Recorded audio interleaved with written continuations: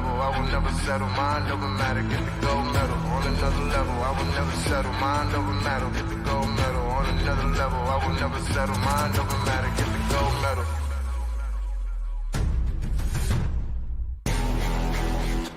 Ain't got no time for no fear. I work too hard to get here. Ain't got no time for no fear. I work too hard to get here. Ain't got no time for no fear. I work too hard to get here. Ain't got no time for no fear. I work too hard to get here.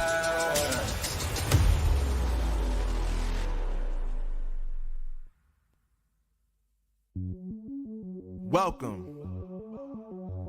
to the place where dreams come true, where everything you want can be yours, if and only if you're willing to work for them, you're willing to hurt for them, but most of all, you're willing to be first for them. Ha! Look, I'm going straight to the top. I don't know how I would stop, like it or not. I got some goals that I'm hitting. You hear what I'm spitting? It's hot. Look what I got. Whole lot of passion and pain. The road to success is insane. Stay out my lane, cause I'm on a mission. I'm getting what stands in my way. Yeah, I'm a beast. I wouldn't play with me, baby. The way that I'm training is crazy, and I do it daily. You wanna talk about drive? I got more drive than Mercedes. I've never been lazy. I'm in the room, it's a red alert. You wanna compete? Well, get better first. I got 10 toes in the dirt, push through the hurt just to show them my worth. I'm the best. Yeah, I'm the best. I never stress. I know what's next. I'm who they test, like we playing chess. But I'm unimpressed, so now let me flex. Ha. Yeah, I'ma work through the struggle and hurt, cause I know my worth, and I gotta be first. Ha. Yeah, I gotta be first. Look, I don't want anyone's sympathy. I understand what it's meant for me. I give my focus and energy. If it's meant to be, then it's meant to be. But mentally, I'm undefeated. They hear that and say I'm conceited. Like there's no reason. Like I don't beat them and come back again just to teach them that when you work under pressure, you reach higher measures. They'll try and bring you down, but you cannot let them, and only get better and focus on cheddar. Eye on the prize and you'll become a legend. Like when I'm in the room, it's a red alert. You wanna compete? Well, get better first. I got 10 toes in the dirt, push through the hurt just to show them my worth. I'm the best. Yeah, I'm the best. I never stress. I know what's next. I'm who they test, like we playing chess. But I'm unimpressed, so now let me flex. Ha. Yeah, I'ma work through the struggle and hurt, cause I know my worth, and I gotta be first. Ha. Yeah, I gotta be first. They don't know what's gotten into me, how'd I turn pain into energy. Through all the struggle and hurt, remember my worth, and that's why I gotta be first.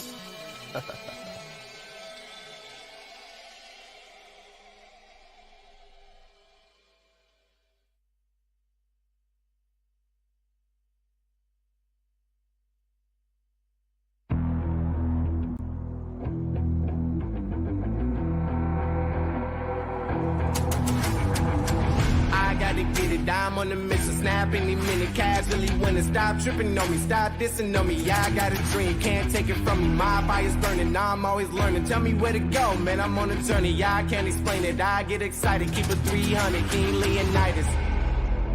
Strap in, cause it's gonna be a long ride. Working on me every single day and night. There comes a time when your worlds will collide. If it's holding you back, push it right to the side. Ain't got no time for no fear. I work too hard to get here. Ain't got no time for no fear. I work too hard to get here.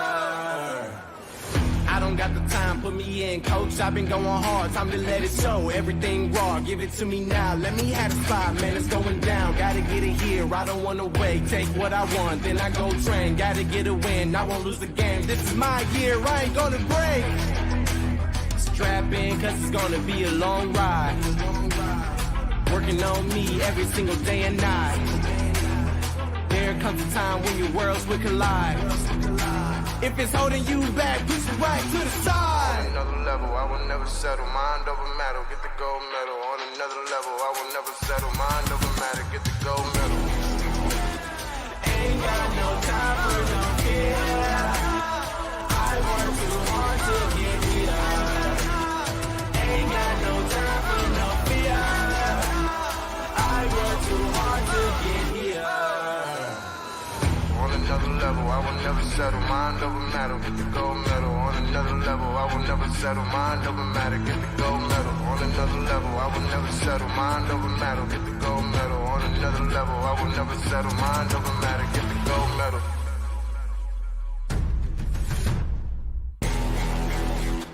Ain't got no time for no care. I work too hard to get here. Ain't got no time for no fear. I work too hard to get here. Ain't got no time for no fear. I work too hard to get here.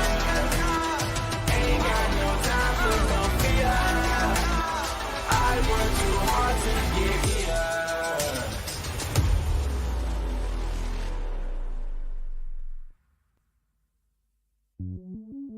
Welcome to the place where dreams come true. Where everything you want can be yours.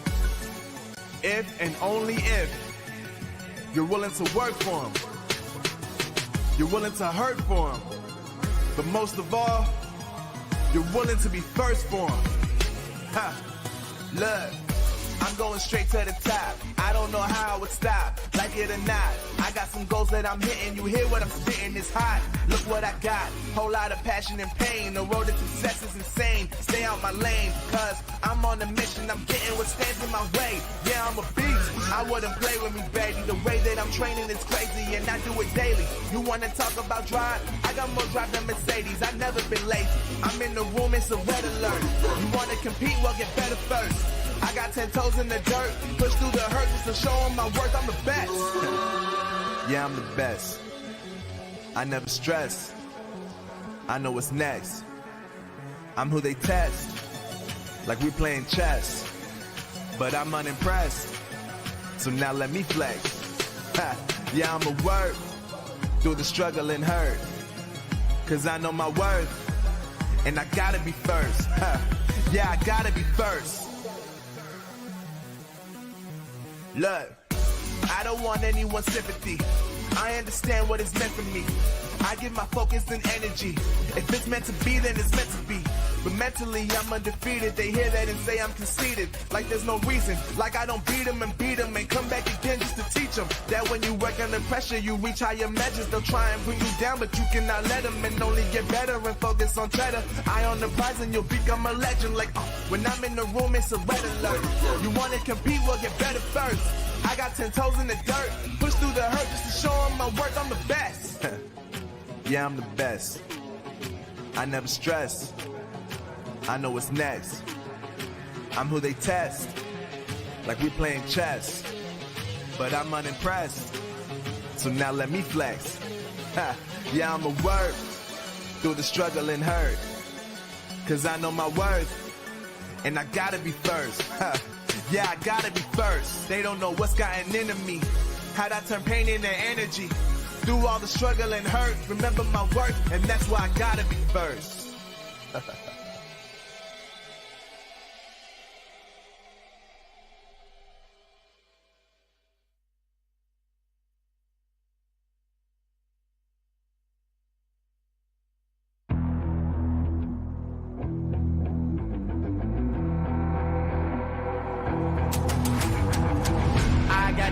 I'm on the mission, snap any minute, casually winning. Stop tripping on me, stop dissing on me. Yeah, I got a dream, can't take it from me. My fire's burning, now I'm always learning. Tell me where to go, man, I'm on a journey. Yeah, I can't explain it, I get excited. Keep it 300, King Leonidas.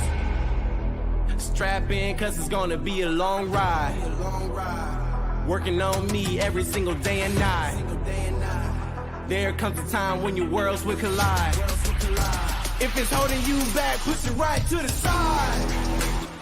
Ain't got no time for no fear. I work too hard to get here. Ain't got no time for no fear. I work too hard to get here.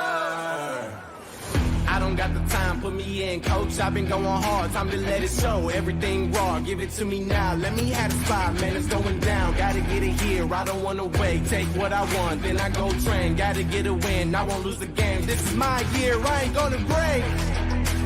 Strap in, cause it's gonna be a long ride. Working on me every single day and night. There comes a time when your worlds will collide. If it's holding you back, push it right to the side. On another level, I will never settle. Mind over matter, get the gold medal. On another level, I will never settle. Mind over matter, get the gold medal. Ain't got no time for no fear. I work too hard to get here. Ain't got no time for no fear. I work too hard to get here. On another level, I will never settle. Mind over matter, get the gold medal. On another level, I will never settle. Mind over matter, get the gold medal. On another level, I will never settle. Mind over matter, get the gold medal. On another level, I will never settle. Mind over matter, get the gold medal.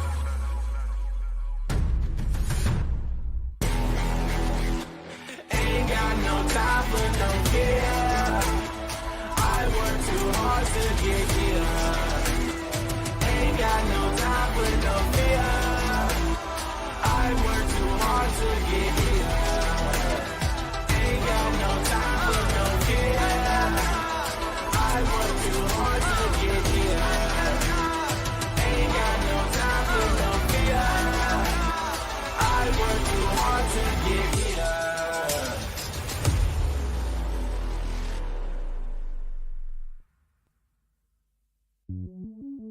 Welcome to the place where dreams come true. Where everything you want can be yours. If and only if you're willing to work for them. You're willing to hurt for them. But most of all, you're willing to be first for them. Ha!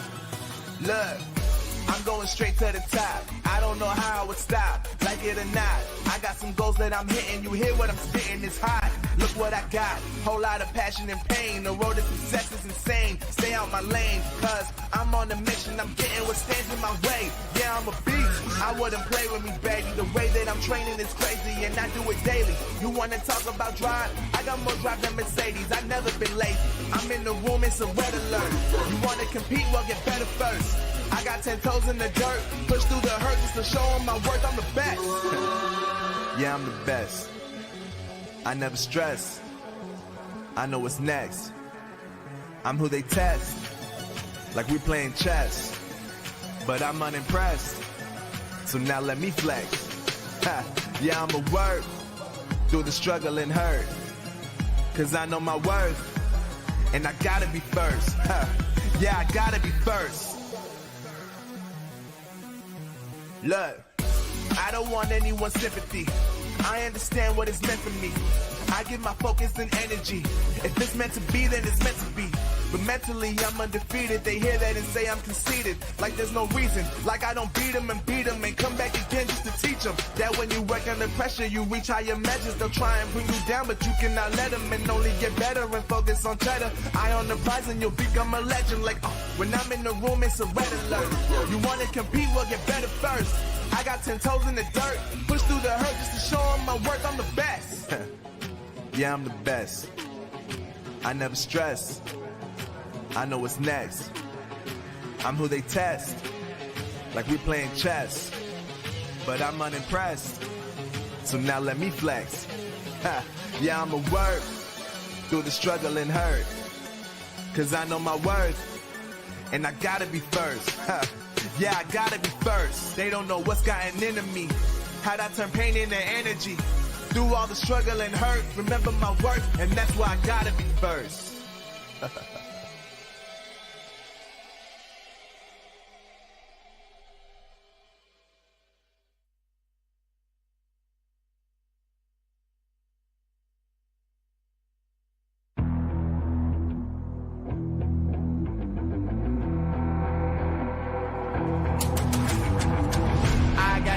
dime on the mission, snap any minute, casually winning. Stop tripping on me, stop dissing on me. Yeah, I got a dream, can't take it from me. My fire's burning, I'm always learning. Tell me where to go, man, I'm on a journey. Yeah, I can't explain it, I get excited. Keep it 300, King Leonidas. Strap in, cause it's gonna be a long ride. Working on me every single day and night. There comes a time when your worlds will collide. If it's holding you back, push it right to the side. Ain't got no time for no fear. I work too hard to get here. Ain't got no time for no fear. I work too hard to get here. I don't got the time, put me in, coach. I've been going hard, time to let it show. Everything raw, give it to me now. Let me have the spot, man, it's going down. Gotta get it here, I don't wanna wait. Take what I want, then I go train. Gotta get a win, I won't lose the game. This is my year, I ain't gonna break. Strap in, cause it's gonna be a long ride. Working on me every single day and night. There comes a time when your worlds will collide. If it's holding you back, push it right to the side. On another level, I will never settle. Mind over matter, get the gold medal. On another level, I will never settle. Mind over matter, get the gold medal. Ain't got no time for no fear. I work too hard to get here. Ain't got no time for no fear. I work too hard to get here. On another level, I will never settle. Mind over matter, get the gold medal. On another level, I will never settle. Mind over matter, get the gold medal. On another level, I will never settle. Mind over matter, get the gold medal. On another level, I will never settle. Mind over matter, get the gold medal.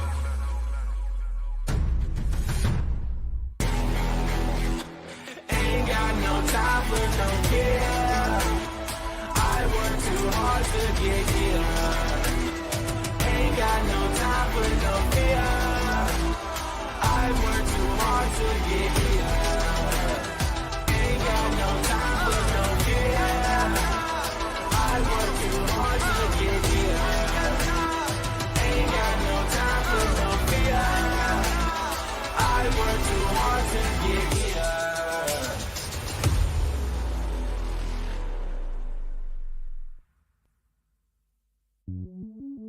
Welcome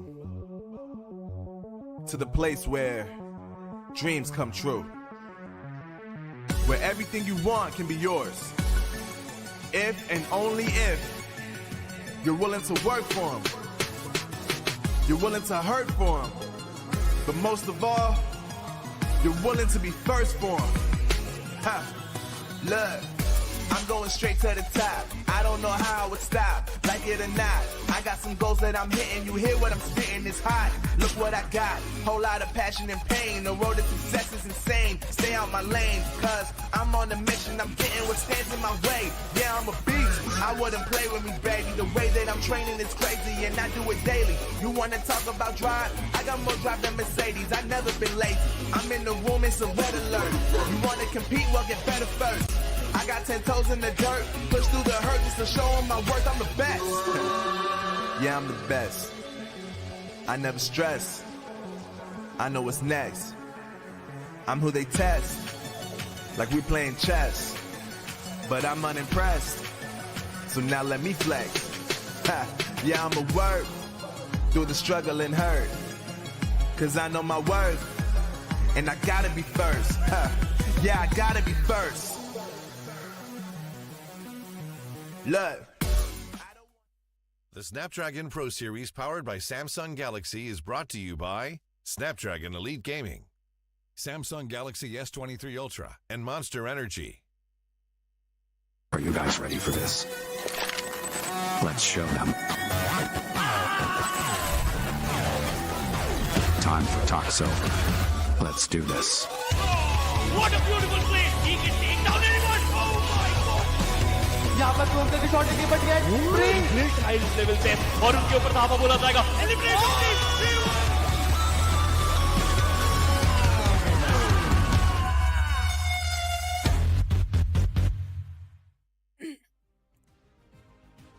Just like how we have seen some massive comebacks yesterday by the likes of Godlike as well as Team Forever, maybe it's time for Team Zero, Hydra officials, or even Big Brothers to showcase their skills. Ladies and gentlemen, welcome back. You're watching the ROS Snapdragon Pro Series BGMI Challenge Season, brought to you by Samsung Galaxy S23 Ultra. Share the epic and level up your game. Snapdragon Elite Gaming, where winning matters the most, and Monster Energy Drink, which I've just had some of it, and it surely is giving me an extra caffeine in my nerves, because with me is going to be none other than the most amazing Robin. Bhavna, how has day one and day two been for you?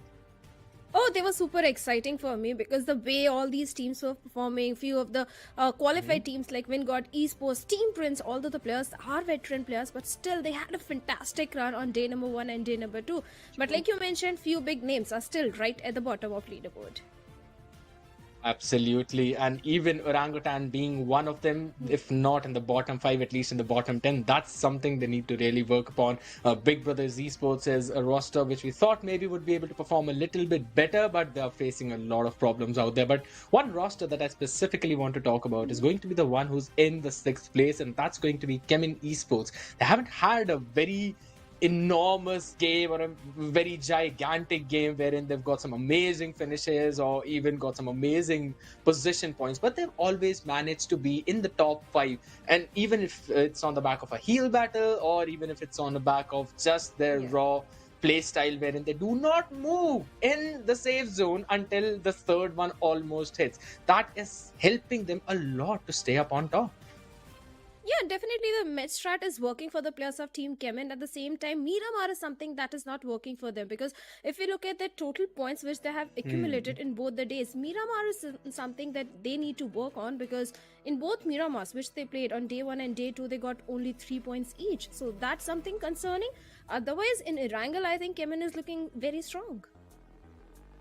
That is indeed true, because on the map of Erangel, their main strategy always revolves around the fact wherein, they stay in towards the northwestern part of the map, do not budge an inch whatsoever, and they always tank the first 2 blue zones, and only after that they make their way towards the circle when the 3rd almost hits it, so that they don't have to tank anything more than that. But seriously, it has been a crazy series till now, and not just for us, but for all the invited teams that have been in front of us, and also the top 8 who came from the open qualifiers.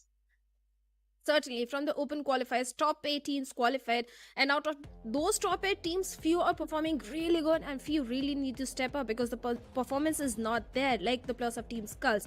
But these 8 teams are competing with the 24 invited teams, and out of which top 16 teams will qualify for the challenge finals, which is going to be the LAN. And how do you make it to the LAN? By earning the points. Absolutely. With the first place, you're going to grab 15 points. Second is going to grab 12, third 10, and so on. It decreases until you reach 8th to 12th place, where every point is just 1 value. With 13th and 16th, they're not going to earn anything, and every finish is going to earn you that 1 additional point. So we've seen a lot of times where even if there are teams who place on 4th position or maybe even 5th position, with those extra eliminations, they are always up in the top 2 or even in the top 3. And my oh my, looking at these mighty groups yet again, it gives me those jitters, it gives me the chills, because all of these names are just so very massive. Oh, certainly. In Group A, we have the players of Global Esports, Team Blind, Godlike, then we have AUTOBOTZ also. So many big names in Group B, like Chemin, Medal Esports. Medal, they also performed really good yesterday in the map of Erangel. So definitely eyes are going to be on them, because the Medal Esports, the roster, the players are still sticking with each other. So that means good synergy is there. That is indeed true. The synergy needs to be the key, just like how it's on both of these desks as well. We just had a glimpse of all the good-looking people out there. But in the meantime, we also have to look at the good-looking performance of the team, specifically the team that you mentioned as well, Team AUTOBOTZ. They had a very solid run, because right on the first map of Erangel, on day 1, they were able to grab a massive chicken for themselves. If I'm not wrong, they had to battle against Carnival Gaming, and we know how solid Carnival Gaming has been. They are one of the most experienced players, if not the most, in the entirety of BGMI series. So I personally think grabbing a chicken against them was a massive move, but after that they have remained a little bit quiet. But on the other side, all the top 8 teams that we have in front of us, they have not been quiet whatsoever. Looking at the overall ranking, Team Prince on day number 1 also this team was right on the top, and day 2 after day 2 they are on the top 79 points. But God's Rain, they had a fantastic run because on day number 1 they only had total of 20 points.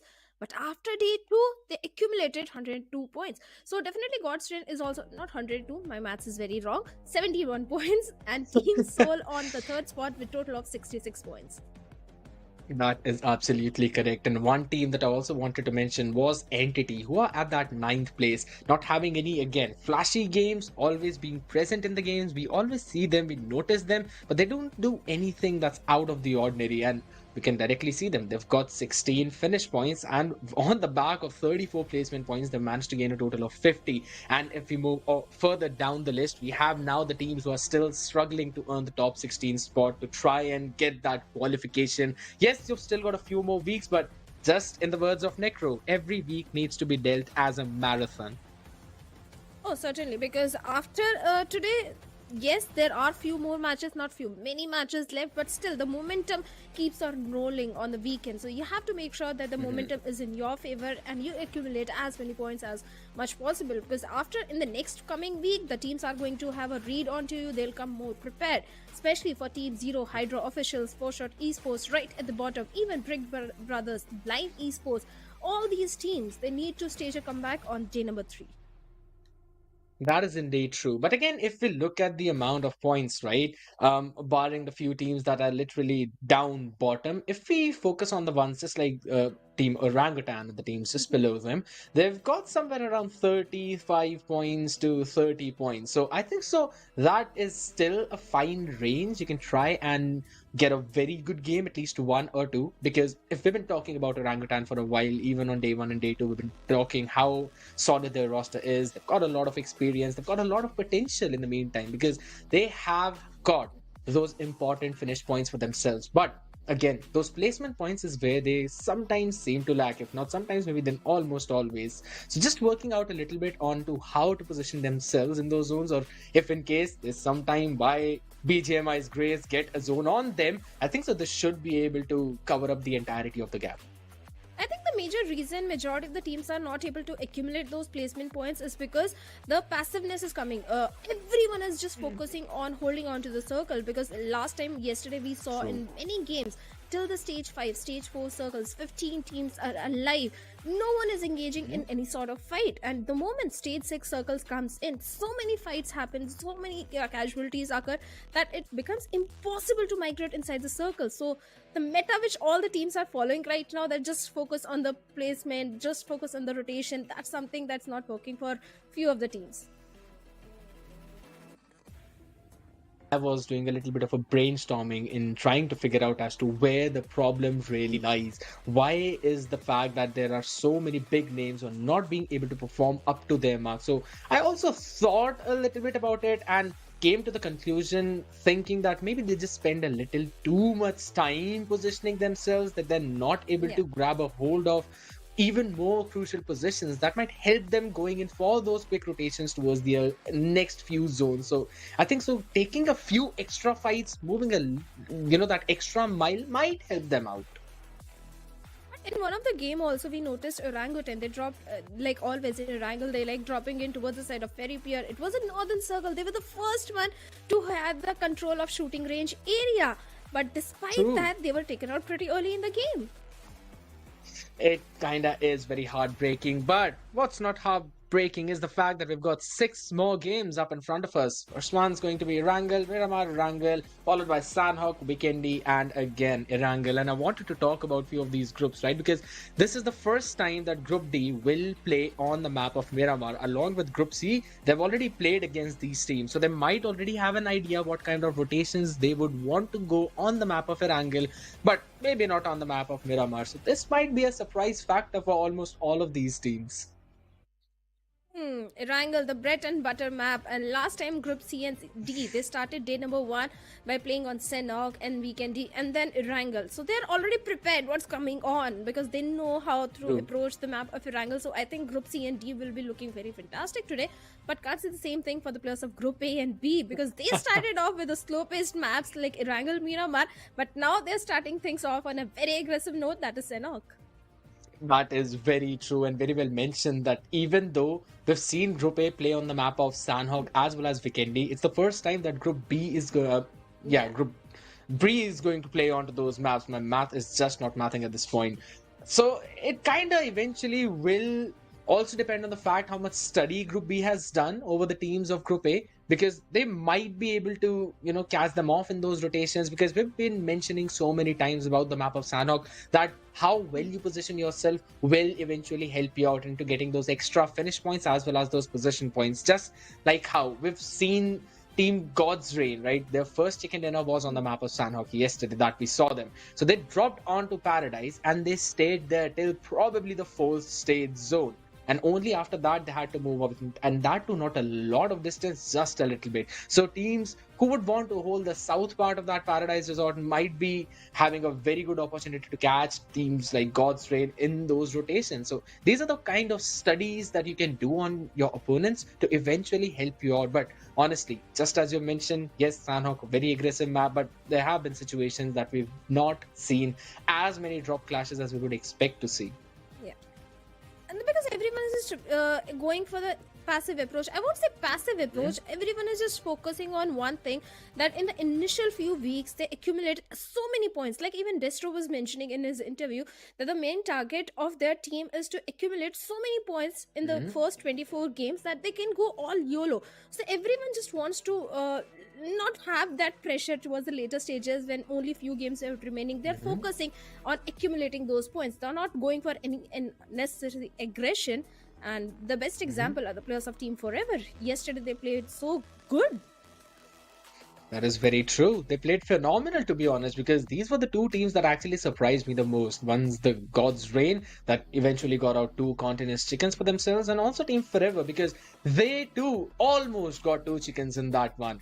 Yeah. One was on the map of Miramar where they almost clutched out that 1v1, but nonetheless it was Team Soul who they were up against, and his power, still remember his clutch, the way he was able to play it out, and very experienced player that you mentioned as well. He's had a lot of experience in the past in BGMI scene, he's been with multiple organizations, so he kind of have an idea as to how to play out in those scenarios. But generally that was a valiant effort coming in from Team Forever, and I mean they were not able to pass through that last hurdle onto the map of Miramar, so why not just repeat the same thing with passing that last hurdle as well? And on the map of Erangel, they did exactly that, were able to grab that crucial chicken for themselves. So I mean, jumping directly into the top 10, that too when you were almost in the bottom 10, that is a very big leap.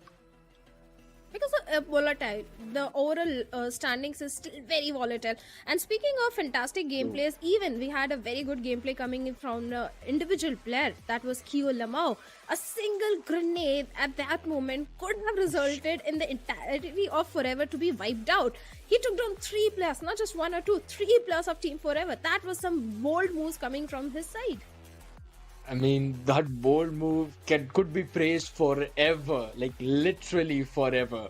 And that has basically given me nightmares even till yesterday, because I could not sleep properly. That's why I had to get a few sips of that Monster energy drink, which I really feel all of these teams would also have had, because we will be jumping quickly now. The plane is right in front of us, ladies and gentlemen. It's the map of Erangel, going directly from Delta Power, would probably end up anywhere near Primorsk. So most of the teams should be able to drop out towards the military base island, but the ones who want to go directly towards Zarki might face some trouble. Certainly, Zarki, Shooting Range, Sivorni. Well, thankfully, Global Esports, I think, is not playing this time, or are they? No, they are not, because that has been their home ground. But a few teams like dropping in towards the side of Kameshki also, they need to resort to those vehicles. But right now, we have the players of Gujarat Esports heading towards the side of Lipovka. Speaking of this team, I think there is only Max and Rex. They have been playing fantastic. They have been accumulating those finish points, but the other remaining 2 teammates like Avi and Eggy, they need to step up. That is indeed true. Avi, I still feel he kind of dives too much into those decision makings and trying to get his team into a position where it would help them out the most. So I think so, yes. for 1 or 2 games, that would be pretty decent, but they definitely need to step up in that situation. But we'll just have to wait and see how this one map pans out for them, because again, directly down south, we see Reckoning just dropping into their main location of the military base island, not having any problems there. But on towards the side of Novo, if we're going to focus down, we also see a couple of members, a few of them at least, from the side of Team Zero. So it's possible maybe they would be in a drop clash in that part. While up north, we'll see OR yet again going towards Yasnaya Polyana, Big Brothers as well, just going down towards the Yasnaya region themselves, while Seoul gonna have the entire control of school and the apartments. That has been their home grounds. Team Seoul, previously known as Team Blind, they have been heading towards the side of school and apartments area, and that they have been sticking to their drop location. That's also the reason they are having a fantastic run in the map of Erangel. But we have the plus of Team Entity somewhere towards the side of, maybe they'll be heading towards Georgiapol or North Apartments. 8-bit always heading towards the side of Remorse. That has been their drop location since a very long time. And a good brain move coming from the side of Juicy. Since we don't have Orangutan in the picture, Juicy has headed over to the location where Ash usually likes to go. Yes, that is indeed true. And he'd probably try and get a few extra utilities from there and also a vehicle for themselves. And then they'll be going in for their own rotations, because the circle is hard north. I mean, how is that even normally possible? And that's where Erangel is the map that always kind of surprises us. The plane path it was heavily shifted towards down south, and the zone forms in directly up north. I mean, hello, welcome. Now you're going to jump back into the zone early. But we've seen most of these teams, right? They don't quite like to go in the zone so fast. They like to tank some of that damage, especially if we're talking about the teams who are down south. All the others would try and probably get a few of those locations which can give them priority. One such is going to be the Everest, of course. You need to have that control of that hill, and it gives you so much information about the area. Wait a minute, look at the position of the plus of Team iFlix and Entity, and there goes the fight. The plus of Team iFlix are falling down one after another. Entity looks like they're going to annihilate the entirety of Team iFlix. Well, iFlix, they got a chicken dinner yesterday, but now as for the finish feed, they both wanted part of Gatka, and Team Entity is definitely not allowing the plus of iFlix. But the team on our screens are the players of Alibaba Raiders. Even they had quite few appreciating performance in few of the games, but Miramar was not in their favor, because I remember in yesterday's Miramar, they were taken out pretty early in the game. I mean, that has happened to a lot of teams out there who've basically been taken out so early on in the game. And as of now, Alibaba Raiders are facing the same kind of demise themselves, because the members of Seoul have just decided to grab those extra finish points. Ronnie getting 2, Nakul as well, being happy with 1. Alibaba Raiders left with just 1 member so early on in the game. I think so he'll just try to find as many first aid kits as possible, because at max he would be able to go in for a heal battle. And that is about it. And that too if his position is not scouted out by any of those other teams. And rarely we've seen teams so like this, and that too so early on in the competition, right? Because let's face it, really, Team Seoul, they have that reputation, and they've always been known for those additional extra surprising fights wherein if they want to create a lead in the leaderboard, what they do is that they just try to jump onto the location of one of the strongest teams that are in the lobby, and then they try and take them on. And if they win the fight, then boom, that's a high risk, high reward move, but they almost always come out on top. And we have appreciated S Power so much. At the same time, we have to appreciate Nakul, because he's also the one bringing in so many frags. He has got a few.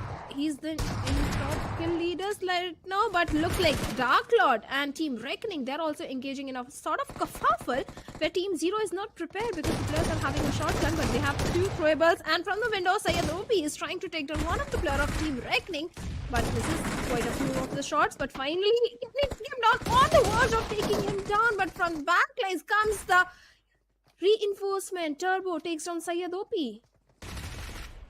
That is indeed true, and it has still not yet stopped, because Hunter is still trying to play in for the survival. Can he try and find some opening? And this nade is definitely going to give him that. Can the second one connect is going to be the question. A scout will now try to get a few flash points, but will be shut down as well. Turbo should be revived now. Just a few extra lead being fired in the crate, making sure no zombies going to come out of it. But Team Zero being eliminated yet again on the 16th spot. That's some kind of a start you would never want to see Team Zero in, but the streak continues. It kind of is saddening for them. It is. It is. Team Zero. The miseries have been continuing on day number 3. This time I expected Team Zero will be coming up with something different, but they were not prepared for the plus of Team Rec. And this victory could have happened, but unfortunately they had to lose on to Immortal. But still, I think it's a fair deal. Getting 4 finish points, getting an early momentum. I think Reckoning is still good with 3 players. But speaking of Entity, even they had a fair share. They got 1 finish point and they lost one of their own. That is Pukar. That is indeed true. And Pukar, the one who goes in for those calls as well, being taken out early on, definitely going to be a problem for Entity out there. But Gamla Boy is still alive, so you already know that the flushes are going to come through, the hits are going to come through as well. Since we're already talking about the name Team Entity, we've already seen them perform so very solid in so many games. Yes, we mentioned how not a lot of flashy plays have been made from them, but even after that, they've always been in that top 10 position in the leaderboard, just showing off their skills. Oh, they have been. They have been. Team Entity is definitely looking good. But speaking of one more team that tends to shine in the map of Sanhok, we got Esports. They have come from the Open qualifiers where they performed really good. But other than Sanhok, I think they have not been able to perform up to the expectation. But still, in the overall ranking, they are at a decent spot. Eggy, along with Rex, Avi, and Max, this is definitely a lineup that we need to watch out for because even they are the veteran players. And for now, they are busy rotating, migrating inside the circle, maybe just have an upgrade or secondary loot because even Avi has got a level 1 helmet, so he needs to find those level 2 gears. Level 2 gears definitely give you a little bit more tankiness to those shots, but again, if you're out in the open, then nothing is going to help you out. But we're going to see something, maybe with the map that we've got now, because again, Everest has not yet been occupied by any team. So I'm pretty surprised that none of them are actually deciding to go forward towards that hilltop. I mean, yes, there's high possibility that maybe we're not even going to see the zone forming near that hill, but it gives you so much information about the area and you are able to just scout out so far ahead. So maybe just a pre-plan could have helped them out, but they still want to stick with their rotation spots, as even Revenant are now going to move in. And even FS taking the entry from southeast. The Milta will be now probably contested if in case they continue to move in this direction. They'll also be right in that epicenter where almost 6 to 7 teams are. Everyone wants to be somewhere on the shorelines because, like I said, this is a hybrid circle. It can go either ways, either towards the side of Rozok or Ruins, or maybe towards the side of Shooting Range. And everyone is just waiting for the next circle shift. But for now, few teams are going for a very late rotation, like the plus of Team Reckoning still on a military base bridge area. That has been their go-to rotation. They always tends to go for a late rotation since they find a clear pathway in that way. But we have Alibaba Raiders, Roman, all by himself in the city of Siverny. First, they went in towards the side of Gatka, where Entity got one of their own player. Then they went to the side of Yasnia, where I think it was Team Forever or some other team, where they suffered more casualties. And looks like it is only Roman all by himself now. Yes, it was Team Soul who were able to just flush 3 of their players out. So Roman, the last man standing, definitely needs to make some of those crucial plays out there. Otherwise, it's going to be it for his team and they would not be able to get any kind of placement points as well. Because just look at this circle at this point. Almost all of these teams are playing directly towards the equatorial line of the circle, wherein you see most of that happen. But looking at Reckoning, they've still not decided to make a full-on rotation. They seem to be wary about the possibility of a bridge camp, though it's not. But still, you never know if any team wants to get cheeky and tank a few extra seconds of that blue to catch another team going in for that rotation. Since we're already talking about that. Madman being caught by the members of Gen X FM. Now, this could be the go queue for them to try and go in for that slam as Ronak's position is known and JD Gaming quickly making his move, but he will be taken down right away by Juicy, who was playing in that off-position warehouse. And this is now a disaster for the members of Gen X FM. Ronak, can he stand his ground for a little while? Tries to go in for a few more extra shots through the windows. Allowed to switch directly back to Og as well. Got another weaponry in hand. EBS, can it find the pick? It will. That's going to be the cue for Spider Jaw to revive his teammate. Look at the HP. And even Juicy has been taken care of. 8-bit suffering even more. They lost 2 of their players. 8-bit, they were just minding their own business, trying to migrate inside the circle from the city of Georgopol. They had no idea about the players of Gen X FM, and the 2v2 split is definitely not working in their favor because the remaining 2 players were not able to provide any sort of cover fire or backlink support to their players. But for now, Karan is trying to pepper a few bullets towards the side of Mighty, but looks like he'll make a safe escape from that situation, and that's a mature decision. You have already lost 2 of the players. You need those points because 8-bit, they need those points, the finish and the placement points. But looks like we have a cat and mouse chase where Gen X FM is not ready to spare the players. 8-bit takes on Madman, but Juicy on the other side managed to take down not just 1 but 2 players of Gen X FM. There is still a possibility for Mighty to clutch it out. It definitely is possible, but can he? That's going to be the question. It's now or never, and Mighty's been spotted. Skillful, showing some amazing skills at this situation, and it was one of the most important situations for his team because now he's got to give those 2 crucial revivals as well, and that's it for Team 8-bit. Not being able to get even a single point out in the open. Being taken down at the 15th position and no eliminations in their hand. That is a disaster start for 8-bit. They still have 1 more Erangel now, so they can try and contemplate on the actions that they took. But again, looking at the side of Team Revenant, they had a pretty solid one of the game wherein, if I'm not wrong, they were gatekeeping even the members of Orangutan, and it was the map of Erangel itself when the zone was probably forming somewhere around the farm area.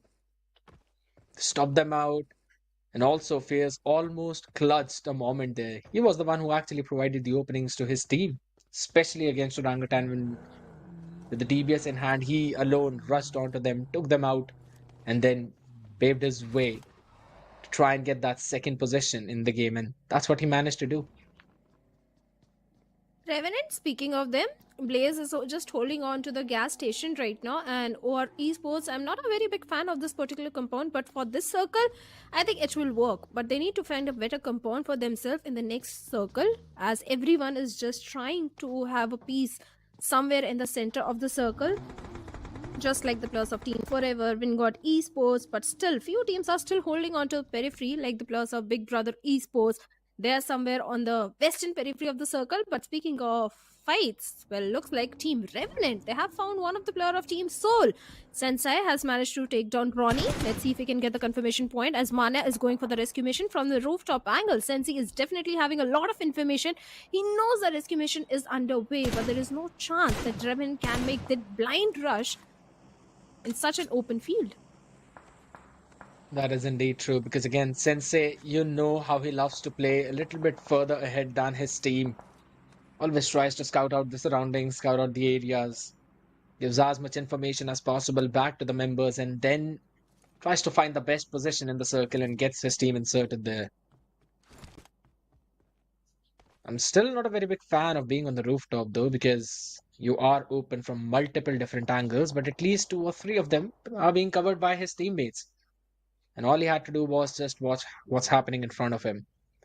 But again, down to the south, we've got Team Together Esports. They've also showed some promising results, but we'll have to just wait and see how this one pans out, because a lot of these teams are being almost so very close to each other, directly towards just the eastern part of that center, on towards the road of the Yasnaya Polyana, which connects directly to Severny up north. No one's going in to take the space around shooting range, which Big Brother are now deciding to go for, and I think so it's a very good decision. Let's see if the zone actually forms onto them. I feel that might be the case, and kinda still the central shift of the circle. With the shift, I think Team Forever, they are going to find themselves in a very good spot, and so do the players of Big Brother Esports. They can go for the northern rotation, have a complete northern control of the circle, because the majority of the congestion, majority of the traffic is somewhere towards the center and southern side of the circle. So I think Big Brothers are also looking very good. But for now, we have the players of Team Soul. They have managed to get 3 elimination points onto the players of Alibaba. Even we have the players of Team Together Esports in the close proximity, and Soul is aware there is a team in the close vicinity, so they're not taking any sort of risk. They're sticking to the edge of the circle. But for now, Team Forever, along with one more team, and that is Team FS, are going for the rotation. And in the open fields, we have a fight happening where Dionysus has taken a heavy blow from the side of Forever. Absolutely, and Flock also wants to join in the action. Will be taken down right away by the tire of that buggy. You cannot walk out in the open just like that. FS Atanki will now try and find some exit in this situation. Can they find something more? Because there are 3 teams who are in the vicinity of each other. It's Revenant, Team Forever, and as well as FF. Dinosaur has been taken down for FS, so it's going to be Mafia who will be just going in for that cleanup job. Fierce in the meantime shuts down Secret, finds him while he was running, gets the vehicle right over where his body was. That is just such a great decision making coming in from the side of Revenant Esports. Waited for a perfect opportunity for a third party, but now they want to try and get another good positioning, because even the members of GT are near them. So could be potentially a situation where they might be getting caught off guard, where they found the members of FS off guard. We also have the players of Team Prince holding on to a compound. On the uphill, we have Revenant, and there is a possibility that Revenant FS and Team Prince can also engage in any sort of kerfuffle. But for now, things are peaceful. We have the players of Wingod also in the close proximity. So all these 3 teams, they need to be cautious, because if a fight happens, there is a very high chance of a third party happening from the third team. But for now, things are looking peaceful. As Genix FM, they are still holding on to the Georgopol Bridge area. And Team Prince, well, they have level 1 gas. That's something very concerning. They need to upgrade their loot. But AJ has already spotted down the players of Wingod. He's aware about Somraj as well. So a lot of information the players of Team Prince are having right now. A good information game indeed. Perfectly mentioned. And we've already seen a very solid performance from AJ back in one of the games yesterday. Showcased his talent as the fragger, doing a solid job for his team. And also, Team Prince managed to get another chicken on the map of Erangel. They did a great job, to be honest, because this team is the one which has shown the potential of a 30-point game. So you do not want to play lightly whenever you are around them. Talking about potential, Big Brothers as well. Got a very solid one. Shots being fired on the buggy, but no bullet connecting. It's Reckoning, who were directly down south in military base. Now going in for such a wide rotation. Trying to get themselves inserted in the zone directly from up north. Big Brothers were able to spot them, and I really like their position, because just a dip in the terrain gives you cover from so many different angles, but could also potentially bar you from running away if in case any throwable is sent your way. But since there's no team around them as of now, I don't think so they're going to face any major difficulties on the back of it. Okay, talking about Team Prince, Prajwal is the one. I think he has got the highest frag, if not highest, second highest frags in the lobby in total of 2 days. So definitely he's one of the main assaulter from the side of Team Prince. So eyes are going to be on him. And he has performed so phenomenally in 2 days that all the players do rely on to Prajwal for bringing in those initial knocks and the frags. And speaking of Team Soul, I already said, like, Nakul is also one of the star player of this lineup. But looking at the circle shift, circle has gone a little south, where it is definitely favoring the players of Entity and heavily favoring the players of Team Soul if they get a hold of the shoreline of the circle, periphery of the circle. But Team Together Esports, they are also engaging in a kerfuffle with Entity, where one of their own has been knocked out. Looks like Invader will also go, and finally he goes down. The knocks are coming in. This is the moment when the players of Team Entity can rush in, but looks like it was not Entity. It was Team iFlix from the back lines taking down the players of Team Together. They're so far open out there, and now they've got to fight on two different fronts with just 3 of the players remaining. Not quite what you would say ideal as such. Got few of the covers of at least those sandbags, a bunker, yes. But I don't think so. How much can you actually depend on it? Because if in case a team decides to rush on you, I don't think so there's any kind of escape for them. They're just being surrounded by 2 different teams, being sandwiched at this moment. It's gonna be troublesome. That definite part is true. But what is going to be even more troublesome is the fact that on towards the eastern part, we've got Team Soul, but also the members of OR, who we've seen have not yet been so very flashy, but are very good in gathering that information. And as soon as I say it, Admino's been taken down. That is another blow. It's going to be the members of Revenant just gatekeeping their entry, forcing them to go in for a very long and wide rotation, which basically is going to put them in front of the members of Team Soul. That's going to be an even more problem. Definitely the problems are coming in for the players of Team OR, as Team Forever managed to take down 2 players of their own. And now OR surviving with only 2 players, and Revenant with 3 finishes looking super strong. But the circle has shifted away from them, and it's not going to be an easy journey to migrate inside the circle because there are so many teams to gatekeep them. So let's see how Revenant is going to make the journey. But for now, they're busy engaging in a fight with the players of Team Reckoning. The smokes are there to help the case of Hunter, but Turbo out open. Not a good position. Finally, the vehicle is there. Reckoning also on their move to migrate inside the circle. This is the moment even the players of Revenant has to focus on those rotation, but looks like Vikendi will come in, takes down Aquanox.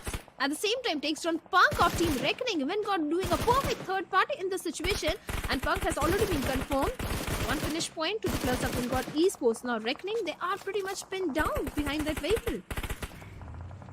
That is indeed true. Vikendi doing a perfect job of gatekeeping because they've got a couple of members who've got the high ground on top of those buildings. And a couple of other members now will try and go in for those confirmations. The position now known. Eggy's given the clue. That's going to be the DBS in hand. Rex, this is a risky decision, but can he find the pick? It's going to be the question. And yes, is the answer. Lighting up the buggy on fire, making sure that they've kind of find in those last few finishes as well. And it's going to do the trick. Only Eggy being taken down, but Rex is there to revive. This could be the perfect opportunity for Big Brother to try and come in for those finishes, as Revenant is the one who actually decides to go in first. And that's a nasty shot yet again, just not connecting those bullets perfectly. Will switch up the gun to try and do the job that he started. That's going to be the car being stopped in the cover. They're going to play Rex. Will be taken down yet again, and Rishi from the backlines will try and gather those few flushes. Gujarat Esports, they made the mistake of poking the bears in the lobby, and now they are on the receiving end of all those shots. But for now, Revenant Sensei has managed to get the confirmation point onto Rex as well. Big Brother Esports on the western periphery of the circle, having a good position. They can gatekeep so many teams.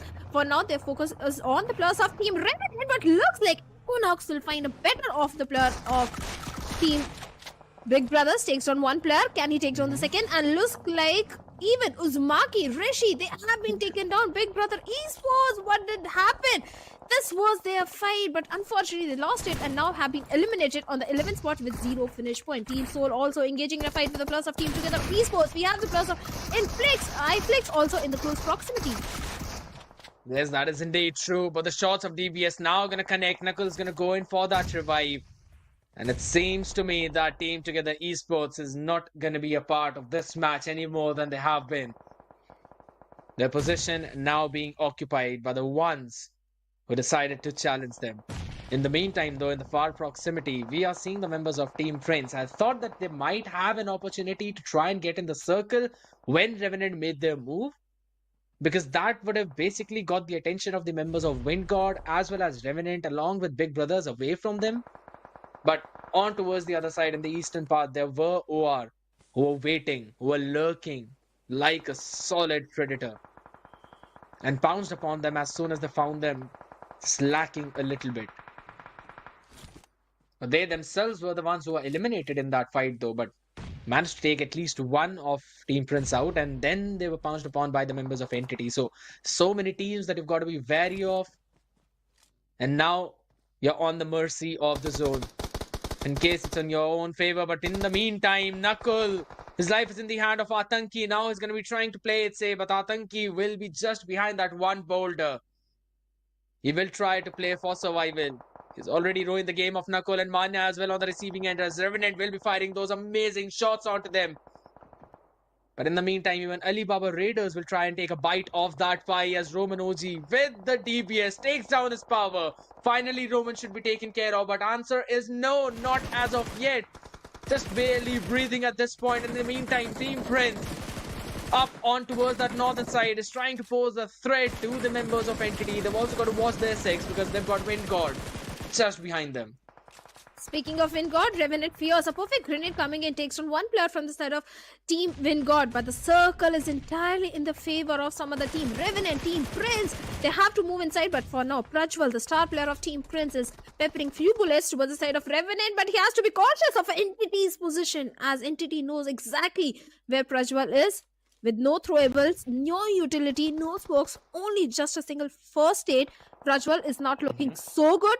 But he has a lot of information. What can he do with that information? On the other side, Revenant, they also need to focus on the players of Team Entity. As Entity, they don't have the numbers. Only 2 players alive, hiding behind those vehicles. But Revenant, they are looking super strong. 9 finishes, already to name. They have the numbers advantage. Equinox found the better of Prajwal, takes him down. And only 3 teams remaining in the lobby. Absolutely true. One of the best positions being occupied by the members of Revenant. And honestly, it was all on the back of just that one greedy move coming in from Wind God, wherein they decided to try and get a few extra flush points. Fierce is going to be sent forward to do the dirty job, and he actually gets Gabla Boy and also the entirety of the team of my entities there. Somraj not surviving too. This is one of the reasons why this guy has named himself as Fierce, because he is just so fierce in those clutch moments. He was the one who got in with that slam of the vehicle, got first, and then just moved out with DBS in hand and was able to find the second. That is mind-blowing. Well, certainly, Revenant, the moment they took a place from the side of Big Brother Esports, as Big Brother were holding on to the periphery of the circle, but they didn't have numbers, and only 2 players were there, and Revenant snatched that area from the hands of Big Brother Esports. After that, they were unstoppable. They eliminated the players of Team Prince over there, then they went ahead, took a fight with the players of Team Entity, took them down also, so Revenant played it so perfectly. Equinox, especially, those grenades, those vehicle runners coming in, especially onto the players of Big Brothers. Absolutely true. And I mean, Revenant just always trying to find that perfect timing, the perfect opportunity. Always being there to try and secure a few of those extra flushes, few extra finish points, but being careful, being mindful of their position. That was literally a brilliant move coming in from their side, but we're going to be up for a surprise though, because again, Entity, they were actually placed 3rd in that previous game. Yeah. But Revenant, no doubt about that, they are the first and they are going to remain on top. What a brilliant start on day number 3. Certainly, that was expected from their side, because day number 1 and day number 2, they were not able to perform. Yes, the performance was there, but that shiny performance, a major aggression, that was missing from the side of Team Revenant. And now they were on the 11th spot. I think they have taken a major jump in the overall leaderboard. But kudos to Alibaba Raiders' last player. Brilliant effort from his side. He went for a heal battle, not just heal battle. When he was all by himself in the circle, teams were migrating. He tried to pep a few bullets towards the side of Team Soul also. So kudos to him. Absolutely, kudos to him, because again, since you've already touched the point of Team Soul, I think so their position was pretty okay. It was not that bad. They managed to make sure to get Team Together Esports out of the picture by getting the hold of their own position. But the only thing that did not work in their favor was the fact that the member of Alibaba Raiders was just behind them to ruin their game. Yeah. He did that for Knuckle, and then Manya had to just pave their way. He had to brute force his way in between multiple teams out there, trying to find some opening, trying to get his team inserted in the zone and try to find a good position for their side. But that just did not happen. It eventually all just came down to the fact how we saw the members of Revenant finding the perfect timing, Team Prince as well finding the perfect timing, and also on the back of everything, I would like to talk about Entity, because their position, again, it was not very flashy out there. They did not do something unthinkable. They've been put in this kind of position previously as well, and the result was exactly the same. And if I'm not wrong, it was the match between Team Soul and Entity, wherein these two teams were the last two standing. Chemin, yes, they were there as well. They were just doing their own heel battle, which they kind of do a lot of those games. And even in that game, we had the exact same result, wherein Entity had an opportunity to try and grab that chicken, but they just could not close it out. And that's exactly what has happened right now as well. I mean, Fear is just jumping out of the vehicle, getting another pick with the DBS. That's something that's still blowing my mind, and I cannot get my mind over it, and I cannot wrap around it. Well, Fierce was able to do that because he knew he has the numbers advantage. He has the back of his own players, and surprisingly, it was Team Alibaba Raiders who were eliminated. Not eliminated, 3 players were taken down by the players of Team Soul. In the end, the last player tried to do some damage towards the side of Soul, but 8-bit. Well, mighty kudos to him for that valiant effort by taking down the players of Genix FM, but 8-bit, they have stuck together. Had they been together, maybe things would have been different.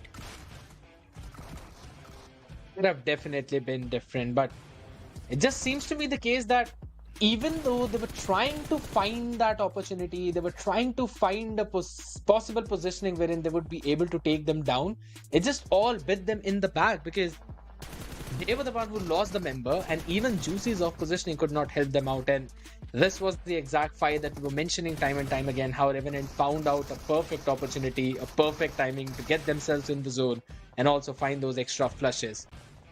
Soul taking down Team Together Esports, a brilliant move, but look at that, up north, everywhere. You saw that entire area being covered by all the other teams, and Fairs was just mind-blowing. Mind-blowing.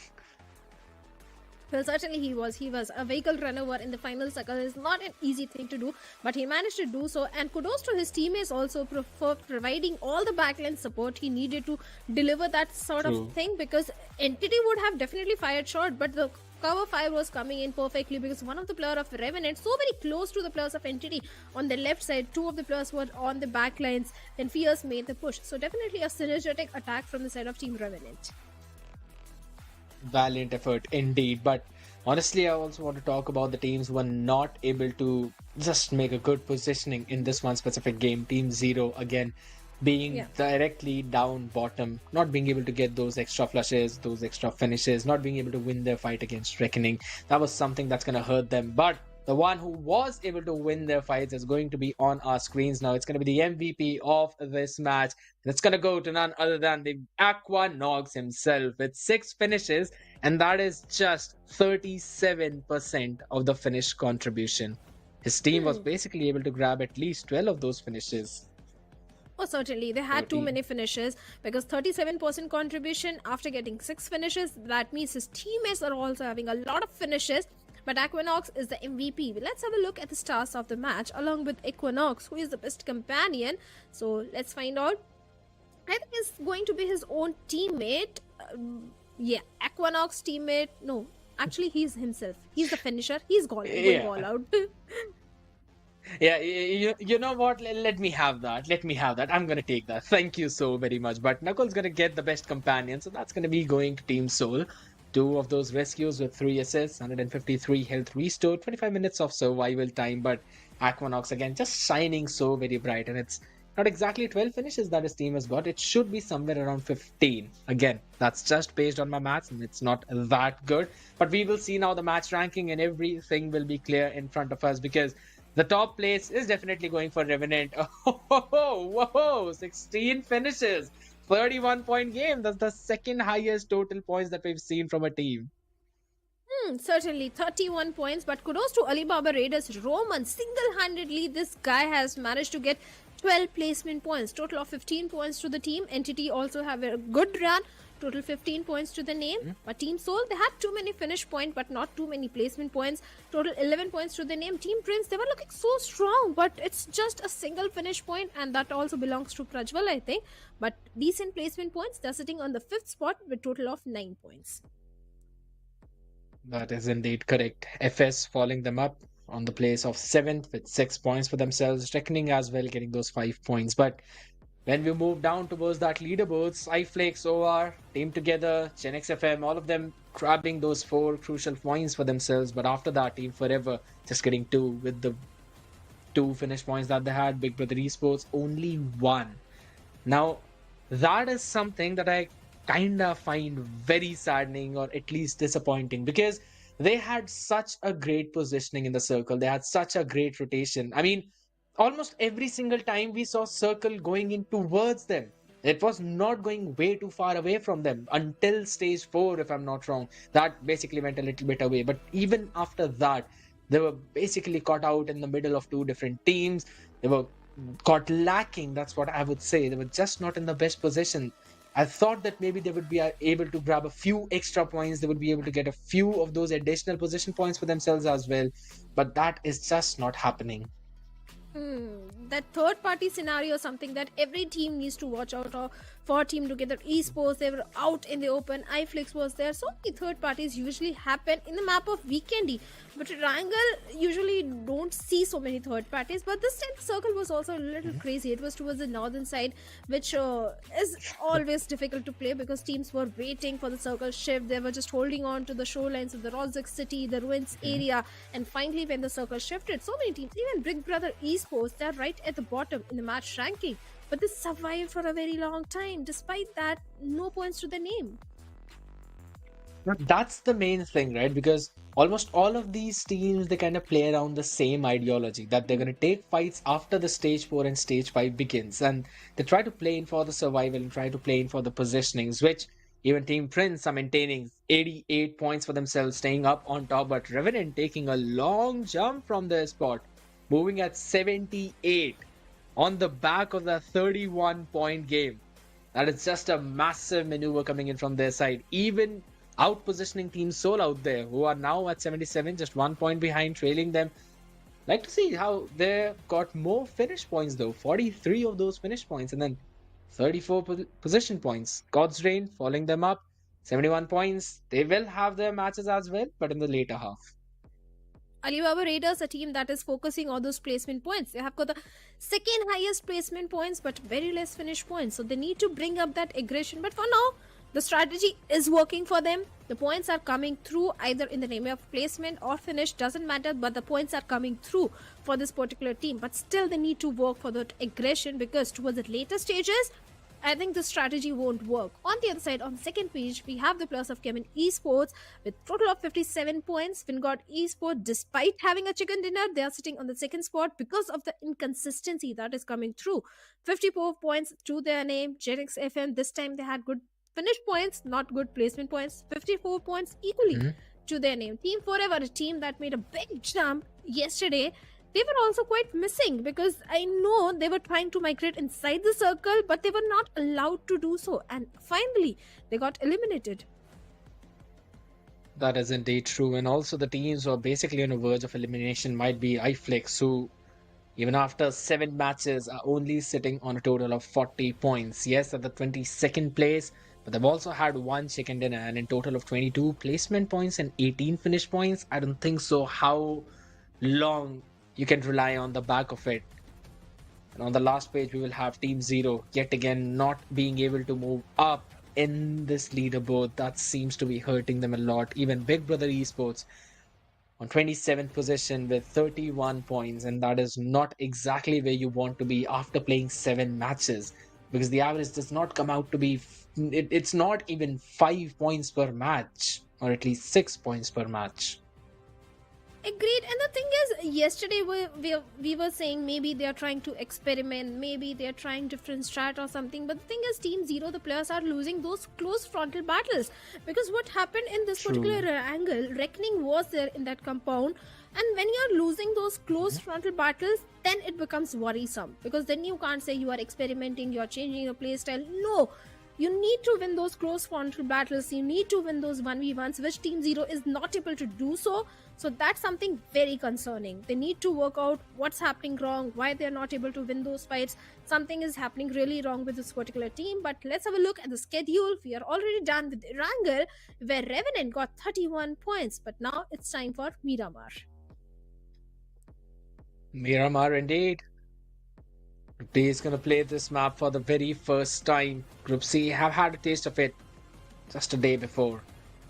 So we'll probably see a few more things being changed up. We've seen how Revenant, yes, on the back of momentum, do a lot of upsets out there. And starting in such a fashion, I really feel that even on the map of Miramar, we're going to see them almost going for the similar kind of playstyle. But what is going to be the most important on that map is going to be the fact how well you position yourself, be it on those high hills or be it in those deep trenches. You need to be positioned so well that you are getting cover from at least 2 or 3 different angles, and only one is where you need to watch out for, which you can basically put a blockade at after you've got those vehicles on point. And we're going to see the exact same playstyle probably from some of these teams, but there are others who I want to see step up now. Team Zero is going to be the one. Big Brother Esports is going to be the second team. I really want to see how well they're going to perform now, even iFlix, because this team has also got that potential. They've also secured the chicken dinner. So I want to see them move forward, move upwards, even Reckoning at some point, because they were literally the table toppers in the Conquest finals. And now when the challenge season began, it just seems that there's been a massive dip in their performance. Agreed 100%, because Reckoning were having more than 100 points in just a matter of 2 days, and today they're not having that aggression, they're not having those placement points, but still a step in the right direction. At least they are saying some signs of life. That's something worth at this stage, because you have ample amount of games. Maybe you can stage a comeback on the later time. But since we are talking about staging a comeback, well, Revenant did it so beautifully, but now we have a flight path on our screen, and it is bisecting the map. It is going all the way from the side of Monte Nuevo towards the northern side of Impala. But now it is Necro who is joining me. Necro, how are you doing? I'm doing pretty good. I was sitting in the back lines looking at the games too, and I was also looking at the overall standings actually after the first game. Team Prince still on the first position. It seems like Team Prince, they've got a decent cushion to play around with, right? Revenue Esports, though, what a massive change in the pace from them in the first game itself, and that's going to propel them to the second spot. I mean, I was sitting in the back lines and looking at the overall standings, and I was just astonished, because on day one, I still remember Revenue Esports was struggling so much. So I really want to see what Revenue has to offer in this game of Miramar, because all eyes are going to be locked on Revenue Esports. Certainly, Revenant, they had a fantastic run. But speaking of a group that is playing Miramar for this first time in this tournament are the players of Group D, OR Esports, Team Together, Team Zero, Big Brothers, 8-Bit, Entity, Gen XFM, and Team Prince. So definitely they have that X or surprise factor, which the players of Group C are not aware, because Group C, they have already played on Miramar once, where Team Prince performed really good. But now let's see where the first circle is going to form. But looks like we are going to have some sort of drop clash happening in the city of Los Leones. Yeah, it does seem like it. I mean, once again, Los Leones is quite massive, so I highly doubt there's going to be any type of contention, but maybe there can be a drop collision happening. But once again, Los Leones is such a massive city, you can't drop inside over there. 3 teams can drop in Los Leones without even needing to fight against each other. That's how many resources and buildings are actually available in Los Leones itself. So everything's going to be good in the hood inside Los Leones. 8-Bit, Juicy, catching a couple of bullets on himself, but at least he's able to get out alive from that scenario. So OR Esports, valiant effort from Pro. Another team we need to look out for has to be OR Esports. Now, this team's went through a lot of ups and downs. Currently, they're in the 7th spot in the overall standings, not looking that hot once again, because they're still in the vulnerable zone of the overall standings. Agreed. On day number 1, OR Esports, they were able to accumulate 35 points. Day 2, a little disappointing performance, but not so shabby. They had 22 points. For now, they are in the city of La Bandida. If they head a little north towards El Hazar, maybe they'll cross paths with the players of Big Brother Esports, or maybe they can head directly to the center, somewhere in Hacienda or water treatment area. That could also be a possibility for them. But in this circle, the 2 teams who are looking very strong in terms of position are the players of Team Soul and Team Reckoning. Pretty much. Even FS Esports all the way down south on the map underneath Los Leones. They're still inside the vehicles, probably trying to get to their designated spot and then go for the loot. On the opposite side, you also do see the players of Team Forever inside Chumacera. Team iFlix right inside Picado too. Considering they know that there's not any of the teams currently who are going to be going for that contention, especially Team Carnival Gaming. That's the team that likes to go inside Picado in the map of Miramar, but they know Carnival is not playing inside this group, so Picado is going to be easy for Craps. So Team iFlix are now going to be the one to contest that. I like the quick adjustments too. Team Prince inside Power Grid. WinGod is quite close. That can be a threat, but only if Team Prince really does want to push on up and maybe go for the fight. I don't think so. Team Prince will be looking for a fight at this point because look at the cleaner spread which is coming from all the 4 players. The split is there. So in Miramar, a 1v4 fight is something I think Team Prince won't be interested in. But yeah, they're accumulating. They're gathering a lot of information. They're aware about the position of Team Entity. They're aware there is a team present in the city of Hacienda. So they can definitely play around that information. Even the players of Big Brother Esports, they are also going for a little northern rotation where Sarvit is in the city of Campo Militar. They can head directly to the city of Torre Emuda and have that secondary loot. Entity tours El Pozo. In the previous game, in the final few moments, Entity unfortunately lost out against Revenant, which is completely okay, still getting those consistent points. If you remember yesterday when we saw Entity in action, they were just going for the med strats back to back. So one thing is for sure, for Entity, keeping the consistency up in the sky is the way to go. They do not really care about the elimination points. The only thing they're over here to get are the placement points, which I respect, absolutely, because they're currently in the 6th spot in the overall standings, and that's a solid position to hold. But once again, to keep it pinned down, it can be a little bit tough, especially playing super defensive, super passive as Entity.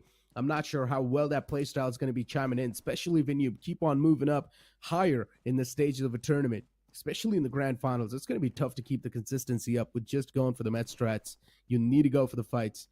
So I want to see a little bit of change in the pace, especially from the side of Entity. Maybe go for a couple of more elimination points inside the games.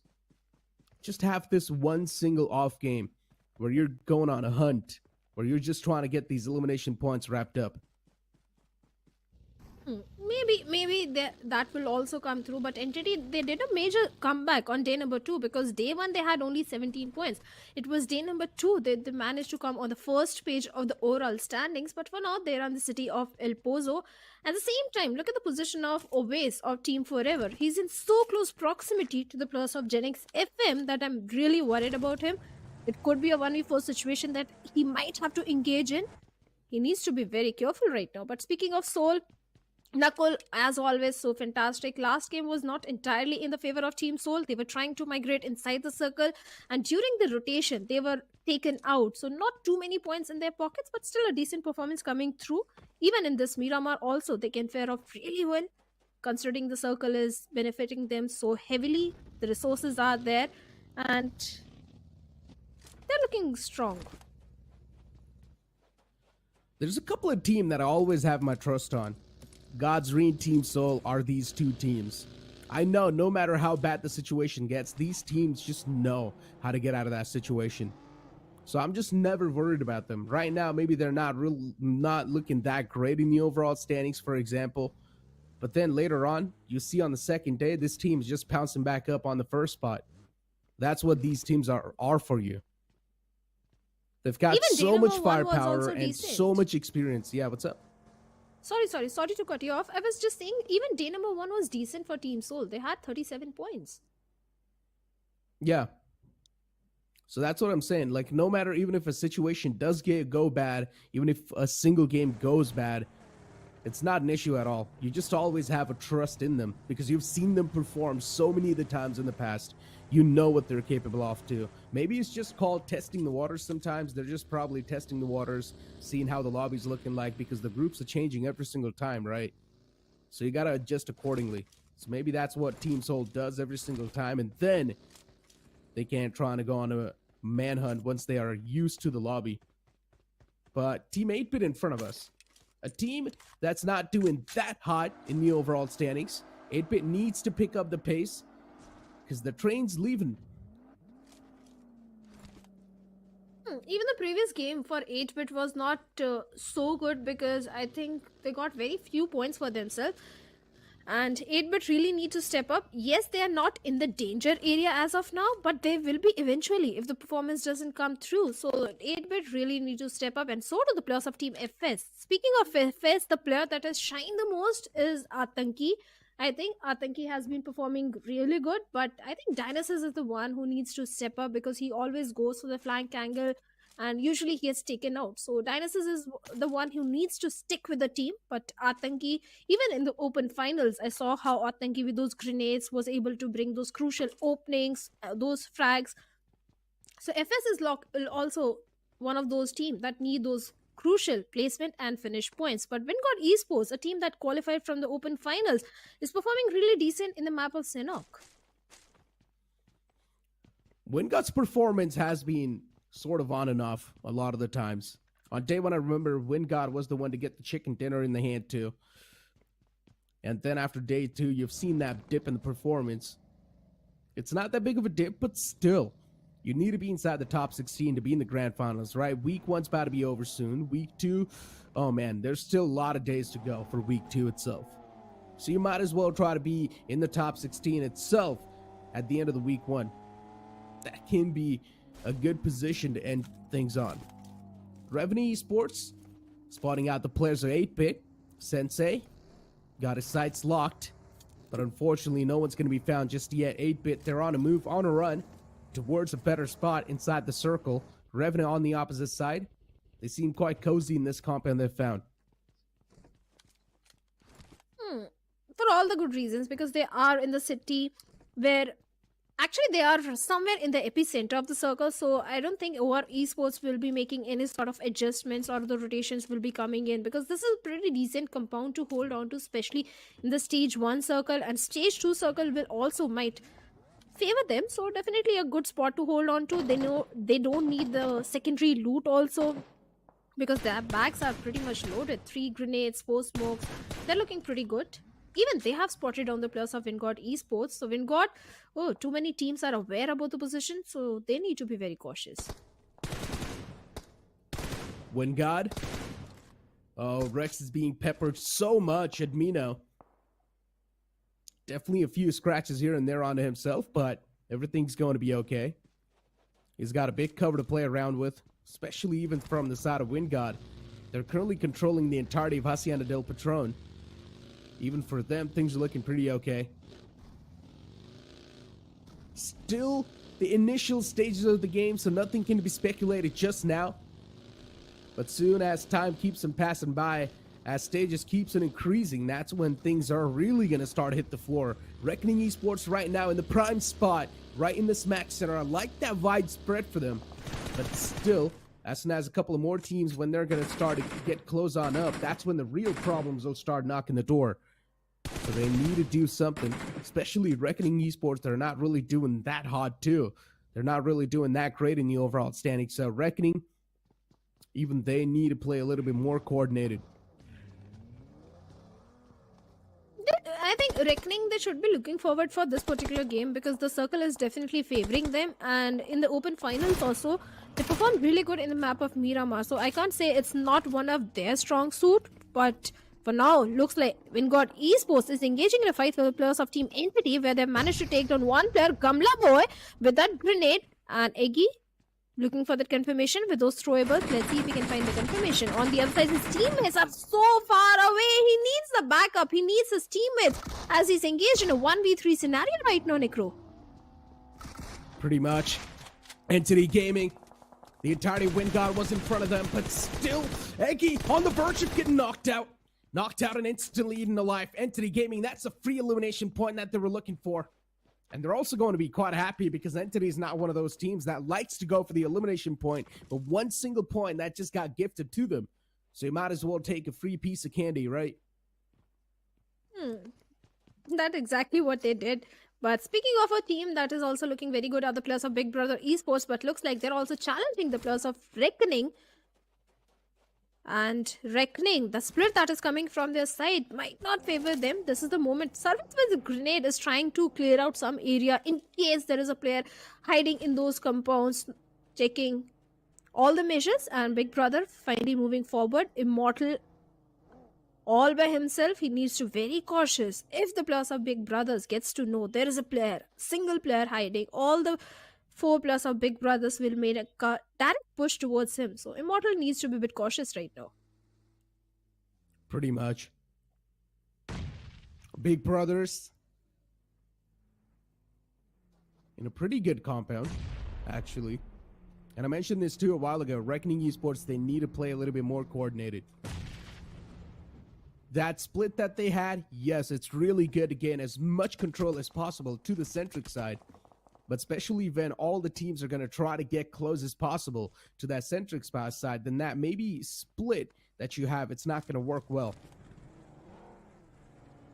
So Reckoning Esports is better to reunite and play inside a compound themselves. They already do control a prime spot in their hands. All they need to do is just defend that spot down together. As a team, Punk, shots taken, Soul on the opposite side, though they've managed to catch a couple of players from Team Prince. Well, first man's knocked out, Jackson on the floor. Prince now looking to get back away from this entire spot, and he will be able to do so. So unfortunately for Jackson, he's knocked out and he will be finished too. Team Prince as well, losing out on one of their more valuable players. Team Prince already lost 1 player, and Team Soul now they are getting the shots from somewhere else. Maybe could be the players of Gen X FM, as they are also present in the close proximity. Mania need to reposition himself. But on the other side, as per finish feed, even the players of Team iFlix are also coming under heavy fire from the side of Reckoning, looks like, as 1 player was taken down. But Team Soul, again having a good compound to their name, somewhere towards the side of water treatment, a good area to hold on to, but they need to be a bit cautious about Gen X FM, as Gen X relentlessly is trying to pepper few bullets towards the side of Ronnie, as Ronnie need to upgrade his loot, skillful with that M4 and a 4 times. Has already spotted down Ronnie, but I don't think Gen X FM will be making that rush onto the compounds of Team Soul right at this point. Gen X FM towards the water treatment side. Surroundings are quite open.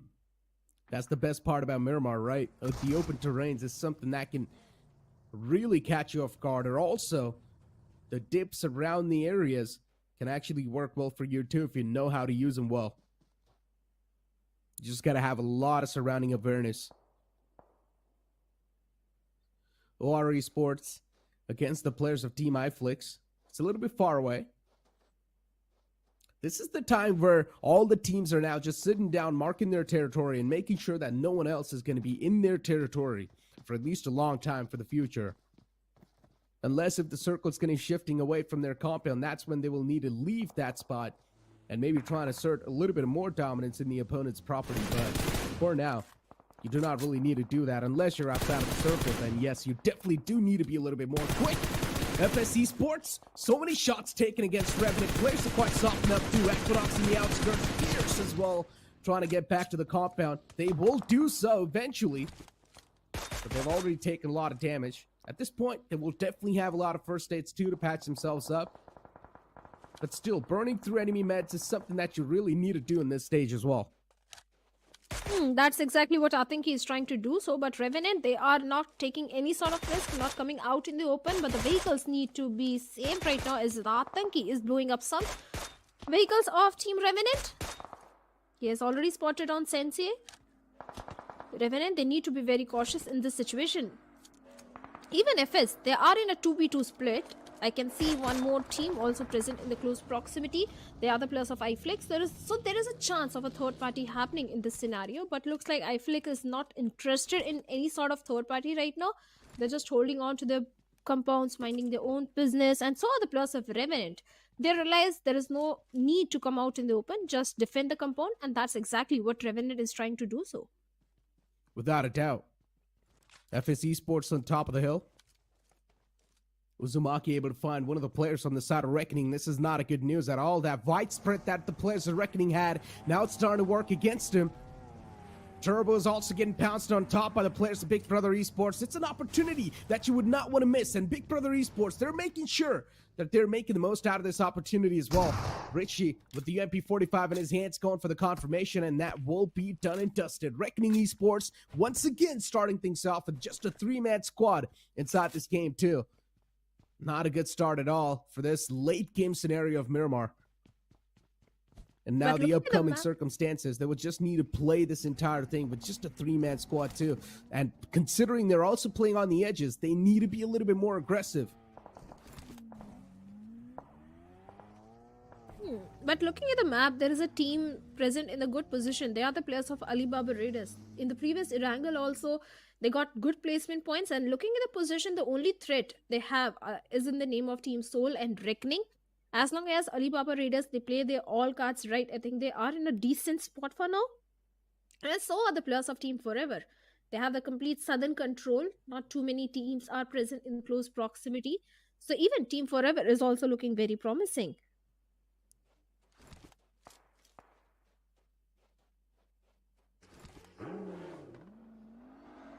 $60 players alive and 16 teams so far. 4 teams have taken a blow. Reckoning Esports, WinGod, iFlix, and Team Prince. They've lost out on their individual player.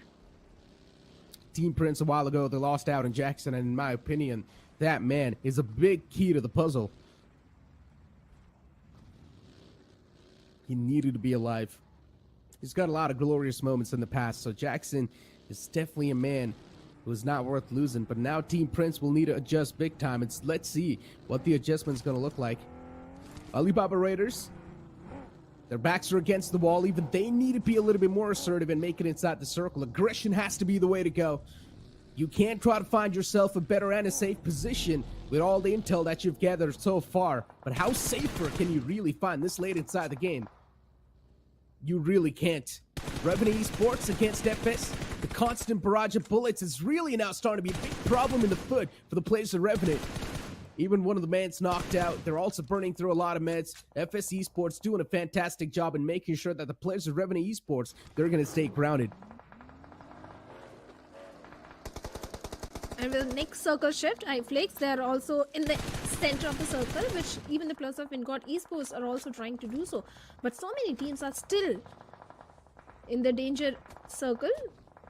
Few teams are still in the blue, like the players of Alibaba Raiders, as they're trying to migrate from the blue. A very long rotation coming in from their side. Team 0 being the passive ones, not making any sort of noise, just holding on to the position. But looks like even the players of Edwino has managed to take down WinGod. What just happened? They were just trying to go to the center of the circle, and so many shots were fired onto them. They are on the verge of elimination. And speaking of 8-bit, they have a decent compound to their name. But we have Team Forever also in the close proximity. All these 3 teams, they are trying for a southern control, where Team Forever is looking very strong. But they can also become the patty in the sandwich if Team 0 and 8-bit, they both fire shots towards them. Pretty much. Team Forever, 8-bit, really close to each other. As we do take a look at the circle as well. The circle's out in the open. There are a couple of covers here and there. A little bit of houses here and there. But they're already occupied by some of the best teams that you can ask. The only way you can get them in your hands is by actually going for a head-on-head fight. Is going for a straight-up vehicle collision. Team Together Esports out in the open, backs against the walls, and even they're in quite a critical condition. So at that point, you might as well say they're being suffocated to death. Entity Gaming playing on the edges, making sure that they're being the guardian angels, and they're not going to let anyone trespass through from that side. I like the separation coming in from Samraj as well, but too many bullets have already been taken. Big Brother Esports, they lose out on safe, knocked out and finished. Even Rishi all the way back in the blue is taking so much damage. Even he gets knocked out, but then Ascended push comes in from the side of Reckoning Esports. Punk does manage to find the first man of the opponent team, but that instantly goes down himself. Entity Gaming, they've lost out on Samraj, the man who's in charge of leading the team, but they've still got 3 players alive, so they can still hold the chain together. Even Gamla Boy is on the verge of getting knocked as he's surviving on a sliver of HP. He needs to patch himself up as soon as possible. Entity for now, they've managed to eliminate the threat, but the shots are being coming in. On the other side, we have the plus of OR locking horns with the plus of Team Soul, where it looks like there is only one player remaining. Oh, wow. He What? also gets taken down, and Soul has been eliminated on the 13th spot by the plus of Team OR. OR looking very strong. A flawless victory. 6 elimination points already in the pockets without any sort of elimination. Now they have to prioritize the rotation. They have to migrate inside the circle where the players of Team 8-bit can become a big threat. On the other side, as per finish feed, we have FS also engaging in a fight where Dionysus has managed to take down one player. I've been mentioning this since day one. I'm a huge fan of this new OR. And they proved me right. Asserting their dominance on top of Team Soul, taking that compound over, shutting them down easily. Beautifully done. Good defense from their side. FS Esports from the far fray, putting a little bit of pressure on top of the players of Alibaba Raiders. Roman OG tipped up a little bit. Not an issue at all, though. He's got a wrist to play around with. He can just get prone back down and keep on going for the meds. But he's also running quite thin on the meds, too, so he needs to be careful with the amount of damage he's going to take in the future. It's time to regroup and maybe get inside a better position. That's what the players of Alibaba Raiders say. As we've got Team Zero in front of us. This is the first time I've seen this team survive this long.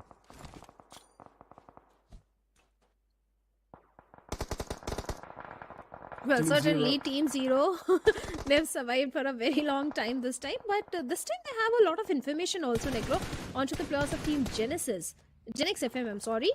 But Genix FM, they have their entire focus on the players of Team Forever as Flog goes down through the hands of Skillful. Now he'll be looking for the confirmation. The smoke should be coming in from the side of Team Forever, but looks like Mafia is trying to migrate inside the circle. Even he gets taken down by Skillful. And Team Forever on the verge of elimination. Pretty much on the verge of elimination. Revenue Esports, the players behind the ridge, FS Esports, 3 players right next to each other now. Looking forward to pushing tandem as Sensei's knocked out. Equinox is quite low. The utilities exchanged is of course causing a lot of damage. Equinox chipped up. Fierce all the way in the back lines. Still, he's got a DBS in his hands while he sees his teammates being blown to smithereens, and now finally the push is being made against him, and he will be devoured. FS Esports, solid stuff from them, taking down the opponent single-handedly without even breaking a sweat.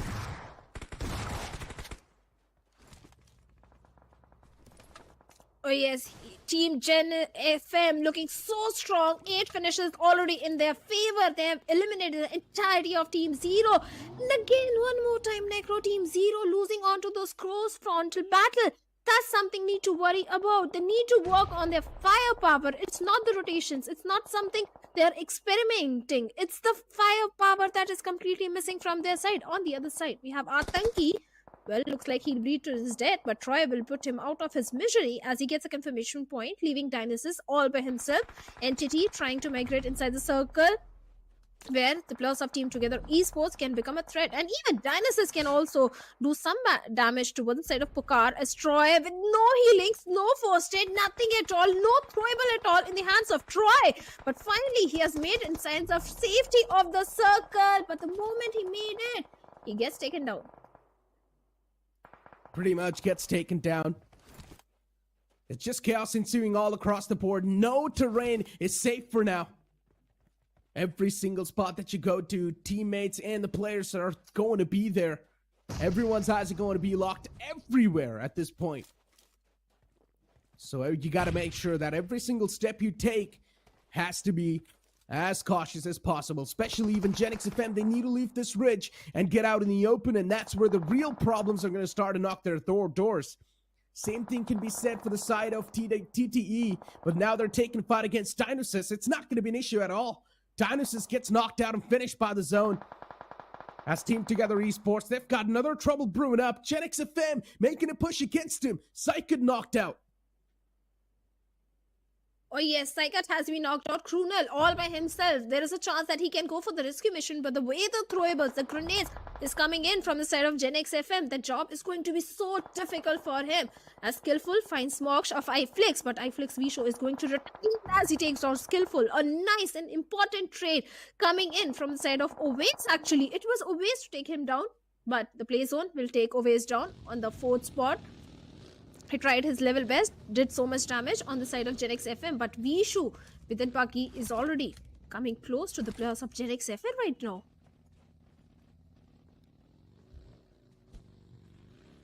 Team iFlix now looking to take the matters in their own hands. Gen X FM on the opposite side. One of the players wanted to go for an off angle. Skillful gets caught out. Nowhere to go. He tried to be a little bit smart, but then he outsmarted himself while trying to pull off that move. So now all the way back in the blue, going for the match stretch, just making sure that he's going to secure that second spot for his team. But Team iFlix in this fight, they're decimating their opponents. Mox is going to be the only man left alive for Team iFlix. It's a one-on-one scenario, but Crore all the way from the blue, he shuts him down, and then he gets taken down himself by the blue. What was that ending? It was one of the most confusing endings that I've witnessed so far. But Crore griefing the opponent and also griefing himself in that moment. But at least he got the second spot for his team and also one extra elimination point. A winner-winner chicken dinner for Gen X FM. A team that we did not expect to win that game, but they still somehow ended up winning the game. Oh yes, they did. They did win, and win a fashion with too many finish points also in their pockets. They were engaging in a fight with the players of Team Together Esports. They were engaging in a fight with the players of Team iFlix at the same time. All they did was just held on to that little rich area, and the circle was also in their favor. The perfect utility usage that came through. But the moment Skillful got knocked out, that was the moment iFlix could have done some more damage toward their side. But unfortunately, that didn't happen. And Gen X FM, the perfect synergetic push that they did in the entire game, resulted in a beautiful winner-winner chicken dinner with good amount of finish points. What a game from Gen X FM. What a solid game from Gen X FM. You cannot even say that in the end, Gen X FM was the one to sort of get that chicken dinner, because it was literally Crore who gifted them that chicken dinner. It was supposed to be a 1v1 scenario, but then Crore, who was going for the mech strat all the way in the blue, he just griefed the game of the last man of Team iFlix. And I'm pretty sure he's going to be super pissed because his team ended up on the 3rd spot. And Team Together Esports, they got the 2nd spot.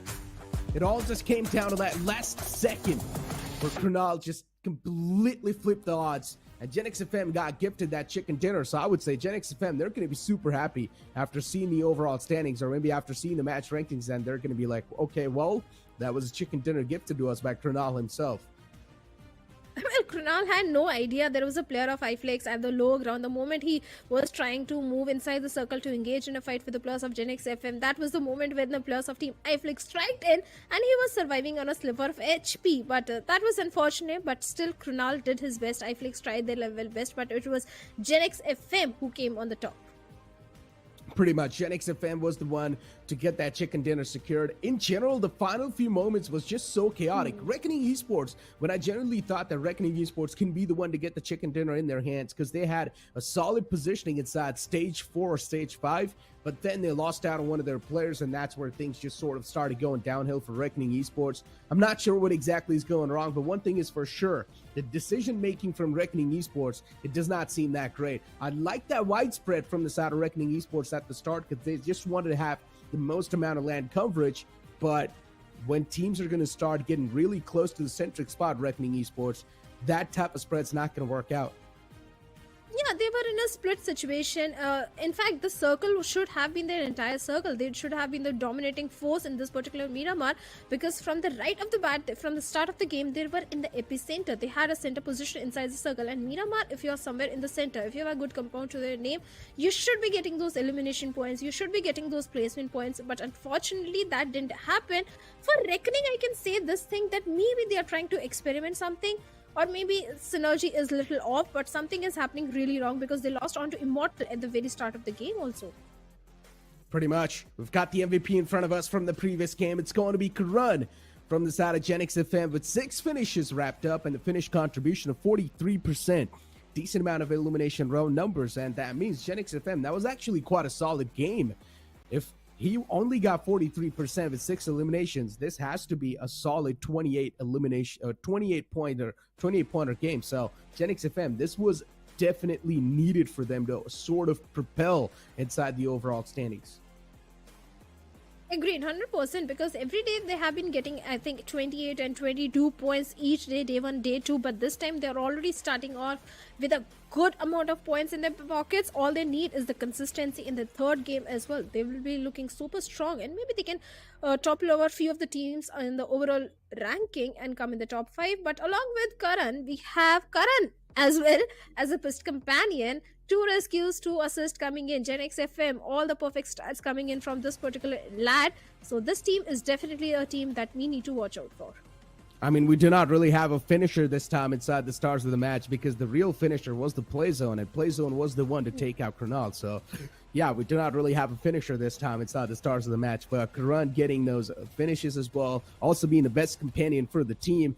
This man is definitely the provider that Genix FM really needed for a long time. And now I just want to see what position, what stance they're going to find inside the overall standings itself, because that's going to matter quite a lot. As I mentioned, a lot of teams desperately need these points in order to get in a better spot. And all they're going to need is one solid chicken dinner, and they will be back in the race instantly. Oh, 100% agreed. And talking about Genix FM, usually we tend to see Skillful being the MVP or getting those eliminations, or his own teammate. I think it is JD Gaming YT that usually performed really good. But I'm happy to see that the other remaining teammates, other 2 teammates, are also stepping up, amping up their aggression, with Karan being the MVP this time. I think this team will be looking very strong in the coming days. Without a doubt, they are going to be looking very strong. I mean, it all takes is the experience, right? All you're going to need is the experience. And Genix FM, they're currently gaining that experience too. I mean, yes, they have played a couple of official tournaments in the past, but it's still about keeping on playing, just grinding through. As we've got the match rankings in front of us, Genix FM out at the top, as I mentioned, this has to be a 28-pointer. But no, instead, it's 29 points accumulated from Genix FM. A magnificent game. But then you've got Team Together Esports with 14 points, Team iFlix with 11, Team Forever with 10, and FS Esports with 10. A lot of teams just going for that consistent finish. Oh yes, certainly. OR Esports with also 7 finishes, total of 8 points. But we have few disappointments also in the name of Team Prince with 0 points. Gujarat Esports, they were just trying to go to the center of the circle without scouting the area, and that resulted in their demise with 0 points to their name. Even Reckoning Esports, just a single point. We may expect much more better things from this particular team. And Team Zero, well, what can I say? The misery continues on day number 3 as well.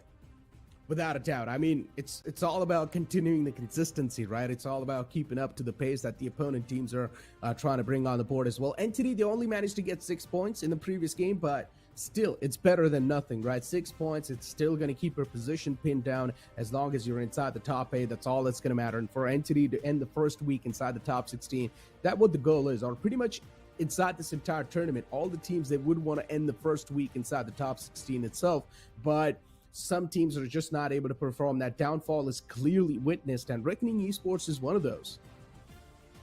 I don't know, Reckoning, I still feel they'll make a major comeback. Maybe in week number 2, the comeback will come through when they have more data, when they have more things and history on read onto the opponent teams. Maybe then it will happen, because we know how much capability Punk has, Immortal has. Yes, the 2 new players are added in the lineup, but still I think Reckoning will make a comeback. I'm more worried about the plus of Team Zero. I'm more worried about the plus of Team Orangutan, because they have showed no signs of life at all.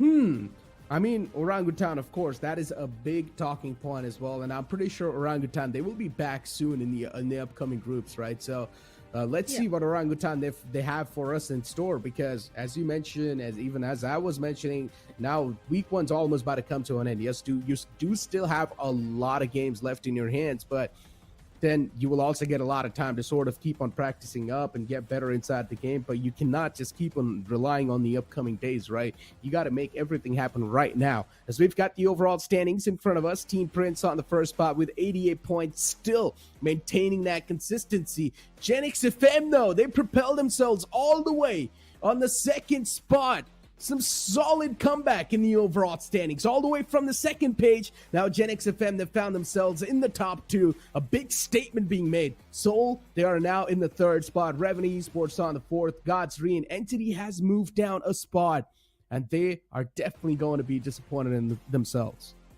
Gen X FM, I think yesterday they were sitting on the 10th spot. From 10th, they have come on the 2nd spot. This also shows that how volatile overall ranking on week 1 is. This is the day that you can stage a major comeback. All you need is a one good game, just like Gen X FM, and you can be in the top 8 or top 5.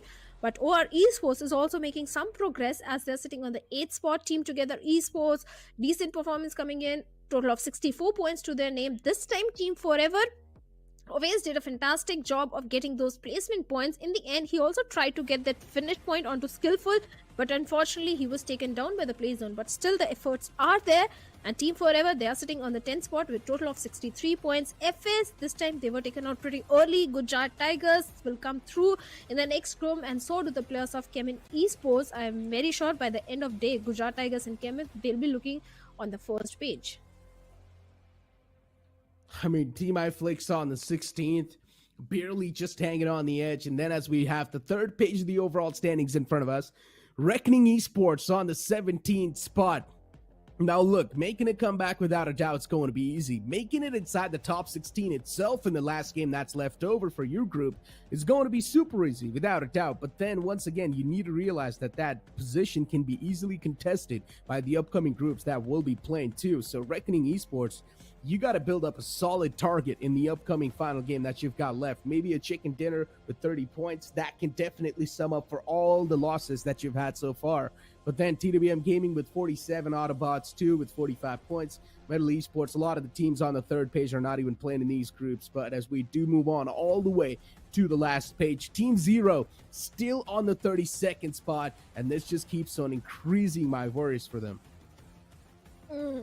I don't know, Team Zero, they need to work on the firepower. There is no other excuse right now, but WSB Gaming is also one of those teams that performed really good in the open qualifiers, but now they are not able to step up in the overall ranking. The performance is not coming through. Hydra officials also on day 1 in the very first Erangel, they look so fantastic in terms of the rotations, but after that there is a major dip in the performance. Even the plus of Hydra officials are not able to let's just be honest, tackle with the aggression that is coming from the other teams. Without a doubt, Hydra, they have been struggling, let's be honest, and being all the way on the 31st spot, second last position in the overall standings, even though a lot of the teams are easily able to get those points wrapped up, and that's a big sign of concern, especially this is not even the finals right now. You were just playing the league stages pretty much. You were just playing the champion season, and you're still struggling so much. So I don't exactly know if they do move on towards the grand finals or if they are going to be able to move on to the grand finals, because definitely a lot of questions are being raised in my mind. But as we've got the schedule in front of us, and Erangel's now going to be the upcoming game being played by Group C and D, and after that, Sanhok will be the one being played by Group A and B. So that means the upcoming game is going to be the last game for Group C and D in this week. Oh, certainly. This is the last game this week for Group C and D. Then Group A and B will be coming in, where they will start things off on Sanhok, then Vikendi, and end things on the bread and butter, the OG map, Erangel, which everyone loves to play. Erangel is always going to be the end, but as we know, then Group A as well is going to be chiming inside the next group. Now, Group C and D, as we know, this is going to be the last game for the entire week. They definitely do need to set up a statement. They definitely do need to set up a big points lead in the overall standings. I don't exactly know what teams like Reckoning Esports can do in order to maintain that respectable distance, I would like to say, from those upcoming two groups. I don't exactly know what they need to do, but one thing is for sure, you just need to be super quick. And then the teams that are all the way in the bottom of the overall standings, Team Zero, I mean, they've pretty much lost their chance inside Group 1, in my opinion.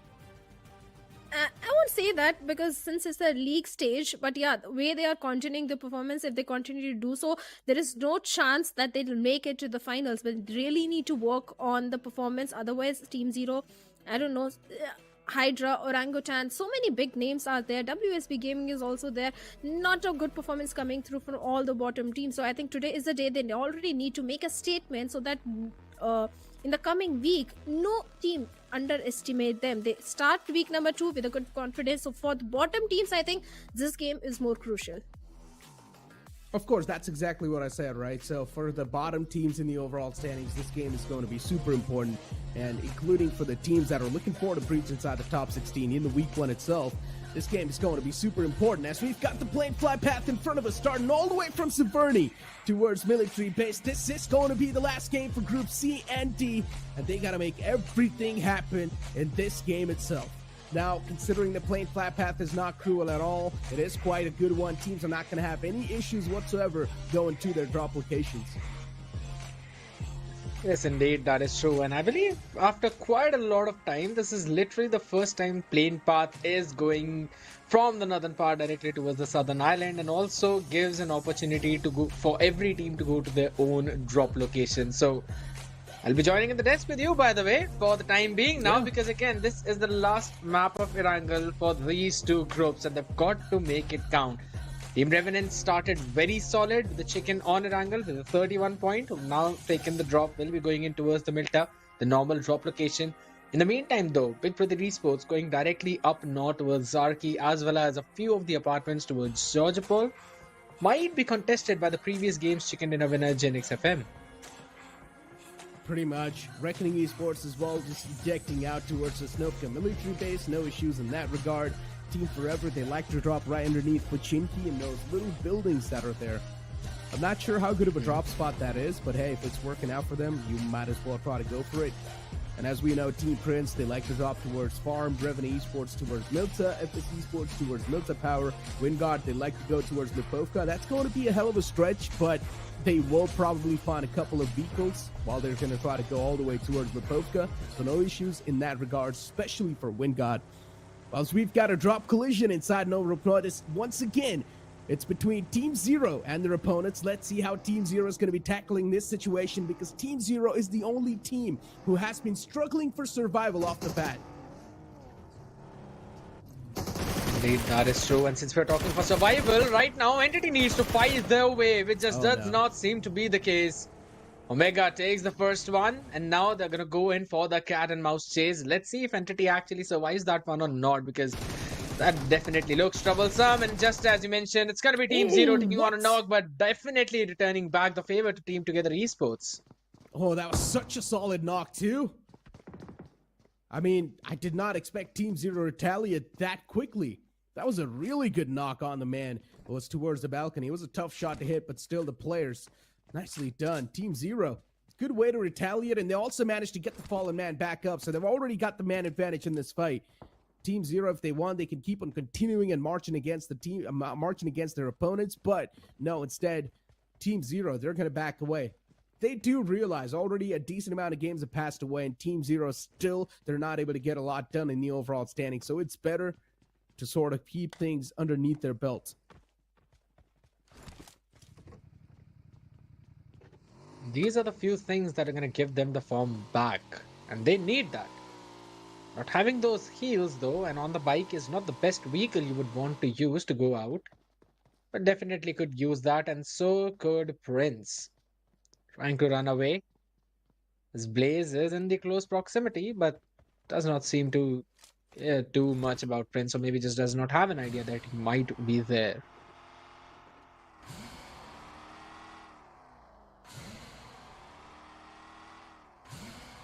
Team Prince, another one of those interesting contenders that I've been impressed by without a doubt quite a lot.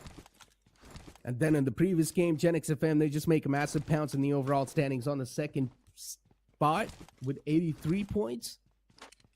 Yeah, a lot of these teams, they're showcasing some astonishing performances, but hopefully they do not choke in the later stages. Just the week 1, hopefully they do not choke in week 2 or week 3, because that's what usually happens. The lack of experience starts catching up, and then the pressure just keeps on building up, and they start getting nervous as the stages keep on progressing. So I hope that we're not going to see those type of chokes from these teams.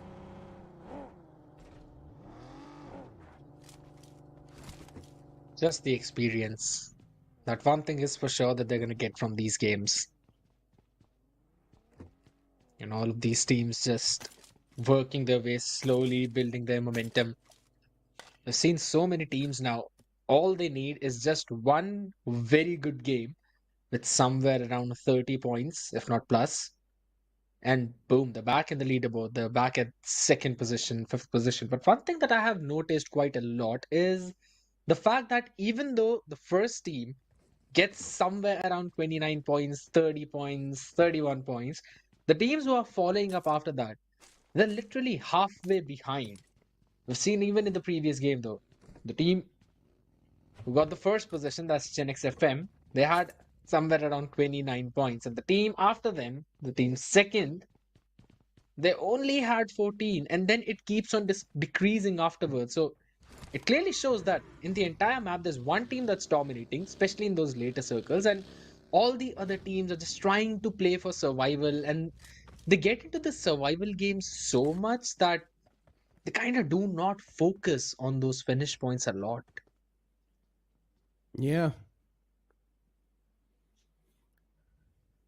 And then that's where the real problems start to stack up. Team Together Esports, they did lose out on one of their own a while ago by Team Zero. And now starting things off with just a 3-man squad, it's already going to be a massive challenge. Considering you're not doing too good in the overall standings as well. But then once again, it's just a week one. You don't really need to worry a lot. But then you got to think the same way for the other teams as well, right? The other teams are thinking the same way as well. It's just a week one. We don't really need to worry. But instead, the teams that are worrying and actually going for the top 16, maybe they will have already a solid lead set up. And when you do wake up that you need to make a comeback, maybe it can be a little bit too late. So it's better to take every single day super serious. There's already a very humongous gap building up between the team who's at first, that is Prince, and the one who's down bottom, Team Zero. Will be about time that the lead eventually goes over 100 points, and you know that's absolutely no way that you can crawl back in onto that lead if in case you're also continuing the same kind of form in those last few weeks, maybe week 3rd, or even if it's the case with week 4. That's Pretty not much what you would want to have. They'll have to reflect upon their actions though for what has happened in the previous 2 days and what's basically been continuing even now for the past 2 games. Oh, look at Team Forever and Team Prince right next to each other towards the shorelines. The fight brewing up potentially. I'm not exactly sure, but Team Prince definitely looking forward to charge. They're quite close to the enemy territory. We might just see a fight brewing up between these two. And yes, finally, OA spots out one of the players from the side of Team Prince and instantly decides to back away as well. He realizes that he's quite out in the open. It's not the best position he can ask himself to be in a fight. Backing away and regrouping up with the teammates probably has to be the best way to take this fight. But Team Prince, all they need is an extra bit of control, and that's what they're going for. I've seen multiple teams who like to play around those shorelines, especially one of them being Orangutan. They get a lot of finish points from that position, but not quite so in terms of those positions. A few shots being fired by Jackson, a couple of bullets not being connected could have been detrimental for Omega, but he gets to keep his life as of now. AJ just going on a scouting mission, seeing if there's anyone else nearby, and Team Prince will be on the move way too soon. But Team Forever, again, it's quite a passive gameplay. They're not trying to fight for any of that real estate, playing it safe, just backing off if in case they see any other team pushing onto them. They might lose out onto a few of those finish points potentially, but probably just want to play it safe. But one who does not want is going to be Reckoning. Ooh, what? Immortal, a drop shot, turns around, slaps his opponent down, managing to get 2 players all by himself. That was incredible by Immortal. Team Zero, what a big blunder from them. Reckoning Esports, these are free elimination points that are being fed up, and they easily take them as well. What a clean squad wipe that was. Immortal especially, that turnaround and slap to the opponent's face. Oh man, one of the most incredible fights that I've seen so far in Reckoning Esports. They wipe out the opponents within a flash.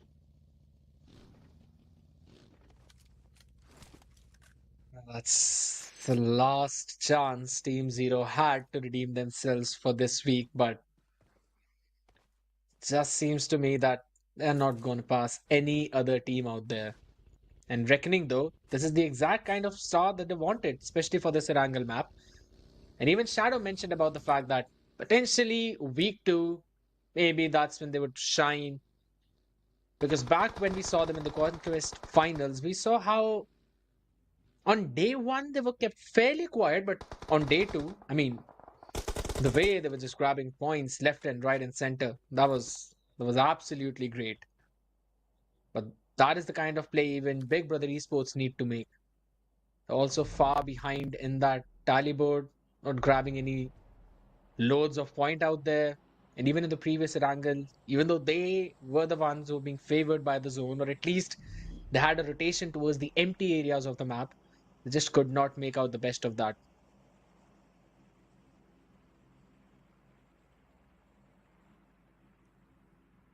Big Brother Esports. They've spotted out Wingod in the front. Such an awkward scenario, right?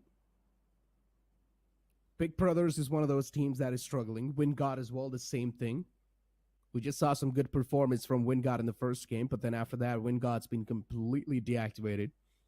And both these teams need to make it inside the circle, but at the same time, they're being a problem to each other. And I would say at this point, it's better to just not be stubborn, give up on this entire fight, back away, and try and prioritize the zone. And that's what it seems like what Wingod is now starting to do. Good decision. Wise decision, I would say.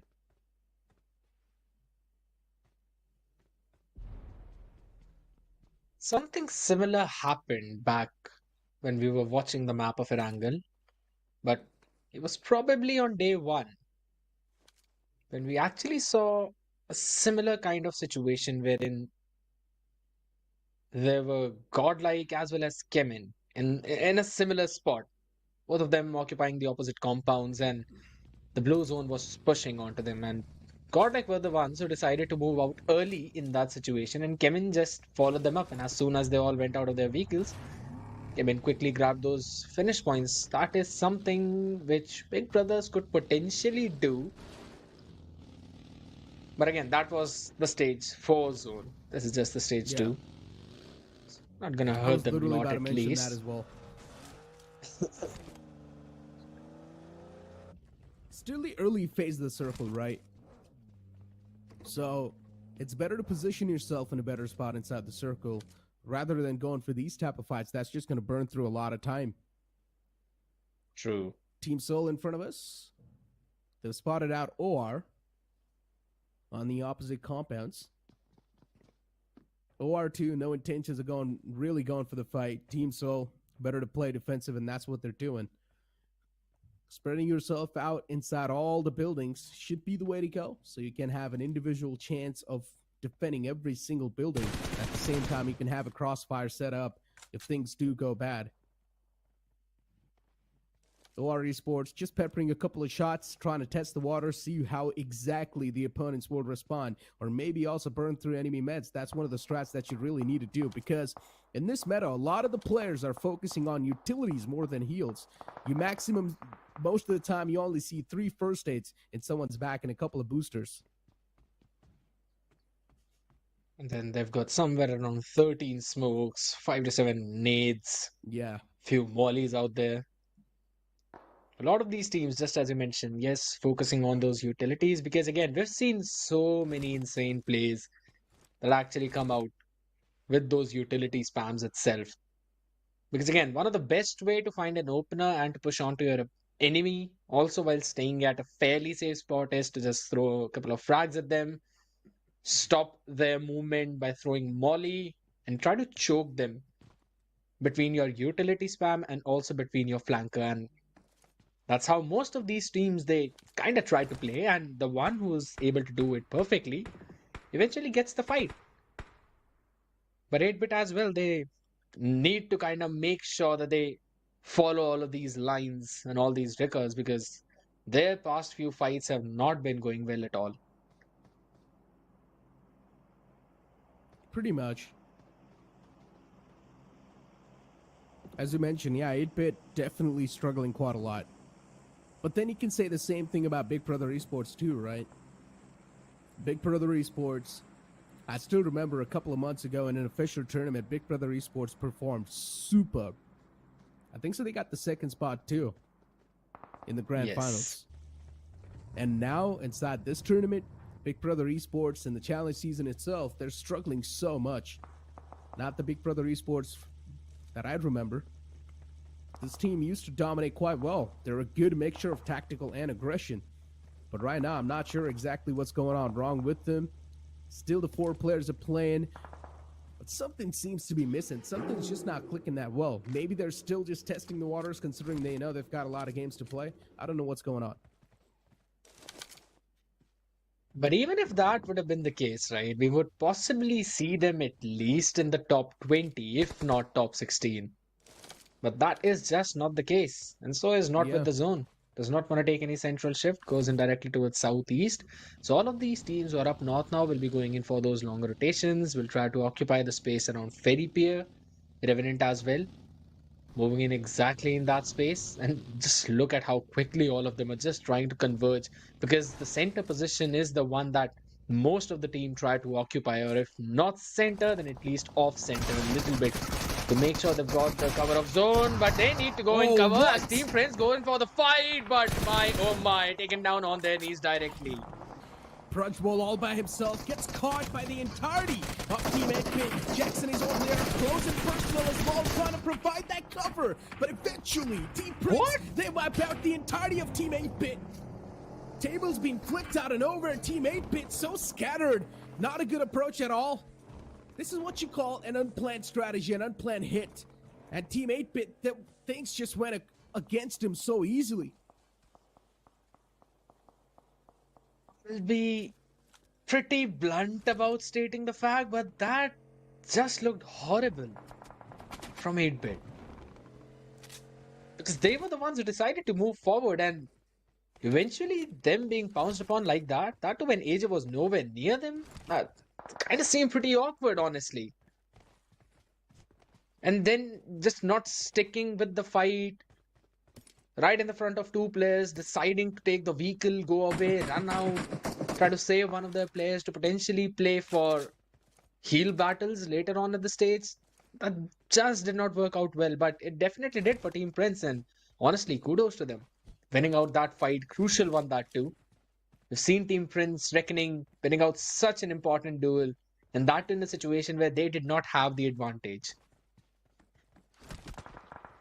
Team Forever. I mean, they've now spotted out the entirety of Team Prince, but still he can't really do anything. The players are way too far away. All he can do is just play for the intel, and that's what they're doing. Team Soul way too close to a potential threat. Reckoning Esports now getting pounced on by the entirety of Team Soul. Reckoning Esports Hunters all by himself inside the same house. He's pulled out the DBS, but it's not going to matter. The nade's quite perfect, and S-Power finds Hunter. 2 of the players from Team Soul, they've been knocked out. Reckoning Esports a little late with the cavalry, but at least it's over there. Maybe Team Soul can be shut down now. Utilities utilized quite perfectly from Reckoning, but now they're taken down as just a 3-man squad. Even the same thing can be said for Team Soul. Down to a 2-man squad, a 2v3 scenario in this compound. Reckoning Esports with the advantage. If they want, they can definitely pounce on top of the opportunity. But Team Soul, they've pushed themselves in quite a defensive stance. Breaching through this defensive stance is going to be tough for Reckoning, and also it's going to be filled with a lot of threats. Indeed, especially the one that's just lurking out in the outskirts. Team Entity, waiting to see at least 1 or 2 more knocks just to pounce on all of them and try to get a few extra of those flush points for themselves. But a very solid defensive line being set up by Team Soul, making sure that they throw out all of those smokes to stop any kind of push that's going to happen from the side of Team Reckoning, getting them the time to heal themselves back up, patch up, and get ready for the storm that's brewing outside. But these smokes are going to fade away. They've got a few of them in the hands, so might be just redeploying them to buy some more time, but I don't know for how long would they be able to do that. Reckoning in the meantime, though, will still continue to bombard An entity is still lurking. Reckoning Esports is just burning through their utilities at this point. They're just wasting these nades. They're nading the same spots over and over again. I'm not sure why they're doing so. Utilizing the nades on the same spot, even though they hear that the opponents are not even moving an inch. Team Forever, now they've closed on up inside the compound. Maybe go for a third party. That's what Team Forever Esports wants to do. They've taken the opportunity instantly. They realize that two teams are duking it out. Maybe it's our chance to be a little bit more proactive and take over the warehouse, and that's what they've done. Reckoning Esports being pushed in a defensive stance themselves. Now they cannot breach against Team Soul at all. That is indeed true. And look at Alibaba Raiders as well, down south of all the action where that's happening. And I believe that it's going to be a situation of a proper fourth party, because even entity lurking out, I've mentioned that a couple of times already. They're just waiting for someone to get knocked out in this situation. But man, oh man, there's absolutely no rest for the wicked, because anytime in the next few seconds, Ronnie will have to just spam his DPS as much as possible. Also his power, just adjusting his scopes, making sure he's got them for the best possible close combat that's about to happen. And Windgod in the meantime. They've been kept quiet for a while now, but this might possibly be a chance for them to try and showcase and show us what they showed before, wherein they got a very massive chicken dinner with over 30 points. Windgod Esports, so many shots taken onto Avi. And still on a constant move. Just want to be a little bit more mobile inside this game. Just want to keep on moving around the edges. Windgod, I'm not sure how good of a rotation this is going to be, but they're going all the way back in the blue to find a better spot inside the safe zone. Maybe they've got a game plan ready up. But this scenario, this position right here, a trifecta of death. 3 teams in the same compound, Reckoning Esports, Soul, and Team Forever. While Team Forever is completely cornered in the warehouse, Reckoning Esports and Team Soul, they've got their own house to play around with, but both of those teams are in a complete defensive stance, so they cannot move a lot. The only team that can have a potential freedom inside the compound is Team Forever, because they've got the man advantage. They can brute force if they want. For now, Big Brother Esports, they indulge in a fight against Windgod, but it's not an issue at all. As I mentioned, moving through all the way from the blue to find a better spot inside the play zone, especially when you're not going to have a lot of info. This is what's going to happen. They straight up ram against the players of Big Brother Esports, and those are free points that they got. They just caught in a situation where their backs were being fired on by Team Prince, and in their front stood Big Brother Esports. They had absolutely nowhere to go. And honestly, Team Prince positioning, it was pretty solid, because they even made sure that Team OR are not running out unscathed. They made sure that they're going to put at least one knock onto them. And honestly, even on towards the eastern side. I would say, honestly, it was just a big mistake of Windgod. If you're going to go all the way from the blue, you just need to understand that you're not going to have any info what's going on inside the safe zone, right? And Windgod, they took the gamble, and they pretty much lost the bet. That's what it was. What? That is true! Beautiful nade from one of the players from the side of Reckoning Esports. A great opening that they needed. If they want, they can push on up against Team Soul, but good Molotov from the last remaining man of Team Soul, so it's going to at least make sure that this push is going to be delayed for a while. The staircase is on fire, while Reckoning Esports once again a little hesitant to making this push happen. And the fallen man has power now. Is back up on his feet once again. Ronnie, he does a fantastic job in playing that defense. Nicely done. Good usage off the Molotov, blocking that entire push, just stalling it for a couple of moments. And finally, Reckoning is just deciding to leave all of it and now quickly rotate back. And it's going to be a very long rotation, just as you mentioned, going up north and then doing the exact same thing that Windgod did. That's not going to be a good situation for them, at least. And eventually, everything that was brewing up in those compounds ended up on a stalemate thanks to Zone. But my, oh my, this is just going to become a battleground, because look at all the teams so very close to each other. And OR as well. They're going to lose on to one of their members. Make it two as Robin almost getting down on his knees. So very low on that HP, and the Zone is just going to hit them a lot. And that's another shot connecting. crispy one coming in from Omega. Oh, what a quick burst that was. Zap, all the bullets on his face. Oh man, Zap is being sent packing back home to the lobby. Omega, beautiful stuff from him. That was one of the quickest knocks that I witnessed. All the bullets to the dome. And the man goes instantly down. Revenue Esports now can be on the potential receiving lines too, as one of the men was chipped down so low. Equinox still inside the hut, playing safe. Utilities are now also going to be peppered down in that same spot. Equinox and Blaze, an old and a deadly duo. Will they be able to clutch out of this tricky spot? Because they're quite suffocated inside this one single shack. The only friend they have are the smoke grenades, but they're also going to fade away in a while. Just the duo that was in God's reign previously, now in Revenant. Let's see how long they can pull the card of Revenant. As of now, it's going to be AJ yet again jumping in. Omega, it's going to be bursted down instantly. The support is there. Oh, and that's going to be a beautiful knock coming in. And, my God, Always pulls it up as well, takes Jackson down, and he wants to triple it up. Can this guy go in for a 1v4 is going to be the question. Get some quick flushes as well in the meantime. That was just the last remaining member of Team Prince. What a horrific ending. Team Prince getting some easy bites on their hands. And now Team iFlix, even they've got a trouble approaching them in the name of Big Brother Esports, and Big Brother have already got a massive advantage in the fight. Pulls out the TBS, goes for an up-close and personal combat. Wishu is trying his best to fight back, but Big Brother Esports have just got too many players covering a lot of the angles. Safe is way too low. Sarvit barely makes it inside the safe zone. Oh, he's alive for now. And Sarvit will be able to get two of his fallen comrades back upon their feet. Big Brother Esports, this execution was quite difficult, but they still made it happen. And I'm still quite confused. They basically sent Uzumaki to go in for such a play. We're going to talk about that in a while, because Revenant are being burnt alive, burnt to crisp. Aquanox being taken down solo. This nade could be everything. And Nate definitely is. This game is going to go to a waste no matter what. This man is going to be the MVP of this match. Absolutely insane play coming in. And Flock as well out in the open trying to loot the crate. You cannot do that if you've got no smoke up in front of you. Omega as well going in for the spray down. It's Entity up against Team Forever. Entity and even Alibaba Raiders are all the way in the pack. They've got the numbers.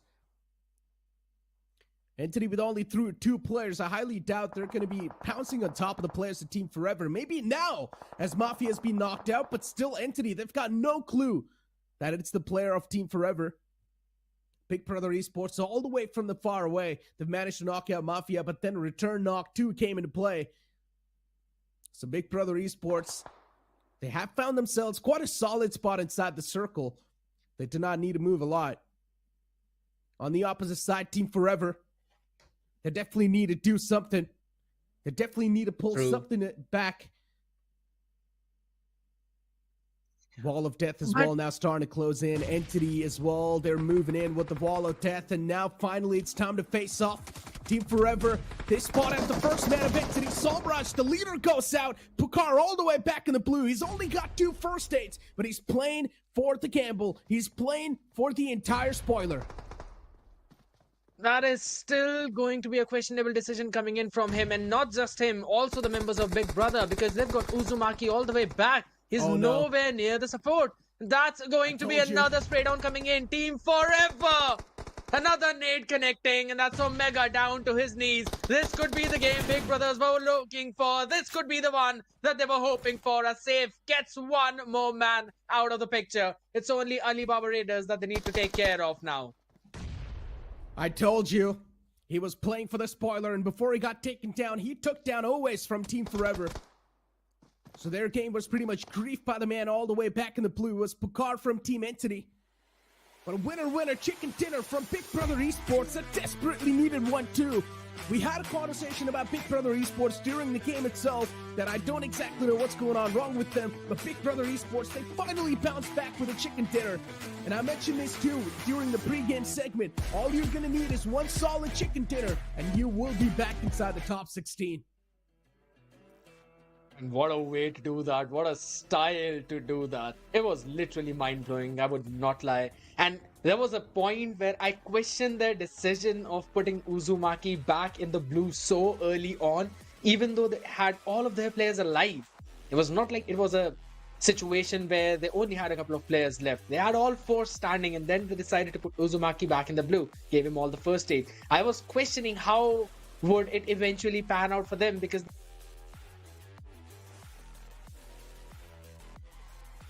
the situation was just a way in which it so very well worked out for them, because Team Forever were just caught between that crossfire, few of their members taken out, and that was then being followed up by the members of Big Brother. A cleanup against Alibaba Raiders, it was not a lot of problem. A great game indeed.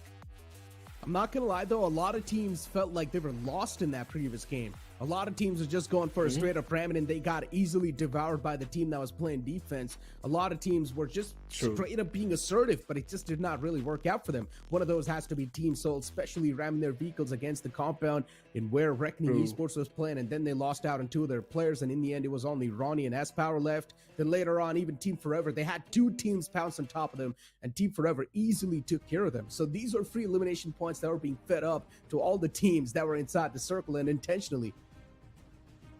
I was about to say, the same thing, that I personally thought that maybe Oasis would take away with the start of this match, but with the way even Big Brothers played out, they were getting those important flushes as well for them, and also ending up a game in a situation where they've at least got 25 points, if not somewhere around 30. I think so they ended up things on a very solid note, and very well mentioned about the point of Team Soul being in a situation, and especially Reckoning as well. Staying put in that one specific position for so long was a situation I was not a big fan of, but well, hey, it ended up in a situation where Team Forever, they made a quick rotation and helped themselves out. But yes, a very questionable decision in the form of Wind God, wherein they decided to go in for a direct rotation towards the other part of the map they had absolutely no idea of. So these are the few things that I think so, and very well mentioned by you as well, that they need to work upon. It was a very questionable play. Without a doubt, but as I mentioned too, right, Big Brother Esports, we had a massive talk about this team, how a big dip in the performance has been seen, but now this type of performance is sort of going to bring an uprise, because now they will also have the momentum for the upcoming week. Yes, this was the last game for this week, but in the upcoming week, Big Brother Esports, they might just have a better mindset. And imagine you're going to get 4 days off. That means you can sit back, relax, do your research, grind, and get back in a better shape in the upcoming week as well. So there's so many possibilities, so many new things can happen. But some of the regular upsets that we saw, Team Zero, once again, they did get 1 elimination point off the bat, but then later on, they got instantly taken down by Reckoning Esports themselves. So those problems, those mistakes are continuously being made. Mistakes, yes, indeed, being made for sure. But at the same time, the team that improves upon them is the one who eventually prevails. Big Brother doing that exact thing, that was brilliant. And we're just going to see how they did that all. Because all of the fights, starting from this exact one in which Team Zero showed how crispy their aim was, getting 1 member of team together. But after that, they just could not finish it off. Big Brothers definitely did. Yeah, I mean, these were some of the fights that we witnessed, especially Team Prince getting pounced on by the players of Forever and easily just being able to shut them down like that. Team Prince is one of those teams that we do not really expect to get taken down that easily. And then Big Brother Esports being a little bit more assertive against the players of Team iFlix and easily shutting them down too. We saw a lot of these assertive moments. Some worked out, some didn't. But Big Brother Esports is this contention for the position. It was quite brilliant. They did not even miss a single moment. Instantly, as soon as they realized that this has to be the prime position, Big Brother Esports took the odds. They went for the fight against Team iFlix. They shut the last man down. Yes, the last leftover man from the side of Big Brother Esports, it was way too low, but as long as you're going to be in the race, that's all that matters. Winning is what's going to matter the most. That is true. But at the same time, I think so consistency is going to be the key, because I wanted to talk about the fact how Alibaba Raiders did not make any flashy play, were not in the limelight at all. Even after all that, ended up being at the 2nd place.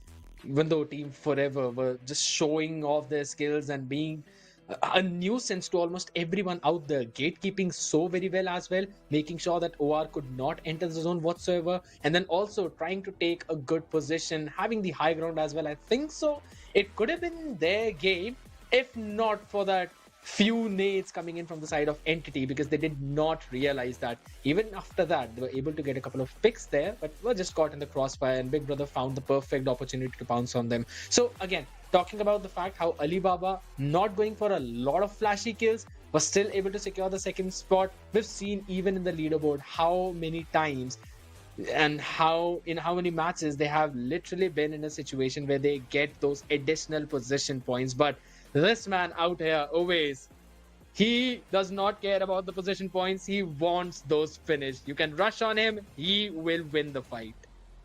6 elimination found by OAS with a finish contribution of 60%. OAS out of nowhere, this man has showcased some massive improvement for his team and Team Forever.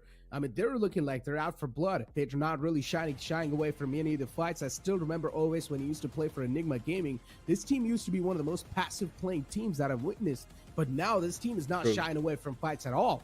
Always, it seems like he's got these 3 players in his hands that he really wanted for a long time, and he's able to direct these players the way he wants them to, and he's actually doing quite a great job in being the IGL as well. As we move on and take a look at the stars of the match from the previous game, it's going to be, this time, Oasis, of course, going all out with 6 finishes. Jackson being the best companion, and finisher being Uzumaki from Big Brother Esports.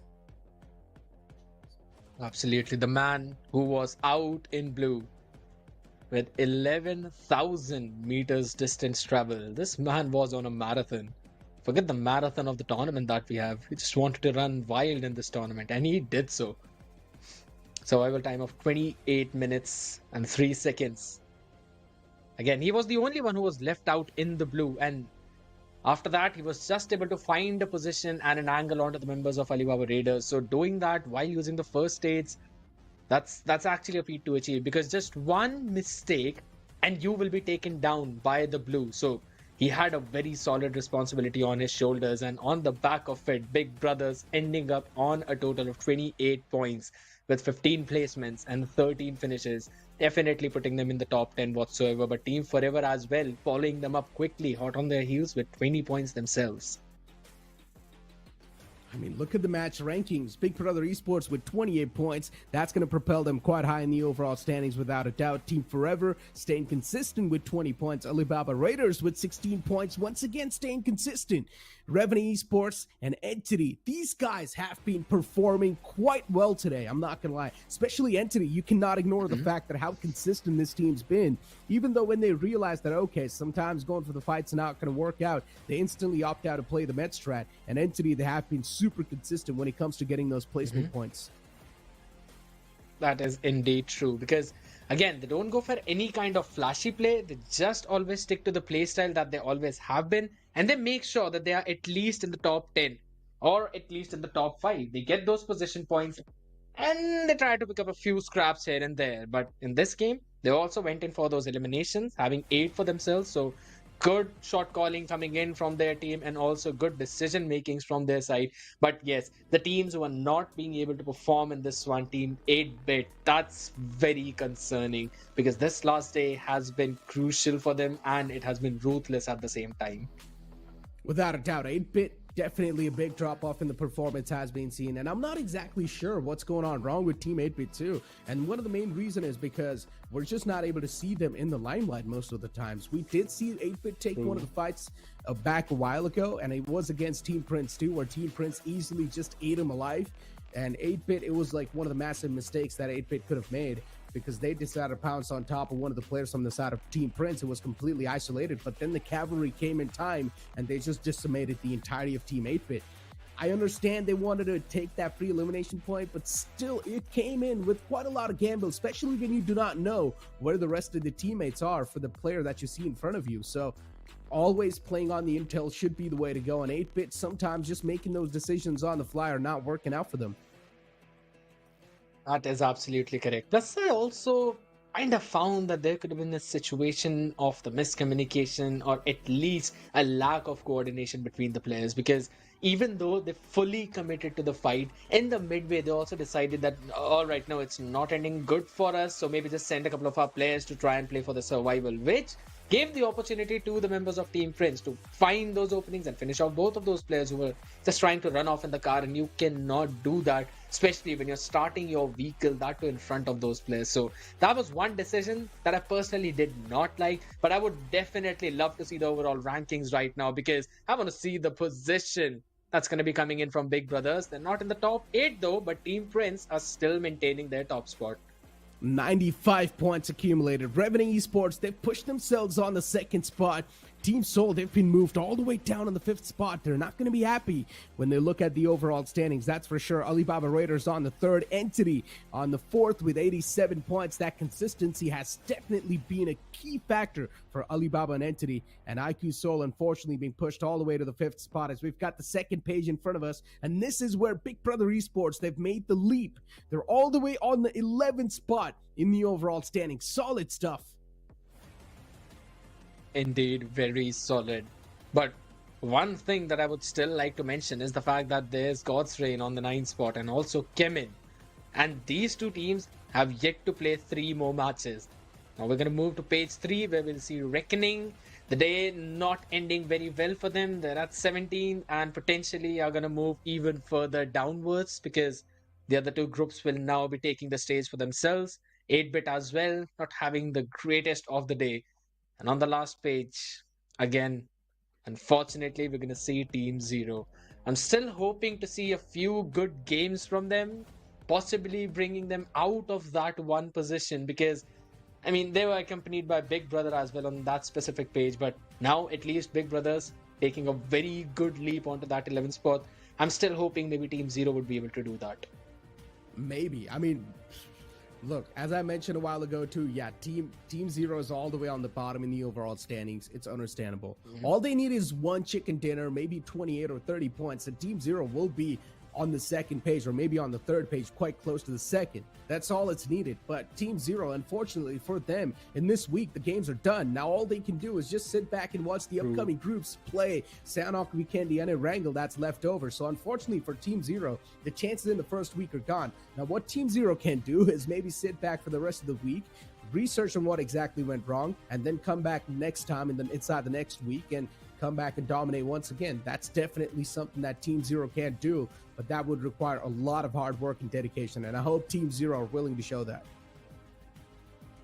Hard work and dedication is the name of the game after all, and also being consistent on your hard work is the main key to success. So just as you mentioned, and that too very well, that all they need to do is research on the problems that they've faced.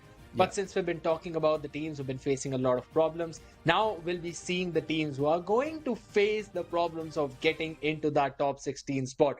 The teams coming in from 2 different groups. So we're going to be focusing down on them as well in a little while, and we'll see 3 different maps. That's going to be Sanhok, Vikendi, as well as the Erangel. So I also wanted to make a specific point in this situation, and that's going to be the fact that the members of Group B have not yet played on the maps of Sanhok as well as Vikendi, and it's going to be some kind of concerning factor for them, don't you think? Because eventually now one of those groups have played out on those maps, and they should be comfortable at least a little bit knowing how the playstyle goes around Sanhok and Vikendi both.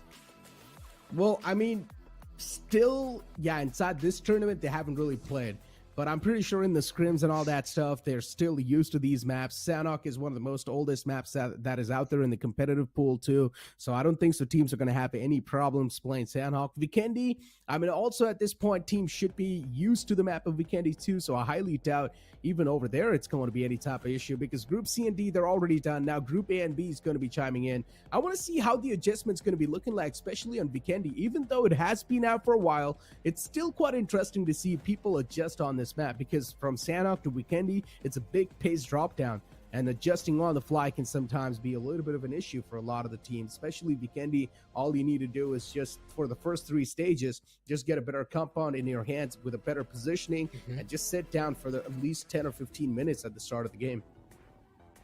That is indeed true. I mean, the playstyle of Vikendi is some one that you think it's so boring for some players, but at the same time, if you really look into those details, it's so very position based that even though, yes, the blue is going to move pretty slow, you have a lot of time to move in onto the circle, but with the meta that has been going on right now, all the teams like to play around the center and off center positions. You also want to find that specific kind of positioning, because if you think of getting yourself inserted in the zone, especially when you're hitting stage 3 or even stage 4, you know there will be so many teams out there who would be able to gatekeep you, because we always see at least 13 or 14 teams staying alive in those positions. Now that is a little bit concerning for me, especially for the teams who like to make very late rotations, right? The team Chemin Esports now, but they've been proving me wrong for a while, because they still have been in that top 16 place. They're playing very good, and they were the ones who almost were at top as well once during the leaderboard time. So we'll have to wait and see how that's going to pan out for them. But again, I want to bring the focus back to the team God's Reign. They got the chicken dinner yesterday on Sanhok as well as Vikendi. Let's see if they can repeat the same thing. Exactly. I mean, the upcoming game's going to be on the way too. Sanhok is on the way, my friend.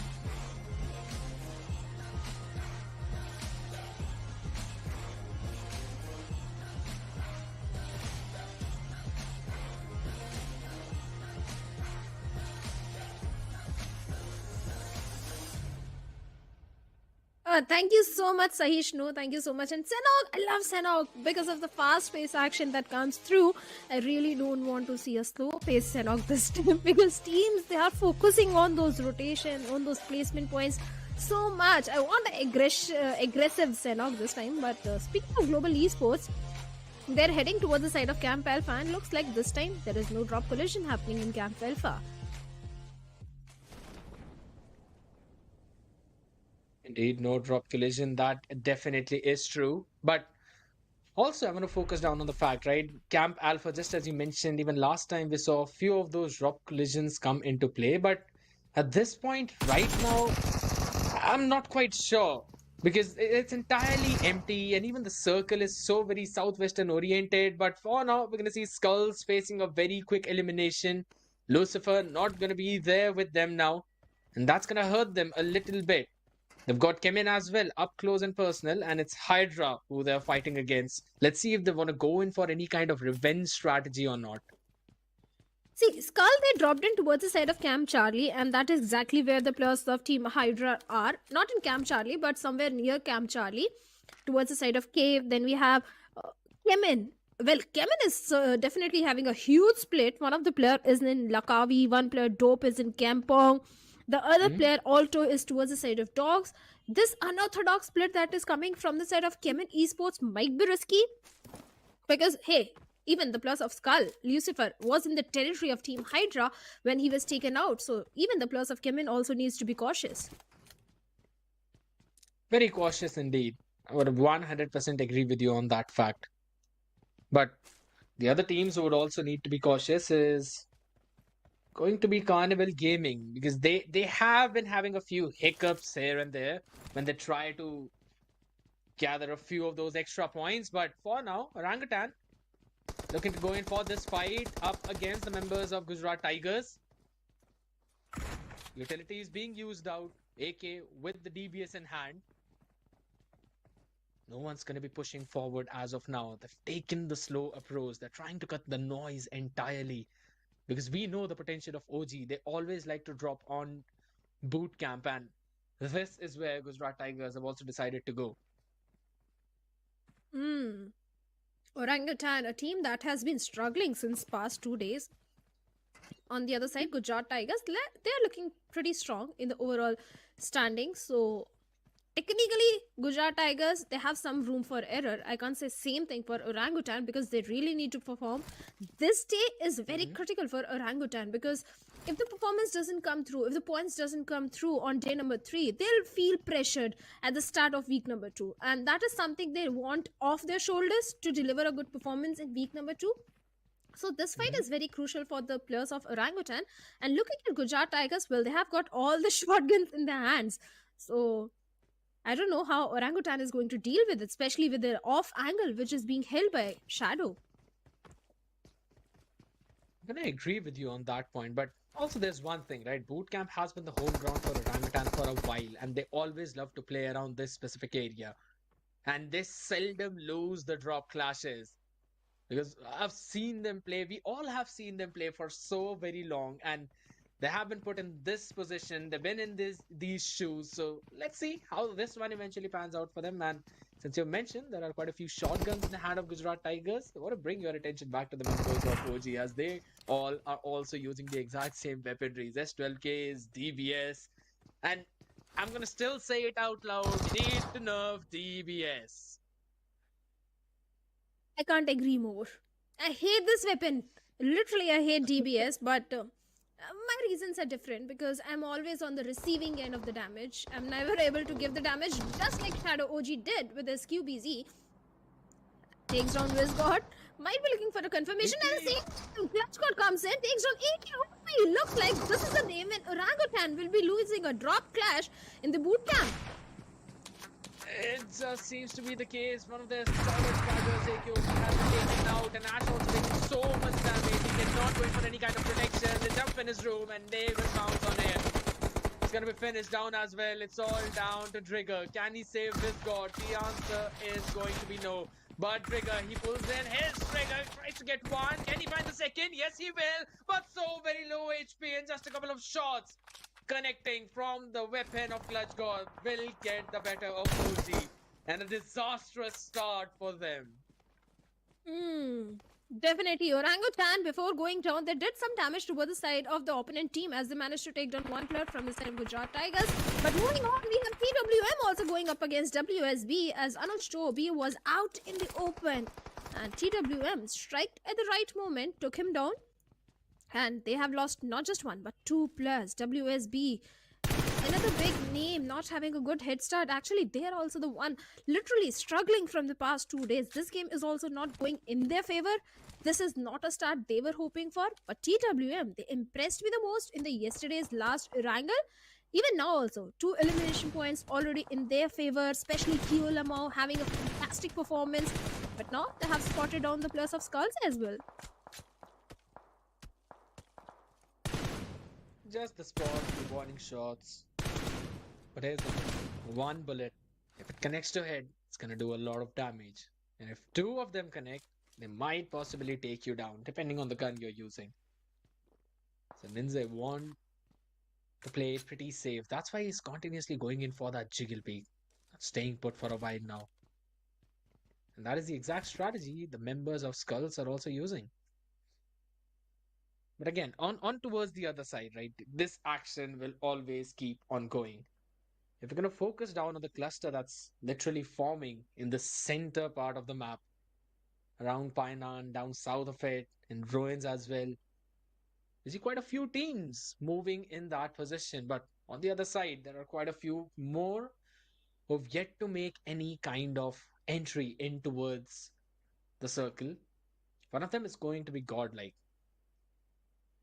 They're also trying to find their form, find their footing, and an opportunity to try and get a chicken, get a few extra. Maybe a 29, 80, 30 point game. Looking at the circle, from the looks of it, it looks like it is going to be a southwestern circle. And if that's the case, the players of Team 4Shot Esports TWM can benefit heavily, and so do the players of Carnival Gaming. But looks like they have another fight happening between the players of Autobots. Have they spotted down the players of Team Hydra? And with that, in a blink of eye, Team Hydra officials, they have been eliminated. At the same time, Autobots, they have spotted on the players of Team Medal as well, as Encore is there, and Mr. Spray with those throwables is looking for some sort of information, some sort of opening, but looks like Encore has already moved away.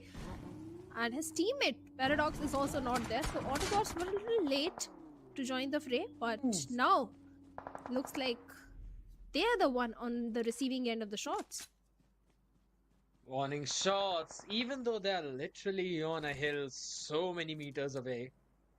The aim of all of these players is just so very crispy. I get envious of these pro players. Like, how do they even get to spot the players that far ahead? You can't even spot the one who's literally underneath my feet in the map of Sanhok.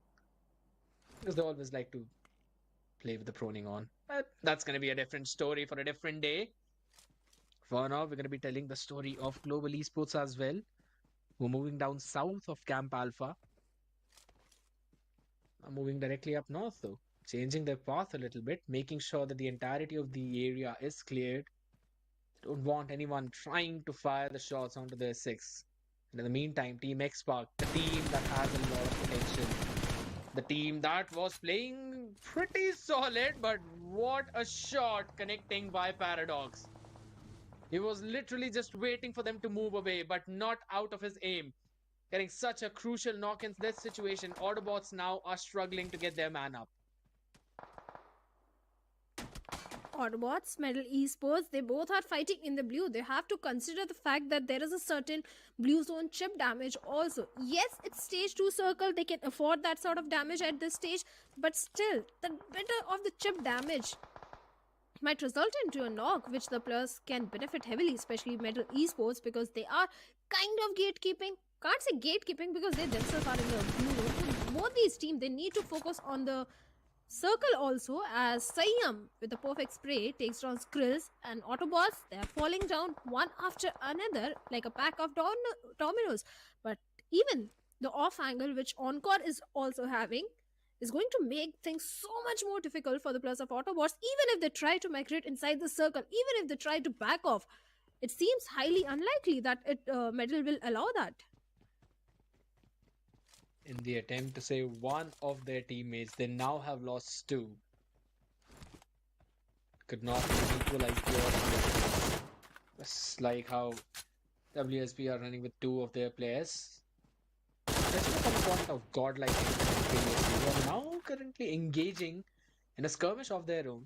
Z-God spotting out a couple of players, and Jonathan, the man who's got a lot on his shoulders, who's proved himself so many times in so many years, he's got to do it again for his team in this one specific tournament itself. Every single match counts. Every single map counts. Just have to wait and see how it's going to pan out for Godlike, because everyone was looking forward to this kind of chemistry that they're bringing. Jonathan and Z-God, combining both of them with the XOR members, Jelly and Mac. And I would be pretty honest, it kind of had a few hiccups here and there, but the potential is still present and everyone can see that. Godlike, one more big name. Say, I have to agree that addition of Jelly has brought in the control aggression, and that was working somewhat in the favor of Godlike and is still working. We have seen glimpses of Jonathan having those clutch moments where in one of those Erangels he was able to bring down two players with a DBS, bring down multiple players through those grenades. But overall the team synergy is somewhat missing, because the kind of aggression we used to see previously from Godlike is kind of missing. They need to be in the top 5, because that is where we have been used to seeing this particular team. So maybe slowly they'll adapt with each other, so the synergy will build in. But for now, Jelly is far away from his teammates, maybe scouting the area, looking for a better spot, trying to be the anchor heel that can bring his teammates inside the circle. And the circle shift, well, looks like it is favoring now the players of Gujarat Tigers a lot, and at the same time God's Reign also. Absolutely. Gujarat Tigers, the team that won the fight at boot camp against the boot camp champs Orangutan themselves, now occupying the central spot. Painan as well is going to be a point of contention, and we're seeing the engage right there. It's going to be Chemin up against the member of WSG. And they find the last pick. DBS, oh my goodness, this range is absolutely nasty. Getting those points. Another one in their favor. WSB being eliminated. Nothing in their bag. Could not find any finish points whatsoever. I've got no possession points either.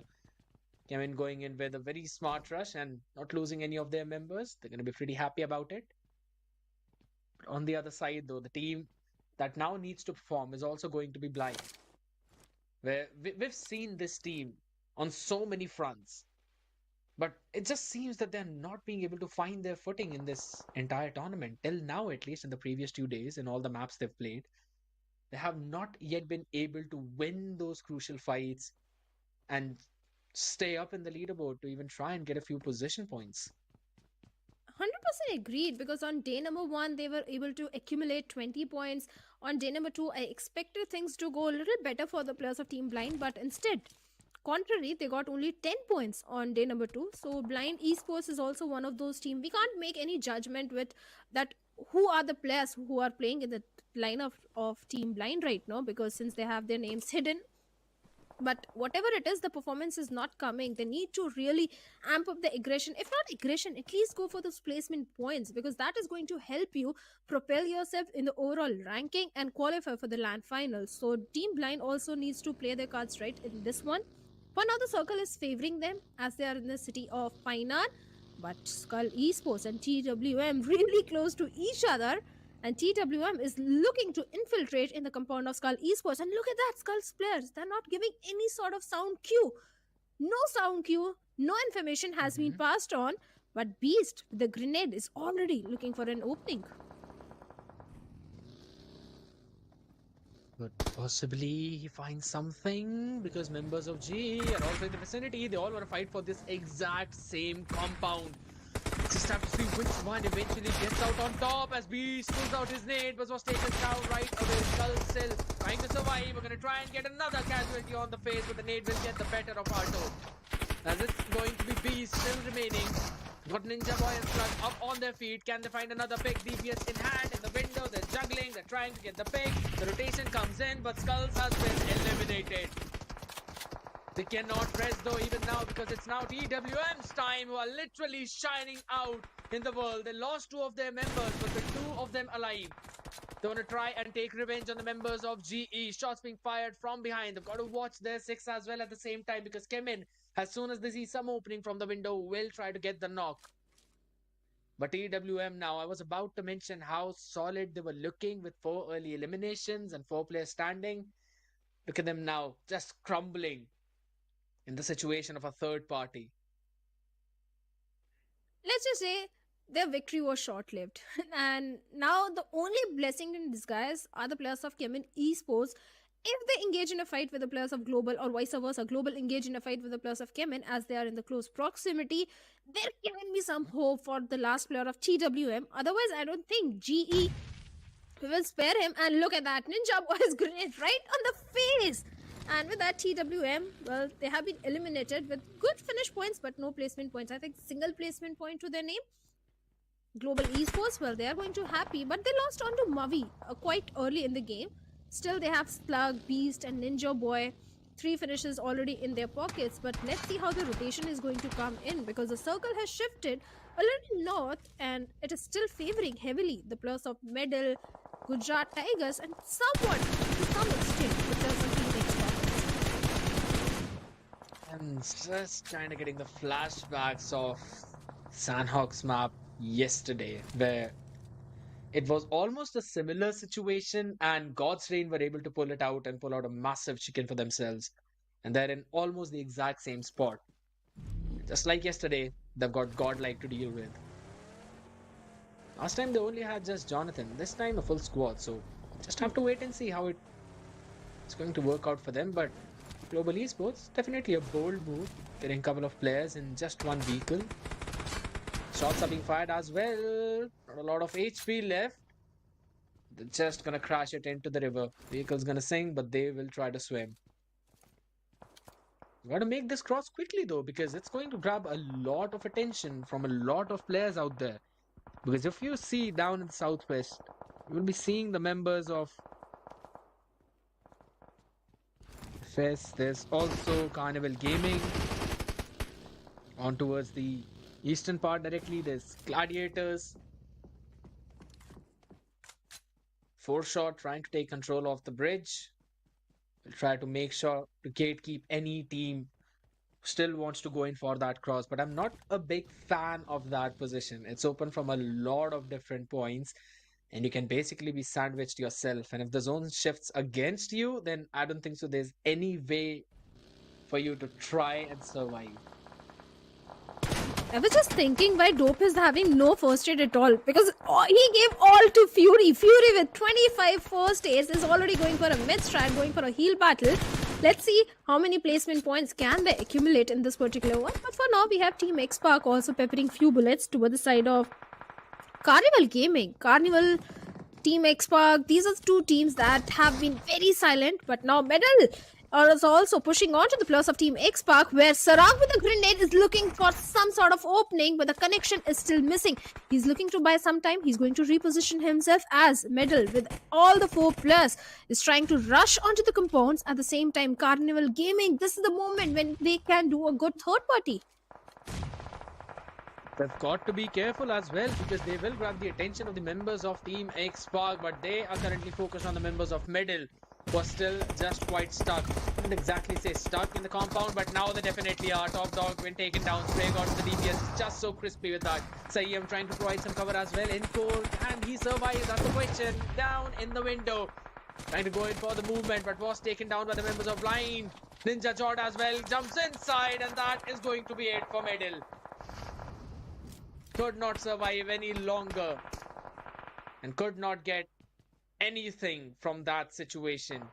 With just 3 elimination points, they'll be eliminated.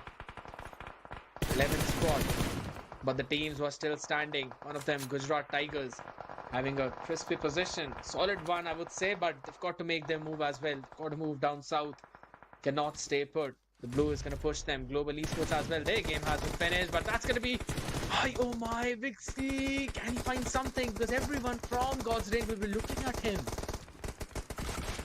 But one of the players is already down. There is still hope. Clutch God takes down another one with a DPS. Can he take down the third one? And if he does, it can be a good clutch coming in from the center. And finally, he eliminates the entirety of God's Reign. A 1v4 coming in from his side. And God's Reign, 0 finishes on the 9th spot have been eliminated. But Gujarat Tigers, oh my god, that was some fantastic moves coming in from the side of Clutch God, but that's not stopping as they're moving ahead as they take down Jelly. And Shadow OG with that grenade might be looking for a confirmation point. Absolutely. Down south, they've got the members of Godlike. I was about to say 4-shot Esports could also pose some problem, but they've been taken down. Max so very low in HP. Jonathan and Zegod have decided to quickly move out of that harm's way. But Jonathan's position, it's noted he should not have an idea of Shadow's positioning, and that is going to be Jonathan winning the fight. He knew where he was coming from, and he was ready for it. This is the reason you do not fight the king. Clutch God though. Jonathan still needs to take care of him, but Spray God does the job for himself. Team X Park coming as the Guardian Angel for Godlike, and Z-God trying to dodge the bullets in the water. Now will be hit with a few of them knocked out, and it's just down to Jonathan, the last man standing for Godlike. And even Carnival Gaming, Goblin, probably playing just his second game right now. He's been taken down himself. Hector as well in the water. My oh my, okay. Z-God, he's kind of trying to give the positioning away of Hector to his teammate Jonathan, at least. Team X Park. This seems to be their game. They're fully formed and strong. Are we going to see some insane thing happen wherein Hector and Jonathan, they could try and pose a problem to Team X Park? Because it does not seem to be the case though. The chances are very less because Hector has his own worries as Sarang has already spotted him down and Goblin is still bleeding inside the water. There is no chance that Goblin will get any sort of help. The main thing is how long can Hector survive? How many placement points can he grab? Because Team X Park looks like they're about to eliminate. And the bleed is also coming in. He's trying to dodge the shots, but finally Sarang will take him down. Actually, it was the play zone. The shots were coming in, but the play zone take him down. But now we have Jonathan in a 1-4 situation. I don't think so he's going to pull that one off, but at least his nade gets one. So the push of Team X Park is going to be stopped right away. They know the better of him. To get him angry. But that nade could have been everything if not for the first aid to come on time. They will get the resin as well. They do not want to lose even a single member. They know the potential of Jonathan, but how long can he survive in this position? The answer is not long. As Sarang will burst him down, and with 9 finishes, Team X Park are now going to take the chicken dinner. And it's just a heal battle that's going out in the wild. And Team X Park will just try to find where the man is trying to heal. Ninja Jod as well, doing the exact same thing again. Oh my god, no way, Fury. Again, he picks up 8 of those first 8s. Chemin has been the team, and I will say it out loud, that has done one of the most heal battles in the game. It's not just always a single player who goes for the heal battle. We have seen Alter do that. We have seen Dope do that. And this time it is Fury. And this guy, let me tell you, he started doing the mid strat a long time back. I think it was a stage 5 circle when he started doing those heal battles. He survived till the final moments of the game and got 12 placement points for his team. But Team X Spark, well, they are the winners of this particular one, getting a beautiful winner chicken dinner with 9 finishes. That is indeed correct. A very solid match coming in from their side. 24 points to start things off. Team X Spark. This is the second chicken that they've got. And honestly, a very solid one as well in that, because I thought that probably Gladiator's positioning was pretty decent, and also Godlike were in the circle. I thought maybe they would be able to pull it off, but Team X Spark coming out of the blue in clutch. It's playing so very solid. Doing the job that they needed to do and starting with a bang in this last 3 maps of day 3. Well, certainly, Godlike also had a fair chance of getting a winner chicken dinner, but in the end, it was a numbers advantage because Jonathan was all by himself. His teammates were taken out. If he had the numbers advantage, maybe this could have been a Godlike winner chicken dinner, but finally a step in the right direction. But still, Godlike Jonathan did try to do some damage to his side of Team X Spark. He did take down one player, but he was running out of those grenades and molotovs. He had those molotovs or grenades, maybe he could have taken 1 or 2 finish point. That is indeed true, because again, his first grenade was actually able to get 1, but the second one landed just a couple of seconds late. If it was a little bit more early, we know this could have very well been a 1v2 situation and very much doable for him. And just as you very well mentioned, yes, a few of those extra utilities might have done the trick, but again, Team X Spark knew better. They knew that they cannot go all out recklessly. They have to be patient. They have to wait. Even though they knew it could potentially be a 4v1v1, they always have to keep on thinking about how to get the best possible result in a situation, and that is exactly what they did. And again, I would still say Chemin Esports going in with the heal battle, getting the second position, it's going to give them those extra few points, and maybe we're going to see them back again in the top 8. See, I'm never against those heal battles. As long as you are getting the points, I'm happy. You just need to get those points, get them by hook or crook, and heal battle is definitely one of the fair means, and so definitely go for that. But for now, looking at the start of the game, how it started, Orangutan, a major disappointment, the way they were taken out in their home ground, not somewhere else, in the boot camp, in the map of Sanhok. That is more shocking. It is definitely shocking, and that's not the way they thought maybe they're going to start things off, but it is what it is. And I was just going to give, hats off to the members of Gujarat Tigers to pull that off. They were able to take them down and eventually move even forward, because they ended up in the 5th position, but Clutchcott had 6 finishes, and I have absolutely no doubt that he is going to be the MVP of the game. Maybe he is that, because that 1v4 against the players of God's Rain was not at all easy to pull off, but so many mistakes were also made from the side of God's Rain. There was no utility usage, there was no cover fire at that moment. They should have gone for the flank angles. Players were coming one after another. They were maybe it was the confidence that yes, I'll be able to take down the player, but eventually that didn't happen, and instead Clutchcott was the one to take all of the players of God's Rain down. A beautiful 1v4 coming in, but still God's Rain, they are looking fantastic in the overall ranking, so nothing to worry about. Yeah, again, they've still got a couple of more maps remaining. Yes, Sanhok was not what they had hoped for, and it's another learning experience for them. So they will be able to realize the mistakes that they made, would be able to pull off a better game in the next one. But honestly, a few other teams that I also want to see perform better, one of them Hydra officials. They had taken an early exit in the game, and also, I would want to, give a kudos to the team Medal. They did so very good. They were also able to not exactly gatekeep, but at least stop quite a lot of teams from easily jumping inside that safety circle. But we all know that if you are near Clutch God, you are super safe. The man had 6 finishes with 75% finish contribution. Well, certainly he was doing so much. Out of 6 finishes, 4 were on the players of God's Reign, so definitely 2 also he accumulated somewhere during the rotations. But overall, a very good gameplay coming in from his side. But along with him, let's have a look at the stars of the match. Who is the best companion? And it is none other than Spray God of Team X-Park with 1 rescue and 3 assists. Yes, and that probably was also at the end, if I'm not wrong, where he revived his own teammate. But survival time of 22 minutes and 49 seconds as well, doing a pretty solid job. But also looking at Clutch God back again, 833 damage. That is just mind-blowing stuff from this guy, standing up to his name, Clutch God, and he means it literally, with 8 knockouts as well. It's gonna give him 1 bonus too. But again, it was an individual performance coming in from him. It was really good. I wouldn't exactly say it entirely individual, because there were still supports coming in from his teammates, especially the one who was in the watchtower. But we're going to see the match rankings now. Team X-Park with 24 points, Chemin following them up with 15 themselves, and Godlike on the 3rd place with 15 points of their own. Gujarat Tigers also having too many finish points, total of 14 points.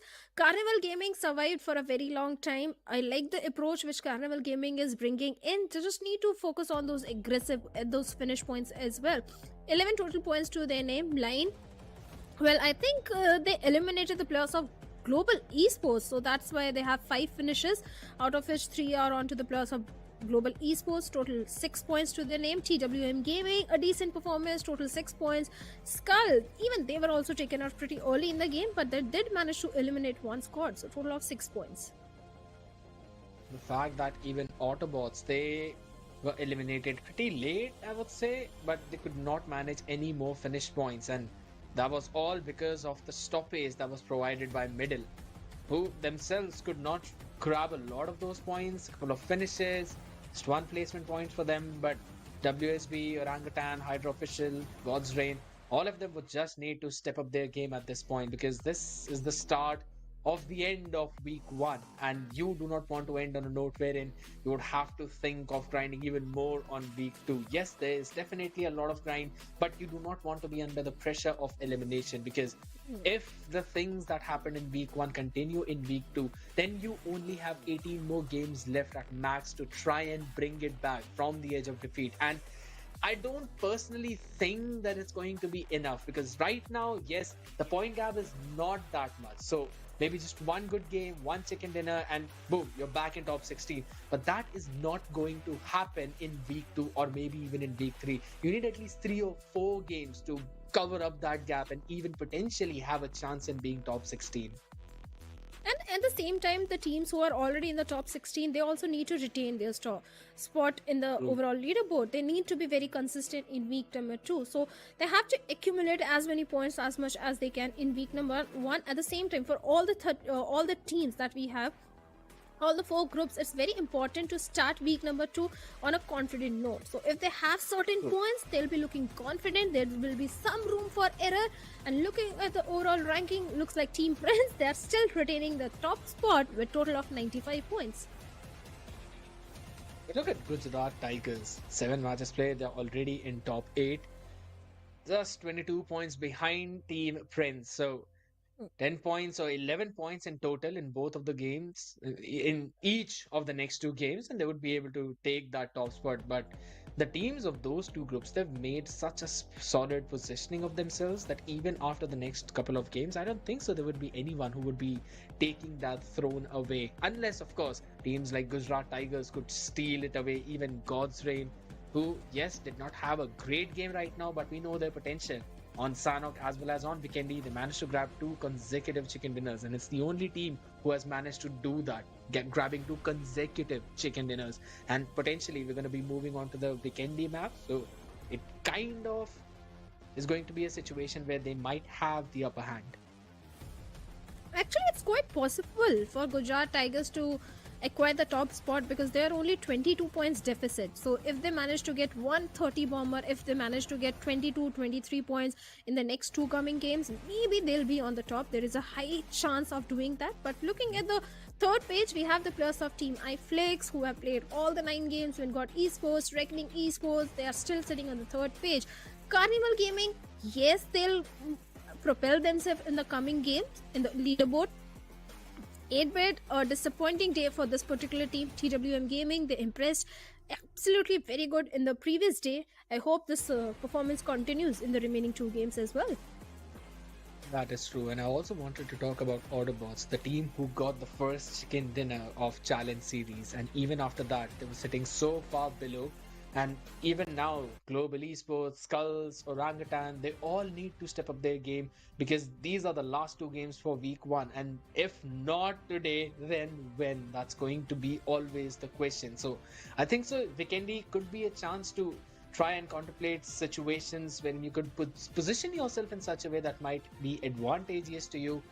And we know that Global, Orangutan, all of these teams, they are very well versed in doing that. Even Skulls, they have already shown us their potential back in the Conquest Finals. They showed how well they can play, how aggressive as well they can go. And they've won so many important duels in the previous 2 days. I really feel that they could do it and they might be able to do it in the next 2 games itself. Next 2 games, we have Vikendi and then Erangel. See, Sahishanu, let's be honest, Group A and B, they both had a big advantage today because they had Sanhok and Vikendi today. Especially for the bottom teams. If things are not working for you, why not go for the heal battle? Why not go what Chemin is doing in every Sanhok, in every Vikendi? Even in Erangel, they are also doing that.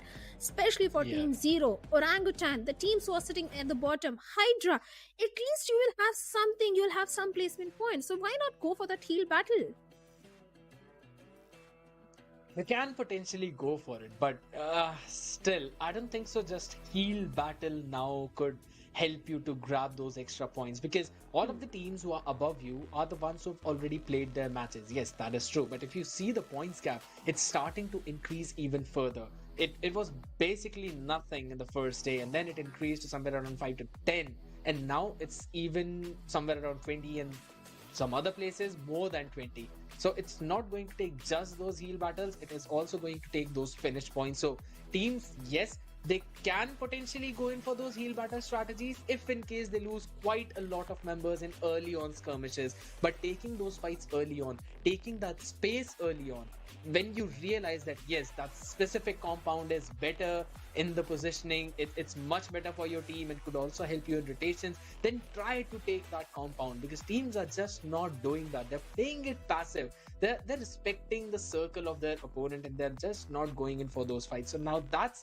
something where I personally feel they can try and play a little more aggressively. See, I might sound a little harsh at this point, but I just want to be honest. These teams are not getting placement points, finish points, neither of that. They're not getting anything. They're walking away with 0 points, 1 point, 2 points. So go for something, keep your ego or whatever. Even if you hate mid strat, even if you hate heal battles, sometimes you have to understand the gravity of the situation, that you need those average points. It's something better than nothing. At least have something in your hand to stage a comeback in week number 2. So I think it's a very good chance for all the bottom teams that Vikendi is there. Go for the heal battle, go for the mid strat. At least we'll be walking away with few good average points, average placement points. And if you're lucky, maybe you'll end up on the second spot, just like the players of Chemin have been doing since a very long time. But looks like this time Shahishanu will be going in, and we have Necro joining me. Necro, Vikendi, what are your thoughts? I mean, nothing really special, right? Vikendi as usual, first 3 zones, nothing's going to be happening. All you need to do is just sit down in a centric spot maybe, or close to the circle center, and just chill for at least first 10-15 minutes, and then later on maybe you can try to make some decisions. Before now, as we do have this map loaded up in front of us, right? Global Esports, another team that my eyes are going to be locked on, because let's be honest, Global Esports, that's not the performance that we expected from them. I want to see something even better. That's what Global Esports is known for. And I'll ask you the same question. Me and Sahishanu were also discussing this, that all the bottom teams, don't you think in the map of Sanhok and Vikendi they should go for the heal battle? At least they'll be walking away with some points. Well, I mean, of course, yeah, you can if you do want to, without a doubt. If things are not really working out, if fights are not really working out, then you can definitely go for the heal strat. But I was listening to a point that you were making, right? Teams A and B are sort of in an advantage when they're playing on Sanhok and Vikendi, and I completely counter that point. I would say no. Instead, playing on the classic maps, that's going to give you much more of a confidence than playing on Sanhok and Vikendi, because nowadays, even teams are going for our Met strats, even on Erangel and Miramar. We're seeing that happen a lot of times. So, Met strat right now, at least at this moment, it's completely viable on the other maps as well. So, if teams do want to go for the Met strat, they can go for the Met strat in any other maps. Just the time can vary. Just the difference is going to be in time. For now, Global Esports making a quick bounce on the top of the player Metal Esports. Top dog all by himself, and he will be eaten alive and shut down quite easily. Global Esports not even breaking a sweat in that fight, easily shutting down the opponent. Oh yes, they are. They have already managed to eliminate one player from the side of Metal Esports, and looks like Sanyam is also coming under heavy fire from the side of Ninja Boy, but I don't think Ninja Boy has got the right weaponry, but SMG in the close range is one of the most potent and powerful weapon, and Encore makes a mistake of exposing himself, takes a hefty blow from the side of Ninja Boy, only 93 bullets in his weapon. And Sayam and Core both on a very low HP. This is the moment when Ninja Boy can try and push things further and try and take down at least one more player from the side of Metal, as Metal is trying to fall back from the situation. Metal Esports right now just playing tucked in the compounds. They have managed to Global Esports have managed to shut down one of the players from the side of Metal Esports.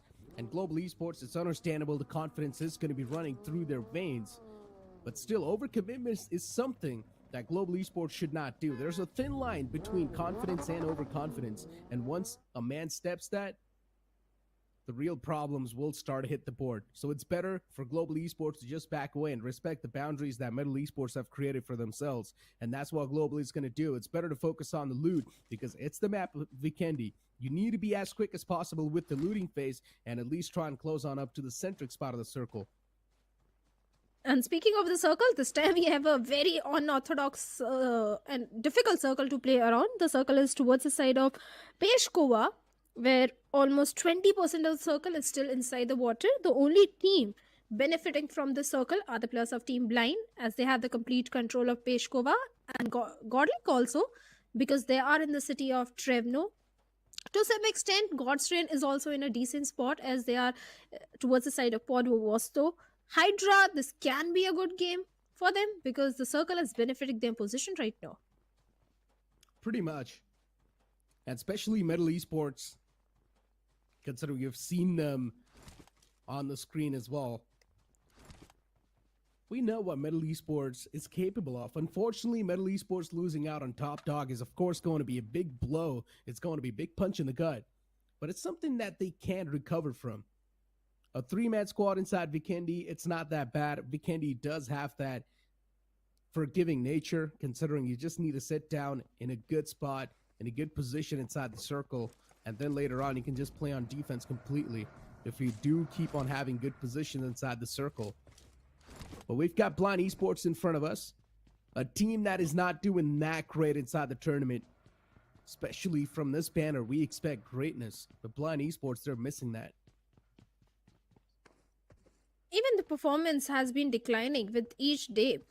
Day number 1, they got few points, good points. Day number 2, they were not getting even those critical points. And day 3, the previous game was not in their favor. So definitely Blind Esports also need to make sure that their graph goes leaner towards upwards, not towards downwards. So Blind Esports, for now, they're being careful. They have got all the resources, all the weaponry in their hand. They just need to upgrade the armor, because player 1 is still having that level 1 helmet. A level 2 gear is something that he needs to look out for. But a team that is known for the heal battle, the mid-strat, Chemin Esports, well, Chemin has been playing fantastic. It's not just that they're only relying on those heal battles. They do pick up fights, they do win those fights, they have got finish points also. It's not just the placement points which they are having. I mean, that's Chemin Esports for you, right? One thing is for sure, that Chemin Esports is always going to find the consistency no matter what. That's what Chemin is known for. Since what I've seen this new lineup in function, That's what Chemin Esports would always try to aim for as well. It's the consistency.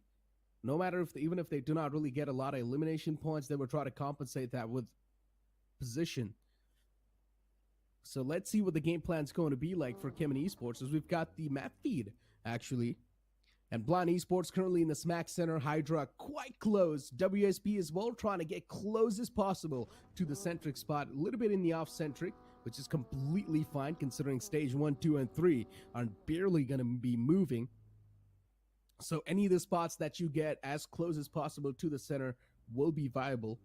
For teams like Chemin Esports, Carnival Gaming, it's going to be a hell of a stretch because they need to take long rotation, and already all the prime spots are being booked away by the teams. Agreed, but what Carnival Gaming can do right now is head over to the city of Hot Springs, and from there on, from the shorelines, they can try and hold a spot inside the circle. That would be a more viable option to enter inside the circle, because if they head somewhere from the set of Villa or Podvosto, they might face a lot of resistance. But looks like the plus of Team Hydra and Orangutan also engaging in a fight where Trigger has been taken down, and your OP in a close frontal battle. DBS right on his face takes him down. Oh, interesting fight brewing up in front of us as Orangutan now up against the players of Hydra. Already Trigger's been knocked out, Ash is quite low, Nate's being cooked to perfection. But unfortunately, it's not going to find the mark. Hydra now looking for to back away as AKOP once again gets knocked out. Orangutan losing out on the man number. Now only 2 players are up and alive. Ash and Viscod, everything on their shoulders. And WSP, you can see them in the far fray. Maybe they're desperate to take a third party. This is quite a massive compound. If you do get your hands on this one, there's a chance you might as well control the pace of the game in the front lines. Before now, Hydra and Orangutan. This fight came down to a stalemate, especially Hydra. I'm not exactly sure where the rest of the 2 players are. They're missing currently. Cavalry is needed for these 2 players from Hydra. But also now they're starting to play quite safe. Spray God's a little bit far away in the building. But Orangutan, they also need to watch out from the back lines and the sidelines because WSB is really close. WSB is a point of concern even for the plus of Team Hydra, because if WSB go for a flank angle, they can even do some damage towards Hydra. So both these teams, they need to be careful of those third parties that might come in anytime. But for now, there is a little bit of the soft cover from the side of Hydra. The smokes are there, but Orangutan looks like they have repositioned themselves, but still blind. A third party coming in from their side takes down Ash. Might be looking for a confirmation. This is the moment when the plus of Team Hydra can also chime in and rush towards the side of Orangutan, but a little bit of the hold is coming in for all the good reasons, because Hydra has not been performing up to the mark in the past 2 days. So that being careful, that's a good thing. But on the other side, Orangutan, they have managed to go for the crucial rescue mission onto Ash. All the 4 players from OG, they're playing quite stacked up. I'm not sure how good of a plan this is going to be, but at least they found some sort of a compound in their hand, right? At least one portion of the compound is currently in their hands. So it's not bad. They can sign a peace treaty with their opponents and maybe just go for a little bit of shots here and there and make sure that the opponents are not really crossing the boundaries. But Orangutan, they do seem quite unsettled. Maybe they want to move away from this spot. I'm not exactly sure what the game plan is going to look like for them. Or maybe staying over here itself can be a good option. And I would say it's better to just stay in those buildings. It's better to just take control and be a little bit more proactive.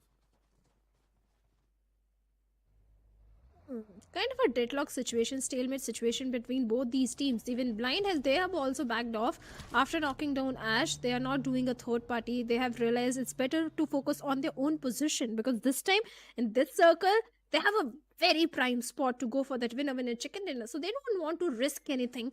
They just want to deliver a good game, and this can be one of those games. Even the players of Hydra are also not taking any sort of risk, not taking any chance. They're making sure they're always in the hard cover. But the next circle shift is going to be so detrimental for all these teams, because right now they're holding on to the adjacent compounds or maybe sharing the same compounds. But the moment the next circle shift comes in, that's when all the fights will start brewing up. But look at the late rotation that are coming in. Not just 1 or 2 teams. Majority of the teams are still inside the blue. Next circle's not really going to change everything. I think so you forgot it's Vikendi. Oh. The circle barely moves. Gujarat Tigers still all the way back in the blue. Skulls, Metal Esports, look at them. They're so far away. All these teams who are currently all the way back in the blue, they're probably going to go for a med strat. Because in the past couple of games of Vikendi that we've witnessed, usually there are like 5 or 6 teams just going for the med strat, even though we have already found our winner of the game.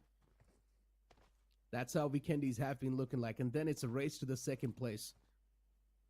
Team Godlike, previous game, only Jonathan was able to secure the 3rd spot for his team.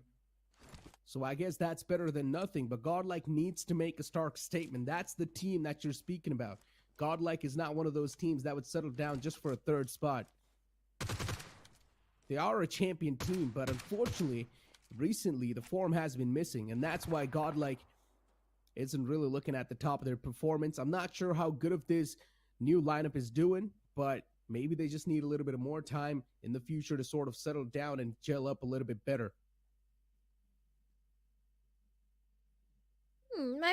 Maybe. Eventually, the top performance, the champion performance will come in from the set of Godlike. It's not like they're completely missing out in this tournament.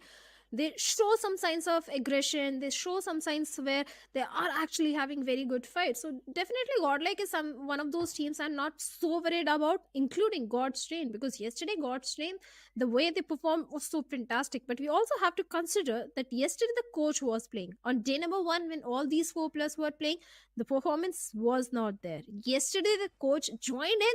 That's when God's Train made a huge jump in the overall ranking. And today, in the previous game also, God's Train didn't had a very good outing. So this is a game where they have to step up. On the other side, Middle still in the blue. And looks like they don't have enough first aids, especially Paradox and Encore. They don't have too many first aids that they can go for the heal battle right now. Metal Esports. I'm not exactly sure what the game plan is, but 3 players that we see in front of us. As you mentioned, they do not really have a lot of first aids to back him up, especially now they're quite late to breach inside the circle. And we know, Vikendi is completely position-oriented map. You're going to have a good position inside the circle, there's a solid chance that you might as well come out on top. Just gotta be quite adaptive on this map. The same thing can be said for Gujarat Tigers too. Them near Castle side being so late to rotate. Carnival Gaming as well doing the same thing. Chemin Esports towards Dino Park. So late to rotate. Look at this, it's a complete mowdown against Team X Park. All the players inside the boat and Global Esports, they spot him from the far away, making that rotation. What a clean mowdown that was. The boat blows up. And now you've got a couple of sharks in the water that cannot do anything. Team X Park, such a blunderous rotation that came through. Even Dreams get spotted, barely surviving on a sliver of HP. Sarang as well, underneath the water before how long? They're also running out of oxygen. They need to get back up to take a little bit of breather, and that's when Sarang will probably be spotted.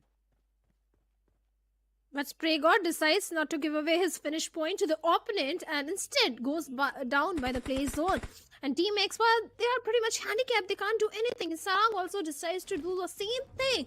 They have not given away any point to the players of Global Esports. I have to say, this is a mature decision because when you're giving away your finish point to the opponent, you're putting the opponent at an advantage. And Team X Park deny that completely to the players of Global Esports, and Global Esports will be disappointed, will now decides to move inside the circle. Then for a long time, we have the players of God's Train holding on to this particular compound. In the adjacent compound, we also have the players of 4-Shot Esports.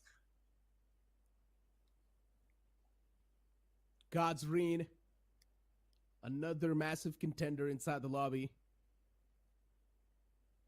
Veds once again playing inside the roster. The coach is back. Was coach not playing in the previous game? Yeah, Veds is there. In the previous game, he was there, but still the performance was missing. So maybe the magic of the coach is not working on day number 3. Well, I mean, they already have got enough points. Yeah, yesterday back-to-back that's chicken true. dinner. Today as well, they still have got 2 more games left, counting this one in. So there's still a chance. One single chicken dinner today as well can once again just give God's Reign a solid spot in the overall standings. Maybe somewhere in the top 2. So I don't think so God's Reign really have to stress a lot. 4Shot Esports, a team that definitely needs to stress though. They need one solid game in their hands, and maybe their lucks can be changed. Maybe the tables can be flipped for them in the overall standings. Cheyenne, Honey, King KO, Goku. King KO being the star player for their team. Let's see what he's going to be able to pull off. Or how 4Shot Esports is this time going to decide to adapt. Next circle shift as well. It's going to be on the board. Stage 3 is soon going to be over. Within a couple of seconds. And as the next circle shift's going to hit the deck, that's when the real chaos is going to start into. The next circle shift, if it goes a little south, all the teams are going to be happy, barring 3 teams. But if it takes a northern shift, then all the teams on the southern side, they'll have to go for the rotation. But for now, looking at the position of Chemin's Fury, he's so close to the plus of Carnival Gaming that he decides, okay, finally, he decides to go a little eastern, where the players of Gujarat Tigers are there. But the circles takes a concentric shift. So not too many rotations will be coming in. Majority of the teams will still be holding on to the compounds. But we have one player going for that rotation. That is Global Esports Beast. Esports so close to the place of Gujarat Tigers. And yes, this is what exactly is going to happen. Constant shots taken against the place of Vikendi. And finally, luckily enough, they do find themselves a little bit of a compound that they can pit stop towards. Maybe pass themselves up and then once again continue with the rotation that they've planned. But Gujarat Tigers definitely making things quite tough for Chemin Esports. Luckily enough for Chemin, they didn't even lose one single player in that spray down. So Chemin's going to be thanking their gods for that one. But that could have turned out really bad. Even if one single player could have been taken down from Chemin, Chemin Esports would have regretted that decision to rotate that late from the circle. Gujarat Tigers, a team that is currently playing on the edges, but now their backs are against the walls. They need to make inside the safe zone as quick as possible. Get a better position yourself somewhere towards the off-centric spot. That should be the way to go. Let's see if they'll opt for that way. But for now, Gujarat Tigers, yeah, they are in the blue. The rotations will be coming in. But Godlike still in the center spot. Then we have one more team, which definitely performed really good yesterday in the last Erangel. That is TWM. Even they have a good spot. But for now, Global Esports and Team Skulls are also rocking horns with each other. But Global Esports has managed to take down one player from the side of Skulls. But Carnival Gaming on the edge of the circle. Then we have 4Shot Esports. Looks like 4Shot are aware about the position of Carnival Gaming. But Carnival, being the smartest one, is taking a rather longer route inside the circle. So that means a safe approach is coming in from this side. But 4Shot Esports, they're still holding on to the compounds. And also, we have the players of WSB ambushed to OP, close proximity, but Orangutan AK OP finds Shadow of Gujarat Tigers out in the open, instantly flush him out. Gujarat Tigers, a big blunder from them. One player out in the open. I don't exactly know what the game plan was, but Shadow, he loses out in his life. Now it's all down to Wikendi. Was all the way back in the blue, all by himself.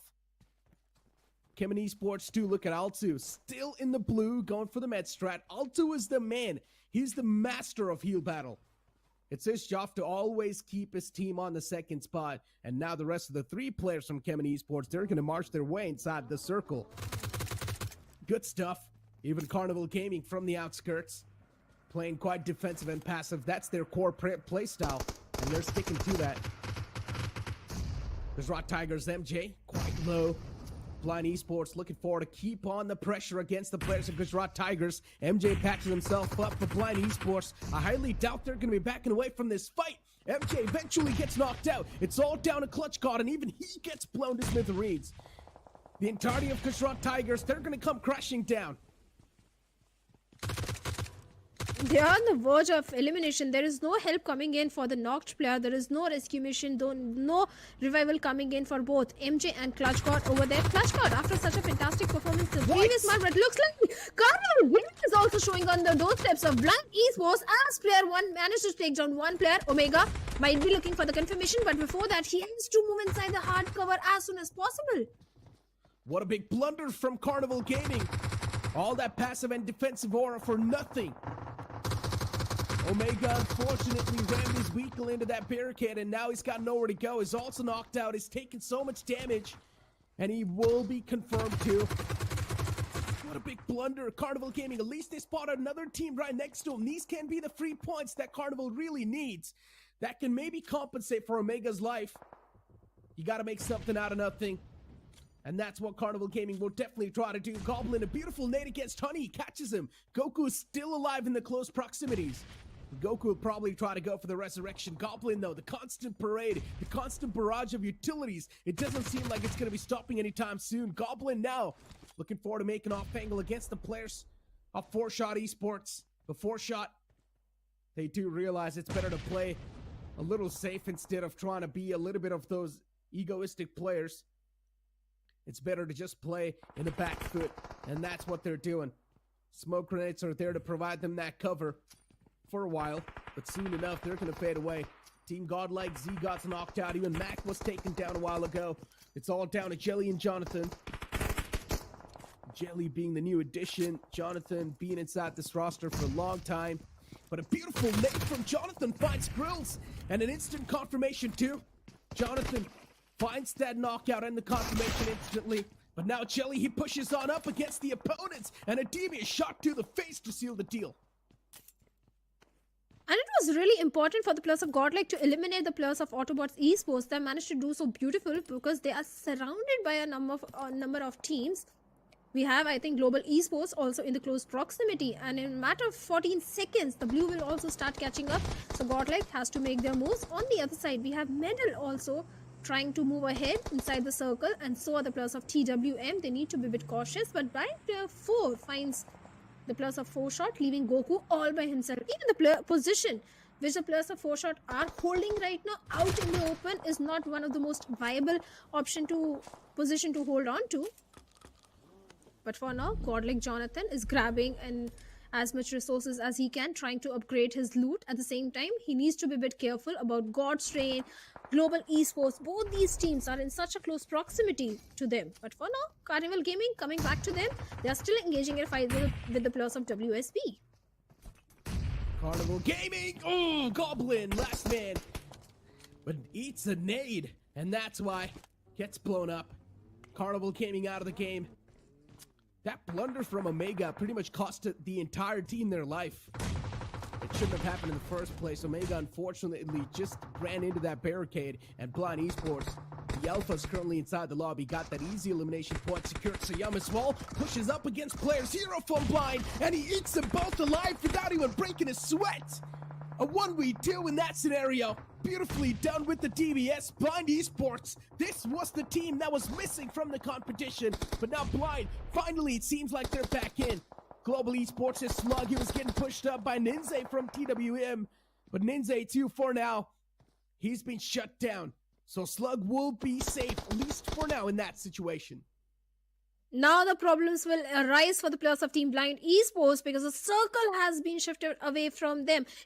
If they manage to move inside the circle as a 4-man standing, they'll be looking super strong. This would be their game to lose. But for now, they have to focus on those crucial rotations as blind player 1 has got no trables, no utility whatsoever. On the other side, we have the players of Chemin Esports, Ash, but missing out on those shots, and Ash will be the first one to pull the trigger, takes down Fury, gets the instant confirmation. Venom will be looking for some sort of revenge as one player of Orangutan is already knocked out. No confirmation, easy rescue mission will be coming in, and Chemin, they are still holding on to the northern eastern periphery of the circle. There are no hard covers, but for now, the smokes will help the case of Chemin Esports as AKOP is still trying to search Venom, as his own teammate Dope has been knocked out, and Visgod gets the confirmation point. So many teams inside the game are just stacked up and accumulated on one side, and that is the left side. A lot of them are over there, and going at that side at this point is not going to be worth it at all. It will be just an invitation to your death. Luckily enough for Chemin Esports and Orangutan, they found a solid circle and also a solid position to play inside the circle. Chemin Esports is the only opposition team that is currently in the circle as well, while the rest of the teams, they need to breach against each other. They need to fight against each other in order to find a good position in the circle itself. Blind Esports is one of those who are currently inside a massive pickle, but Nensei peeks out. Oh, this could have been so bad for him, but he still keeps on going for the fight. DBS versus DBS, both the players, they're quite adamant and quite stubborn. But eventually, it's going to be Nensei from TWM to come out on top. Instantly gets the confirmation racked up as well. And now the wall of death, too, starting to close on up. Blind Esports, they want to make it inside the circle. There's so many teams that will probably try to take Blind down while they try to make this rotation, because they will be quite exposed. Yes, they are out in the open. The vehicles are there, but the minute the vehicle gets blown up, Blind, how will the... And again, the circle goes away from the plus of Team Blind Esports. Orangutan, this looks like this is their game to lose as they have the control of the circle. It's just only the last player standing from the side of Chemin Esports that can ruin the game for the plus of Orangutan, and that is going to be Alto. But for now, Orangutan, their entire focus is on the plus who are coming from the circle. Even the plus of Blind, they have been eliminated. It's just one player remaining who's going for a mid strat, and that's just one. Look at that, 6 teams, they are going for the heal battle, whereas Global Esports, Ninja Boy, actually Gujarat Tigers last player has been eliminated. But look at that, Alto, he's not going for the heal battle, he's actually inside the circle. And Orangutan, they're not even aware about his position, Necro. Alto on top of that massive wheel off the tractor, finally finds out. Richard does get the knockout. At least would want to squeeze in the confirmation too, so that at least that's a 1 elimination point before he gets taken down. 3 finish points wrapped up for Chemin Esports. Alto has done his job. Now the only thing he's waiting for is for his team to secure that second spot. So Alto, in order to do that, he needs to stay alive a little bit more. Even the wall of death now is going to start to close on up. Trigger pushes up close and personal with the DBS, but it's not going to matter. Alto does shut him down, but the cover fire from Orangutan shuts down Alto. Chemin Esports 2 gets eliminated. Now it's the race for the second spot in this game. And who's going to be the one to get the second spot secured? Could be the player of WSB maybe, but I don't know how many first stage does he have. And Hydra Spray God looks like he has been taken down to the play zone, so definitely it is WSB Zerif.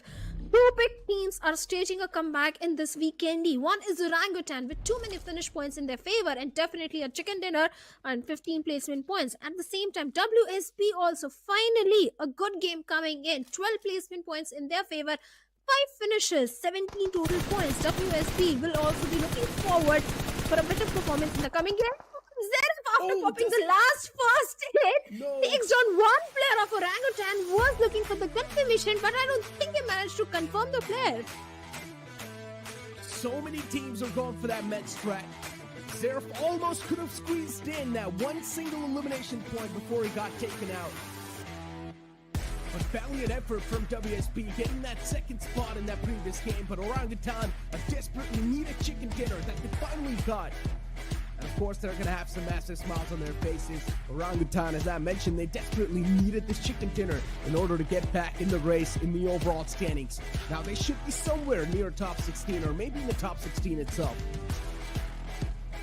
Maybe. Because this time they have 10 finish points, 15 total placement points, so that means 25 points are accumulated in just a single game. So definitely they'll be looking at a better position in the overall ranking. And not just Orangutan this time, Neeraj, it was Blind also having a good performance. They have good points in their hands, and so are the players of WSB also. This game proved to be a comeback story for so many teams.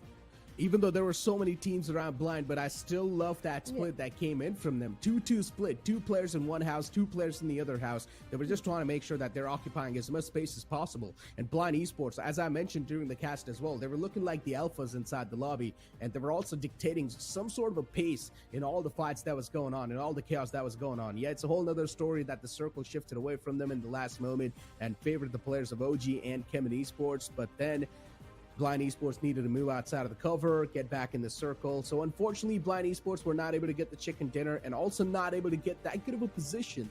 But at least they were able to get a lot of elimination points. So I wouldn't really say that was that good of a game from Blind Esports, considering still there were so many teams going for the med strat. at least it's a step in the right direction. At least they have got some points in this particular game, because as compared to day number 1, day 2 was a major fail for Blind Esports, and day number 3 is proving to be some ray of hope for Blind as they are moving into the last game. They'll be looking forward to more confidence. Their confidence boost is going to be there. The problem is, he got instantly wiped out. The circle from the very start benefited the players of Team Blind. Interesting. I mean, Blind Esports, as you mentioned, it's a step in the right direction, and hopefully it just keeps on going. But still, the woes keep on continuing for Godlike and Global Esports. These two massive mammoths, they're not able to perform so far. Especially, you saw that split between the last two remaining players of Global Esports. One man was all the way far away, the other guy was inside of the house. I'm not exactly sure why that split was over there. Maybe it was a forced split by the opponent teams, but Global Esports, they definitely need to get their communication in check. Something's going on wrong with them. They were trying to engage in a fight with the players of Team Xpark, and they couldn't gather any finish point over there. Team Xpark decided to not give them any sort of finish point. I remember Global Esports along with God's Reign. That was a hasty move coming in from both these teams as they were trying to migrate inside the circle. And at that point, I think Global Esports, they faced an elimination. Yeah, unfortunately, even God's Reign, they were not able to play that great, right? I mean, as I mentioned, all they need is one solid game. Maybe this Vikendi game wasn't really the one. Maybe this final game is probably going to be the game for God's Reign, because once again, we'll be back on the classic grounds on Erangel, and that's where God's Reign should probably feel more comfortable. But yesterday, they got chicken dinner on Sanhok and Vikendi itself with their coach Weds playing, which was of course quite astonishing to us. But today, definitely a big drop-off has been seen in that performance. But on the opposite side, you can also not ignore how 4Shot Esports is playing. Yeah, a bunch of new lads playing inside the tournament, but still they need to do something to keep themselves in the race. And 4Shot Esports, they're definitely lacking quite back. Actually, it was the position, because the place where the remaining two players were there, Spy and Honey and Goku, I think, they were out in the open. Yes, the cover of the smoke was there, but when you're in the center, when so many teams are surrounding you, shots will definitely come through, and that is exactly what happened with the players of Team 4Shot Esports. They had no hard cover whatsoever. They should be in the compound, but that didn't happen because all the compounds were occupied, the shoreline was occupied, so they had nowhere to go, and that is what made them fall in this particular game. But nevertheless, let's have a look at the MVP, and it is going to be AKOP from the side of Orangutan. With 5 finishes and 50% contribution, Orangutan, they needed a performance like this, and they finally do have it. As I mentioned during the cast too, maybe they will be in the top 16 or at least somewhere closer to that position.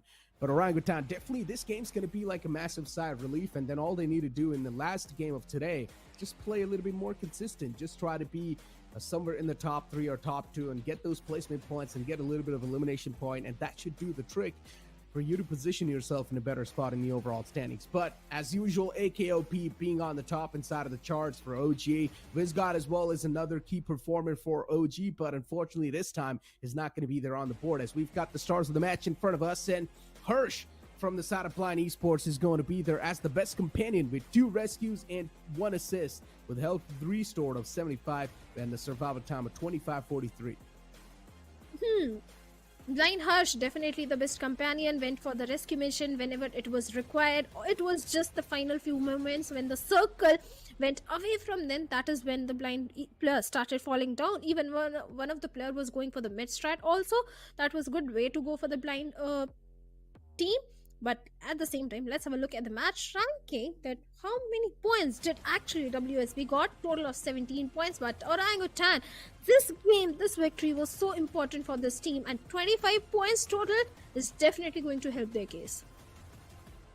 I mean, especially inside these match rankings too, right? Even WSB needed this performance. Hydra officials, not that good of a performance, still a little bit wobbly, but 11 points can definitely help them quite a lot. Chemin Esports, 11 as well secured. Blind Esports, 10 points. Finally, something that we can see from them with 9 elimination points. That's dominating Blind Esports that we were really missing, but maybe now finally we can't see Blind Esports back in the race. God's Reign, 9 points accumulated, still keeping that consistency even though they're not really having the mammoth games, not really having the nuclear games. Global Esports with 9 points too, trying to keep themselves still up and running inside of the races. Most of the teams, they're just trying to stay consistent, not even trying to go for any type of flashy plays, maybe just stay under the radar and just hope for the best. But compared to day 1 and day 2's performance, there is one team from which we have seen a major dip on day number 3. That is Carnival Gaming, because in the previous game also in Sanhok, they were not able to perform up to the expectations. This time also not having too many points. I think they just got a single point to their name. So yeah, Carnival Gaming is also one of those teams that is not able to perform on day number 3. Exactly, yeah, Carnival Gaming, especially Omega, that big blunder that Omega pulled off, and then because of that, the rest of his teammates needed to adjust on the fly. Omega just crashes in front of that barricade, and Blind Esports, they get a free elimination point. Omega being the IGL, you do not really expect these type of mistakes from him, especially you should have enough information on which compound that you really want to ram in. But unfortunately, Omega, a big blunder came in, and because of that, the entire team, Carnival Gaming, came crashing down, because then Carnival Gaming, they were out in the open. Not exactly out in the open. They did have a compound, but still, that compound was quite risky. Maybe they didn't scout the area properly, or maybe that was a lack of communication between the players, where 3 players wanted to ram into a different compound. Omega went to choose that particular compound. Maybe something was off at that moment. The team knows better, but maybe then next time we see Carnival Gaming, all these issues would have been fixed, because after the performance which they delivered on day 1 and day number 2, we expect big things from this particular team. But there are a few other teams also, like we have the players of Chemin Esports this time again going for a little passive approach. The finish points, what they're decent, actually nothing to complain about Chemin. They will Chemin Esports, they pulled off quite a long rotation. Things could have been bad, especially when Gujarat Tigers was taking shots against Chemin when they were making a long rotation. I mentioned this during the cast as well, that things could have been super bad. But then luckily enough for Chemin Esports, they found themselves a little bit of pit stop behind the house. They patched themselves up. Once again, they went for that longer rotation inside of the circle. Luckily enough for Chemin, the breaching point they chose to make it inside the circle was contested by no one. And that's why Chemin Esports were easily able to have that spot in their hands. And they all realized that, okay, now they've got a dominating spot inside of the circle. They can call in the man who was going for the med strat. So they call AUTOBOTZ back inside of the circle, because they realized that they do need more firepower in order to win the game. And there was one more team that really need to work on the consistency, and that is Team X-Park, because after getting a winner chicken dinner, this time they failed majorly. Without a doubt, of course, Team X-Park failed quite majorly, right? And I'm not exactly sure what X-Park needs to do, but once again, X-Park is X-Park. All they need to do is just get one solid game, and we know they also do have a lot of experience. So I highly doubt this type of a bad game is really going to be affecting them, or even a bad day in such a massive marathon is really going to be affecting them. Yes, maybe if you do want to start things off in the week 1 with a lot of points, then yes, X-Park's mentality can definitely be affected, but I'm not exactly sure what the future planning is going to be looking like, but X-Park should be in a comfortable spot. Oh yeah, they are. But we'll discuss more of it after a short little break.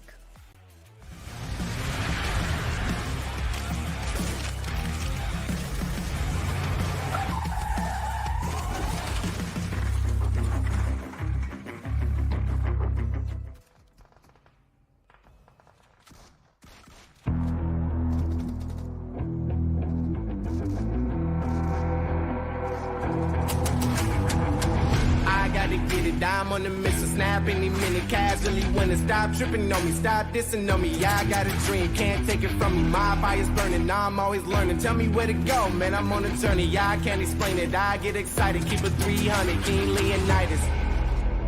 Strap in, cause it's gonna be a long ride. Working on me every single day and night. There comes a time when your worlds will collide. If it's holding you back, push it right to the side. Ain't got no time for no fear. I work too hard to get here. Ain't got no time for no fear. I work too hard to get here. I don't got the time, put me in, coach. I've been going hard, time to let it show. Everything raw, give it to me now. Let me have the spot, man, it's going down. Gotta get it here, I don't wanna wait. Take what I want, then I go train. Gotta get a win, I won't lose the game. This is my year, I ain't gonna break. Strap in, cause it's gonna be a long ride. Working on me every single day and night. There comes a time when your worlds will collide. If it's holding you back, push it right to the side. On another level, I will never settle. Mind over matter, get the gold medal. On another level, I will never settle. Mind over matter, get the gold medal. Ain't got no time for no fear. I work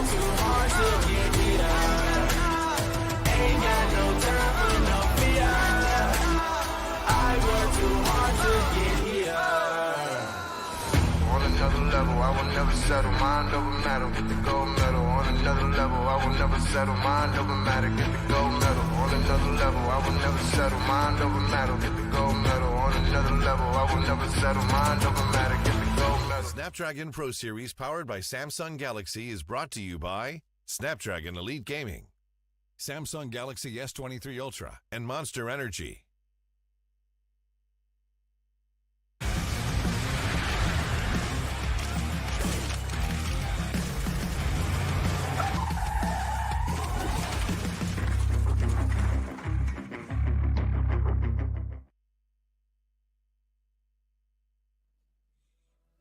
Welcome back after the short break, and you guys now know we're just one game away from ending this week 1 of the challenge season, and now we've also got another man joining alongside with me. It's going to be Security Cat. How you doing, man? So you were watching the previous game in the back lines, the game of Vikendi. At this point, you might as well call that game a universal heal battle map. Yes, that is absolutely true. And Shadow was also bringing up the point that she wants to see more heal battles. I guess the entire lobby heard her wishes and eventually went in for that exact same strategy. But seriously, another fact that I'm really loving is the fact that Orangutan are now up on board. The roster is running. They finally got the chicken that they were looking. And yes, seeing them probably reaching almost close to that top 16 slot is going to be very good for at least that one specific roster. But we're going to have a look at the schedule as well now, because again, just as you mentioned, this is going to be the last one, but the map is Erangel, which almost every team loves. Without a doubt. I mean, Erangel, once again, Group A and B is going to be chiming in. So all the bad games that some of the teams that are having, now it's time to redeem themselves and at least end the week 1 on a good note. Because as I mentioned, you've still got 4 more days to go before the week 2 games start. So it's better to do your research in those 4 days and maybe come back once again with a revamped mindset and then perform and dominate better in the week 2. But so far, a lot of the teams haven't been able to perform, and some of the big names are in there too. Global Esports being one of them definitely upsets me quite a bit. I mean, I can't even start to tell about the fact how many times I have seen Global Esports almost making the right decisions, but eventually losing out in those gunfights. And yeah, again, almost, because even in the previous one, you also mentioned how one of their players was stationed way too far away from the other cavalry, and it eventually led to a situation wherein their firepower was just so distributed out in the open, specifically when they needed to stick together. These are the kind of decision makings that basically becomes their downfall, and it's not just them, right? Because under the pressure, we even saw Omega crumble because he was in such an awkward position. Carnival Gaming was, I would say, doing pretty good in that map. They had a lot of potential, but then Omega just somehow decides to drive in between two compounds which were unchecked, and he was in a space where he could not be revived. And not just that, the only reason why I'm so upset about Omega is because Omega could hear all the shots that were going down. The team in that compound was actually engaged in a fight, and Omega goes on and crashes in that barricade. How can you even make that mistake, especially when you know that there's 2 teams fighting in that compound? Blind Esports was just done with their opponents, and then Omega goes ahead and just feeds himself to the opponent team like that. But here we go, ladies and gentlemen, the last game of the day 3 of the week 1 of challenge season is in front of us as the plane flat path starts all the way from Primorsk towards Lipovka. This plane flat path is a little bit tilted on the southern side, but still, it's not going to be that big of a deal breaker, my friend. Yeah, not going to be a deal breaker. That is definitely true. We've seen multiple times how TWM as well, they always love to drop around towards that western part of the map, try to loot in those compounds, and since this time, I don't think so they're going to have any team that's going to pose any threat. Maybe they go towards the hospital as well for their mid-game rotations. Again, Carnival Gaming going towards their drop Katka. Orangutan though, I would love to see them play around military base a little more, if in case the zone allows that, because I love military base zones, so I'll be very honest. Pretty much. I mean, Orangutan dropping in towards Fair Pier. Ash likes to go down south towards military base. That separations, we'll always see that happen over and over again. God's Reign today's day hasn't really been that great. The performance drop-off is clearly visible, but still they're quite comfortable in the overall standings, and that's all that's going to matter. Maybe the last game with a decent bit of points that can still bring them back in the overall standings somewhere in the top 5. So God's Reign, even though they're having a rough day, still nothing to worry about that much. Gujarat Tigers definitely do need to step things up, without a doubt. They need to step things up by a notch. Blind Esports, they definitely are showcasing some signs of improvement, but I still want to see something even better from them.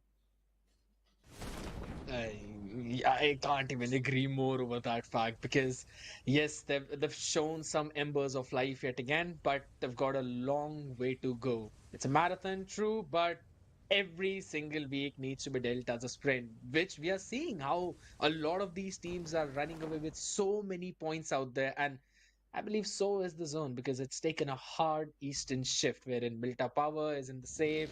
You also have Farm, Pochinki, teams who love to play around Yasna, Polyana as well, Team Xpark, Godlike. We're going to see both of them playing in that specific area, and neither of the teams they love to take that early fight, right? And since we've already touched on the topic of Team Xpark, we also see them playing in. Oh no. God, we're going to talk about that later. MJ, a few of those shots connecting as well, and now AUTOBOTZ. What is going on, AUTOBOTZ? So disconnected, right? MJ So managing to much. take down one player, or pretty much two players at the same time. Gujarat Tigers, 3 points. And who wouldn't like those points? And Great way to start things off with 2 points already on the board. On the opposite side, AUTOBOTZ, a team that started things off on day 1 in a really good note. And after day 2 and day 3, things have been super dire for them. even right now, they're just being chased around by Chemin Esports. I mean, if they try to run away from Gujarat Tigers, you've got Chemin hot on your heels. And this literally is a fast and furious chase. I don't think so they're going to stop so very quickly, but Sirvi slowly making some gap. I want to try some F1 thingy as well at this point because this just looks actually so fun. Was it really a pistol that we saw barreling out of the window in the hands of Dope? I mean, at this point, you got to use everything that you've got, right? Still the early phase of the game. No one's really looted and scooted up. But the players of Chemin Esports, they desperately do want this fight. They do want the point that's currently in front of them. And I respect him for that as well, because that's a free point. Once again, oh no, unfortunately, the vehicle almost flipped over. But the chase is going to continue. Oh Sarvi still in front of him. Sirvi is on the run. He's not going to be stopping. Maybe now he will take a little bit of pit stop, and yes, he does. Sirvi might just have messed himself up massively. And the entirety of Chemin Esports, now they're probably going to be looking forward to shut down Sirvi right here, right now. Venom 2, he's only got a machete in his hands, but he's still on that prowl. He's still on that hunt. And Sirvi, look at him. He's just hiding around the corner. That's it. A devious to the face, and Sirvi is not going to be able to see another day. I am just so very sorry for Sirvi at this point because if I'm not wrong, it's potentially his vehicle lost the fuel. That's why he had to make that stop and he could not find any other vehicle. And also the fact wherein we saw Kevin's vehicle almost getting flipped over but did not.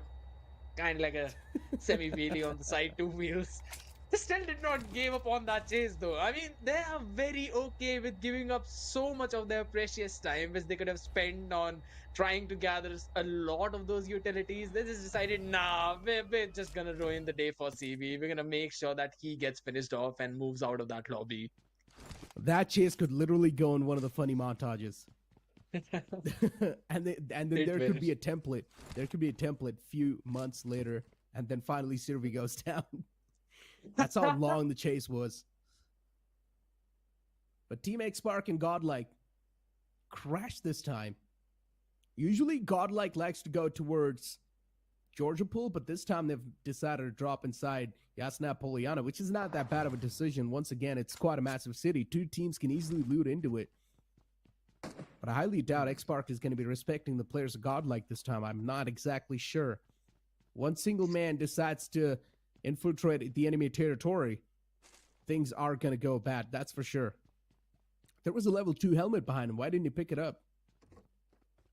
He might like the level 1 style, I guess. It's How super does that shiny even silver. make any sense? It does not. That's the point. Neither did the chase of Chemin Esports, but okay.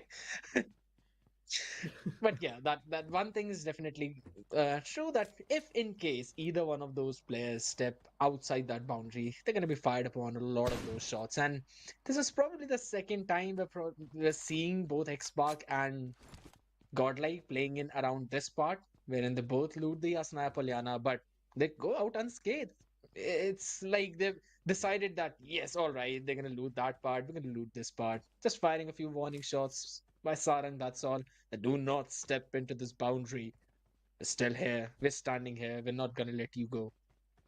Talking about letting go, I also think that Gladiator now, it's high time for them as well to make their move, possibly down south in the military base. Yep. Okay, now it's time for some serious talks. Ninja Jod, one of the MVPs that we've seen so far. Ninja Jod is definitely one of the best players in this region, without a doubt. When he used to play for Godsreen, when he had Equinox Blaze underneath his belt, when he was playing with them as a team, Ninja Jod was popping off. But since we've seen this transition onto Team X-Spark, Ninja Jod isn't really able to play that well. And I think so it's his teammates too, because in the previous lineup inside Godsreen, when Ninja Jod was playing, his teammates were setting him up for succession. And I guess Team X-Spark, they're really failing to do so. I couldn't agree more with you on that fact because yes, we have seen him pop off in the games where Xpark got the chicken, but apart from that, it's a very wavy performance coming in from them. And I mean, those trenches are so very far apart from each other because if they're performing brilliantly. But the matches in which they cannot even seem to get the threshold of a 10-point marker. They either end up on 1 point, 2.0. Those are the kind of situations they're normally left in. And let's be very honest, they have not got a lot of those chicken dinners. So they really need to step up their game at this point. And now they will have 4 days to look forward onto that. And also, talking about stepping things up, Carnival Gaming needs to do the exact same thing because they haven't had the best performances in previous 2 games. One thing is for sure, Carnival's never going to step things up when it comes to the aggression. They will always try to play safe and sound. And that's what they're doing right now as well.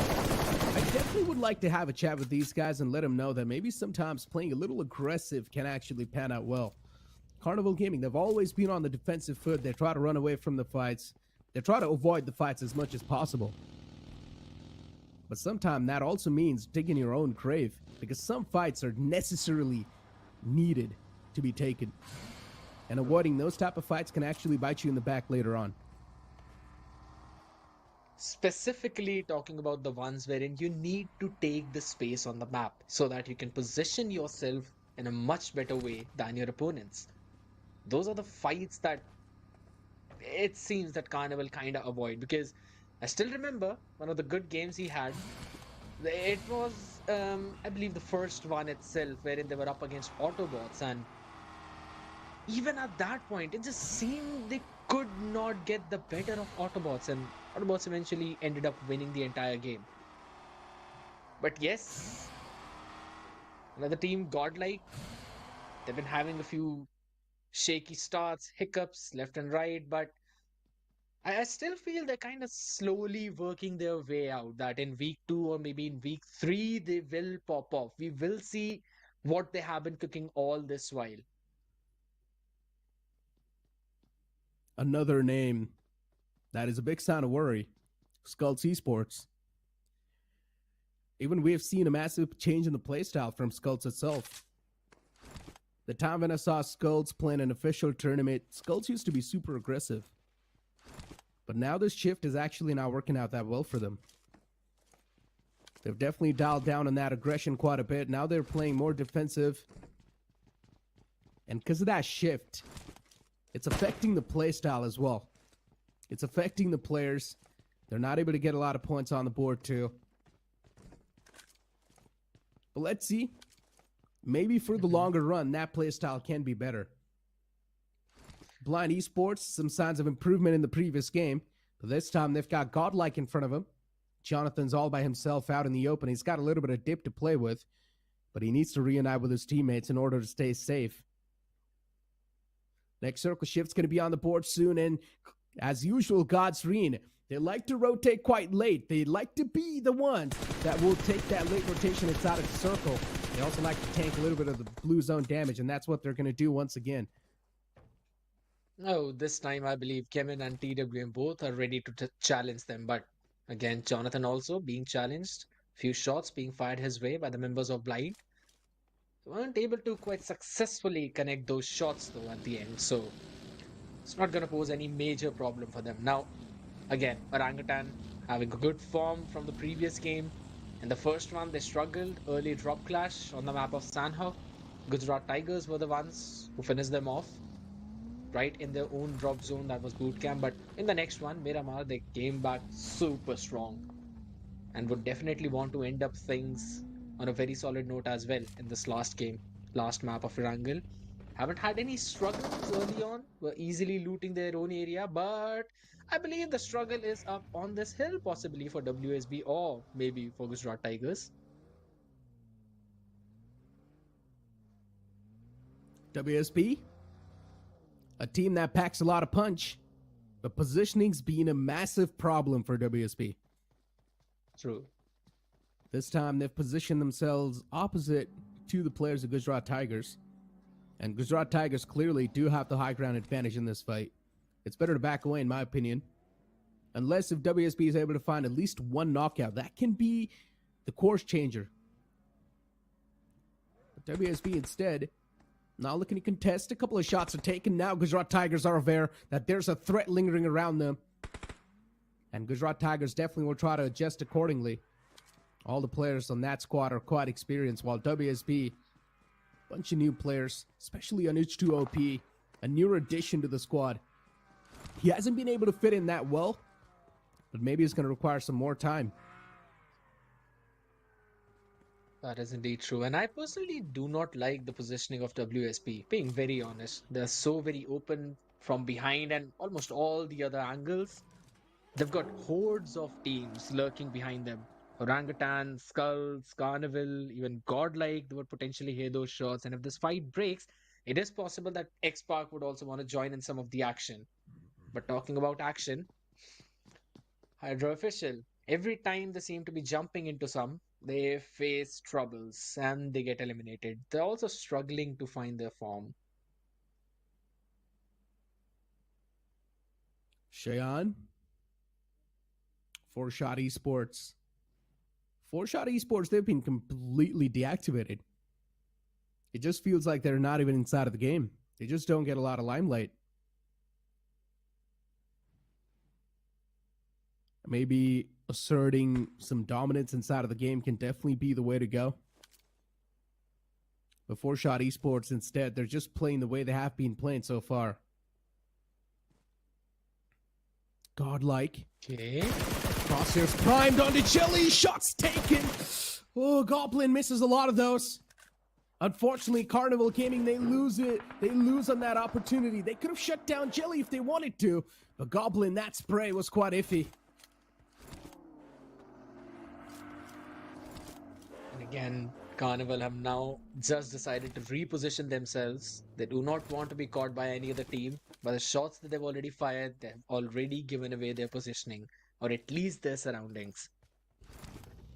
So yes, they have got a lot of real estate to work with, but it would be a little bit better if they found some hard covers out there, because there are still a lot of compounds, I believe, that could be better.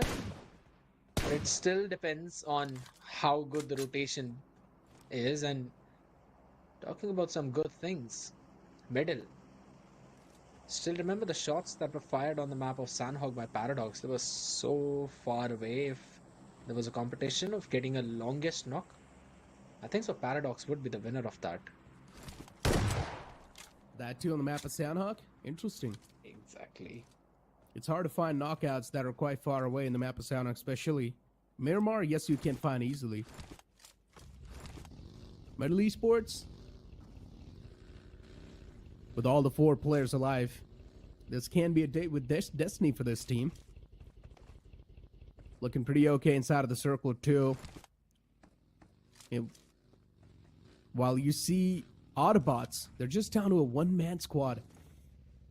I'm not sure what that single man's going to try to do, but maybe try and rack up as many first aids as possible. And then in the later phases, if you're able to stay alive, just go for a meth strat. That probably sounds like the best bet for me. In the elimination feed, though, we do see it popping. Gujarat Tigers engaging in a fight against the players of TWM. 2 knockouts have been found on each of the sides. It's a 2v2 scenario. Kielama has been knocked out. TWM with a 3-man squad now looking to punish the players of Gujarat Tigers. Wikendi is knocked out in the front. He will be extinguished. Well, you know what's coming. Gujarat Tigers now are just going to play for the mid strats. 2 players standing. One of them would probably try to make some plays left and right, catch some other teams off guard. That's all. And the other one's going to be racking up those first aids.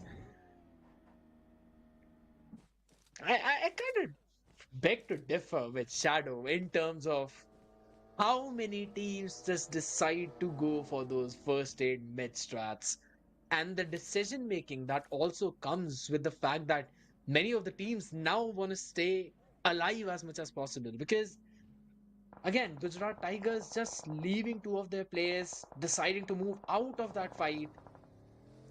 Sometimes you just have to trust your feeling and also stay put, trust your fraggers. Maybe they would be able to get lucky and get a 2k knock.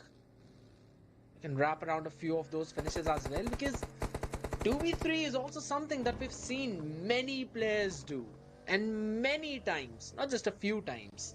Oh, hold on. One single foe in an enemy territory, and now Global Esports. They're like the hungry demons looking to devour Sarang. DBS pulled out of close and personal, but he doesn't even find one. He actually does. He shuts down Ninja Boy. But it's really not gonna matter. Team X Spark losing out on one of their players, and this is what I was exactly talking about. Sometimes X Spark just feels a little disconnected. They like to play so far wide apart that even if their player goes down, there's absolutely no way that any trade could come up or anyone could even go in and provide that backup. As soon as he found that, they will fire those amazing shots as well, and they're going to continue following it up. Mavi emptying an entire mag. A few of those bullets did connect, but going on towards the other side of that hill is what Team X-Spark decided to do. So yes, it seems to me that they will survive, they will get away, and Global Esports racking an important point. Even if one, they at least have one in their pocket. EWM in the meantime though, they've got to be worried about Chemin, who are lurking up in front of them, and also they've got to watch their 6, Godlike. They're gonna hear any shots if they're fired, and I just feel that EWM also are doing pretty decent, not doing anything flashy yet again. Most of the teams are playing just like that, but they've got a very solid potential and they've been nasty. TWM losing players here and there, but as long as it's just a knock, it's really not going to matter. Chemin Esports, this time they're not going to let it slide. They want to get up close and personal. Ninze was knocked out. He's back up on his feet. Wants to go for the patch up, but this sending from Chemin Esports might work against them too, because TWM is not that easy of a team to be taken down. 2 players have already found though. TWM, things are now starting to flip against them. At Chemin Esports, this can be the execution they needed inside of the game to get the boat rolling. It's all down to the last 2 players from the side of TWM, and Payo is going to be on the leave too. It does not want anything to be done in this fight.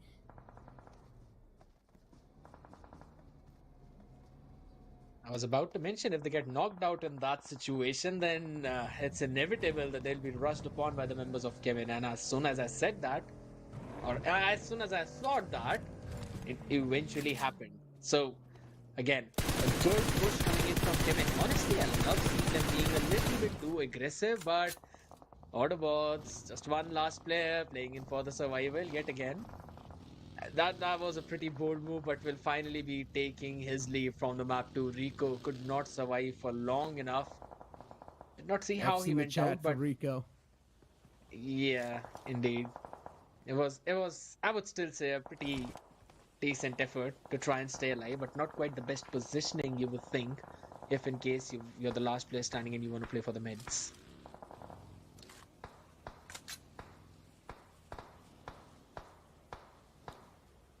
Still a lot of teams looking to breach inside of the circle. Global Esports and Godlike, there's a chance we might see a collision happen during the rotation itself. But Global Esports, they're going to take their time. And this time try and be a little bit more cautious. Precaution is better than cure. And that's what Global Esports are doing. One thing is for sure, Godlike and Global Esports fight, if they keep on moving down the same path, they will meet eventually. There is going to be a clash. Carnival Gaming against 100%. TWM. Even they're quite close. Payo, the only man that's currently left alive for TWM. So that's going to be a free elimination point for Carnival Gaming if they're able to sniff out the last man of TWM. True. But I also want to bring the focus down south where God's Reign as well as Middle are. And I think so those two are one of the few prime positions in this specific circle. We can talk about that later. As again, some shots being fired. Goblin, he connects those. Finally, Jelly's been taken down. And this fight is the one which a lot of people were waiting for. As it's Godlike up against Carnival. The nade should do the trick. No, just a little bit too wide. It's Ash who's down on his knees. Trigger tries to get Venom as well on the outskirts. But can Goblin get that one elimination? It's going to be the question. Orangutan trying to get inside. They still have to do a lot of work. And Ash will take his leave as Goblin shows him the way. OG, they had a solid previous game, but this time, things are not looking that great. Godlike 2 up against Carnival Gaming. Max out in the open. Almost could have been knocked out too. Mac, he's been taken down and dusted. Godlike, the entire team just crumbles down. And even Orangutan, they're on the verge of being taken away. Carnival Gaming out of nowhere. They're just able to win these firefights. TWM Payo all by himself against Omega from Carnival Gaming. Payo being the only survivor from TWM, he needs to play that survival game. He needs to play super passive and keep his position anonymous. And that's what Payo's probably going to try to do, but he needs to move inside of the circle too. So many things that this man needs. Which one is he going to choose? It's up to him. Chooses to go in for those smokes. Make sure that he's covered from the angle where Blind is playing from. And I was worried about Global trying to find his position, but Blind were able to sniff out Global at that point. So already knocking down Mavi is going to be a blow for them at least. And Carnival Gaming having a very solid spot in the circle and also having a lot of real estate. Even though it's, I would say, a double-edged sword because they don't have a lot of covers to work with. Still, as long as they're playing vigilant, it is fine. It is good. Goblin getting a few shots but is in the cover yet again. And he knows the position of Team X Sparks. Praegor, I don't think so he'd be able to stay alive. And as soon as the smoke fades, the reposition coming in from Blindness, Hero was able to take out Bio.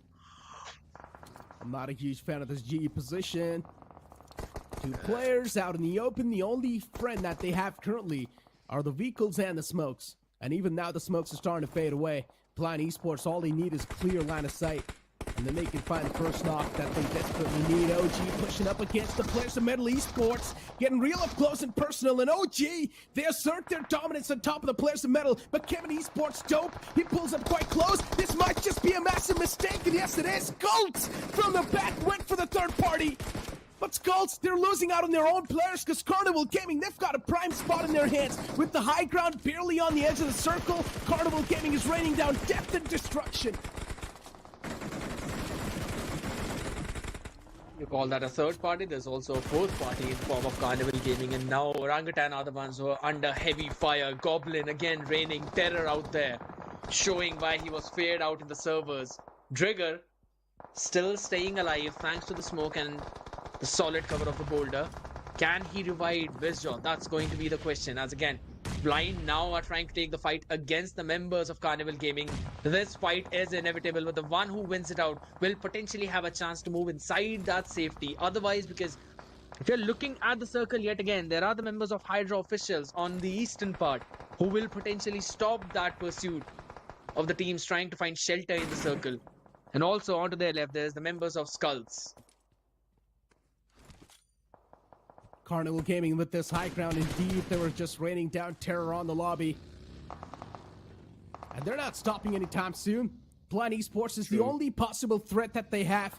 That's right next to him. But Carnival Gaming, they've already put out so many smoke grenades, which are going to start to fade away soon. Blind Esports, do they really want to go for this fight or prioritize the position? It is a tough choice to make. Yeah, not a lot of time left as well. You got to make that decision quickly on the fly. Because right next to the players of Blind Esports, there's another team that can gatekeep them. Carnival Gaming, finally! Now the gangsters are rolling out. They found themselves a little bit of a ditch to play around with, but from the back, the rest of the players, the Skulls, they push on up. And what just happened? What? Both of the teams got eliminated instantly. Carnival Gaming, all the chances they had to win the game, they just fade away within a second, within a blink of an eye. That was such a nasty play because Carnival Gaming, they were chased by Skulls. Skulls finished Carnival, and just in the nick of a time, Orangutan finished off Skulls as well, finding those crucial eliminations. But again, God's Rain do need to do that exact thing because 4-Shot Esports are just stopping their entry. They're not letting them take the shelter inside the circle whatsoever. Hydra officials as well, firing some shots out in the open. It's Justin, just last man standing inside the car. Can he survive? That is going to be the question. So very low in the HP. A few of those flushes as well. Spurs is trying to get at least a few of them, but he's just not being able to. The cover is pretty solid. Such a chaotic final circle, bodies dropping down like flies, even God's Rain on the verge of getting eliminated. Some of the big teams, they're just not able to do anything. 4-Shot is going to be the one to shut them down easily. 4-Shot Esports, now they control a lot of the territory in their hands. Blind Esports, they can be possible threat to a lot of the teams inside of the lobby. But still, the team on the top is Hydra, and they're currently the one dominating this entire affair. They've got the tempo in their hands. They're the one controlling it. Hydra with the high ground, of course, getting so much information to play with. They've got so much intel that they can position themselves around wherever they want. One more man to go in the name of Team Blind Esports, player 2. And I highly doubt he's going to be able to do anything because even Honey's right next to him, and Honey's got his crosshairs primed onto player 2. Oh, and as soon as you say that, Dura OP, he was able to find that off angle, find the opening he was looking for on that last man. But Starboy, he goes in for the reign of terror with those shots being fired out in the open. Player 0 falls down as well. It's all down to just player 2. His position is noted, and that is going to be the game for Hydra officials. The last match of the week, and they find the chicken dinner that they were looking for. Hydra just came in out of nowhere and snatched the game away. We all thought that Carnival Gaming is probably going to be the dominating force, or maybe even God's Rain can have a solid chance of winning the game, but Hydra just slipping under the radar, not showing their presence till the end. And then, because they had the high ground and also the man number, they come out on top. Blind Esports in the bottom couldn't do anything. Hydra, beautifully played, completely relying on their position. They get this chicken dinner. A great way to end things off inside of the week 1 in the challenge season. Absolutely true. A brilliant way indeed. We saw 2 of the teams stepping up so very well. One of them being Big Brother Esports, and the second one now Hydra officials. These were the 2 teams we were talking about so very much back then as to how much potential they have, how many times they've proven themselves on the big stage as well. But they're just not being able to find their rhythm. And these were the matches, and today was the day for both of them. But honestly, I also want to bring the attention back to the point where Orangutan, even though there were just 2-men duo playing at that situation, they lost 2 of their players early on. They ended up being on the 4th spot with 5 finishes, 4 of them going in for Wizjot. And that was the best they could do in that. And finding the picks on Carnival, that was a brilliant move. And not just that, I'm not sure what that push was from Skulls Esports to push out in the open against Metal Esports. It was one of the most blunderous things that I witnessed so far, and Carnival Gaming just took the exact advantage of that fact, and they got 2 elimination points. But then later on, Skulls getting that revenge against Team Carnival Gaming, it was also quite mesmerizing, I'm not gonna lie. It's one of the most remarkable moments. But once again, the final circle was super chaotic. Anything was going down at any time. It was so tough to keep track of what exactly was going on inside of the elimination feed. That is absolutely true. And again, it was so entertaining at the same time because, we were starting to talk about how we're going to see quite a lot of montages in this game, starting right in the beginning where Chemin were going in for that Tom and Jerry chase against the member of AUTOBOTZ, Sirvi, if I'm not wrong.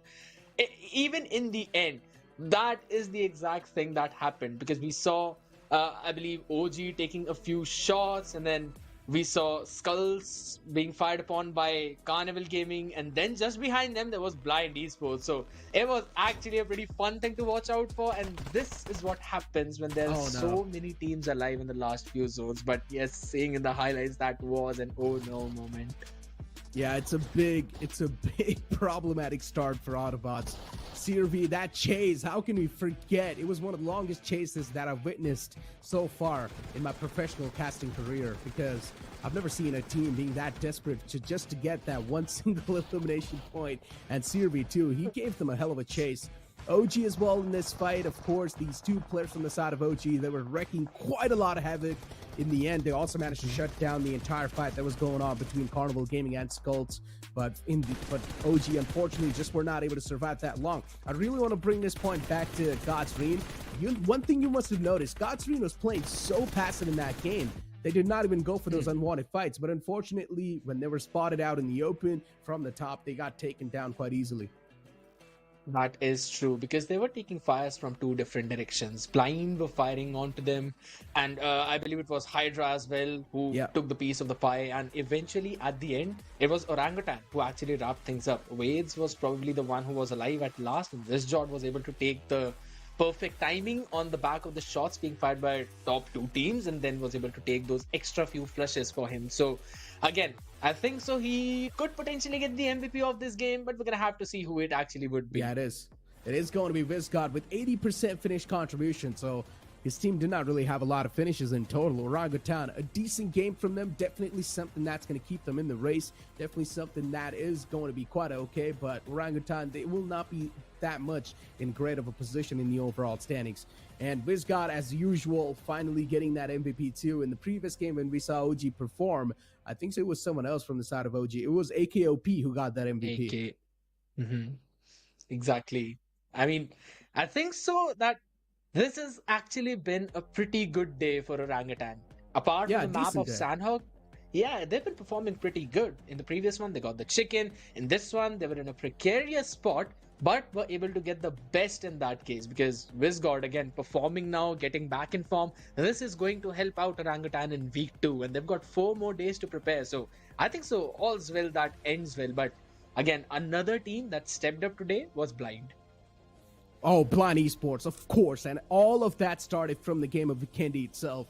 And in Vikendi, Blind Esports, that defense that we saw being put up inside of those houses was one of the most phenomenal stuff that I've witnessed. And Blind Esports, even in that previous game of Erangel, being able to survive for that late, and also they were taking fights on all the cylinders. Blind Esports, with the 8 finish points, they've managed to secure 20 points in total. Hydra official, even though they got the chicken, but they still only got 21 total points, is because they only managed to get 6 finish points.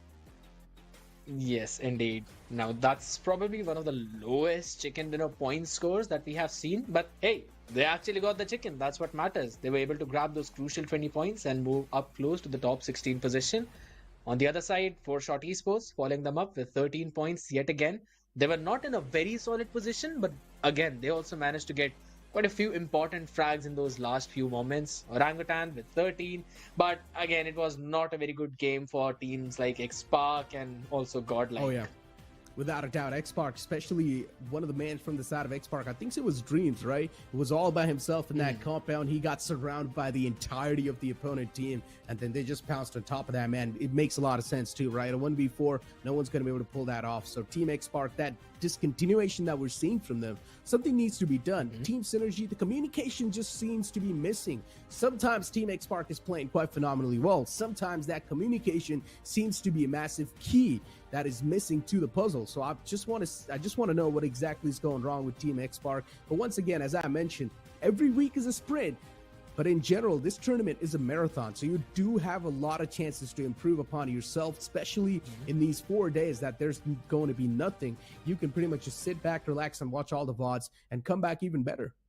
Exactly. That's going to be the main key now for all of these teams, to reflect back on what they were missing out on, and for the ones who were gaining success, see how they were gaining the successes, and eventually follow up with even more by just getting a few minute changes, which eventually now even I would say God's Reign have to do, because yes, they were able to have a successful day at day 2, but now today it would seem that even though there were quite a few situations when the zone was near them, they also had a pretty decent position. They kind of found themselves in a situation where on top they had the team and behind them also someone else. But for now, we have something for you all, and that is going to be the interview, so have a look at it. Maybe in the next few seconds, we're gonna have a look at it. Interview now, producer. Hello. No, it's not gonna go now. Okay, so finally, he made sure that this time I'm the one who's on the desk and not Shadow. But either way, yeah, it's fun. It's all fun and games out there. And also, if we're talking about how fun this last match and also the previous one has been, even though we had a pretty slow start, but how those end zones become chaotic is always, man. It blows my mind. Without a doubt, the final circle of this Erangel game was so chaotic that it was low-key annoying to see so many eliminations just going down at the same time that it was tough to keep track of everything that was going on the map. So, ladies and gentlemen, we've got this interview lined up, so let's go ahead and check it out. Friends, welcome to our broadcast. How are you doing? How are you feeling? I'm good. कैसे हो क्राड भाई? बस चल रहा है. कैसा है? सब कुछ सही? बट सबसे पहले भाई नाम बदलने का है ये जीटी हटाने का है पीछे आगे से.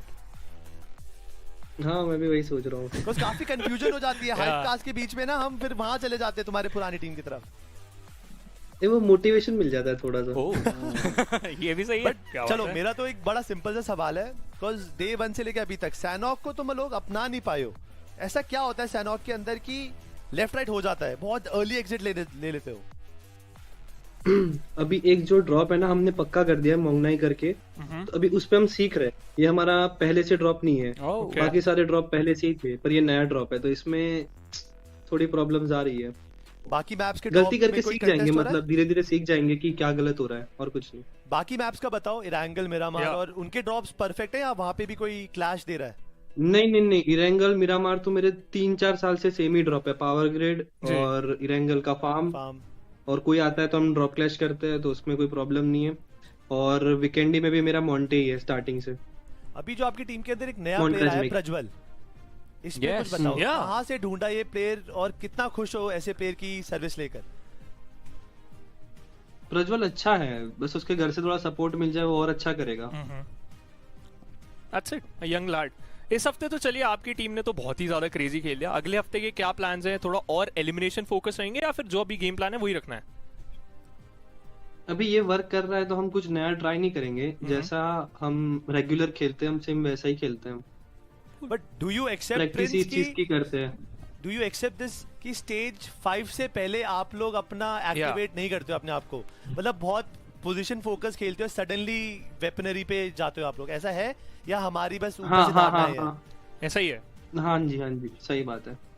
Nice, quite valid. एंड ये तो आपकी स्ट्रैटेजी होगी, बट क्या आपको ऐसा लगता है कि बाकी सारी टीम्स की तरफ से भी कुछ ऐसे ही स्ट्रैट्स हमको देखने वाले हैं? बिकॉज अभी गेम की जो खेलने की मतलब एक्शन की जो स्पीड है वो बहुत स्लो डाउन हो चुकी है रिसेंट डेज के अंदर, क्योंकि ज्यादा प्लेयर्स अलाइव रह रहे हैं. तो मेरे हिसाब से अभी के टाइम पे जो जोन के अंदर रहेगा और जो जोन के अंदर रह के मारेगा उसको ज्यादा बेनिफिट होगा, क्योंकि अभी लास्ट जोन में भी 50-60 बंदे अलाइव रह रहे हैं.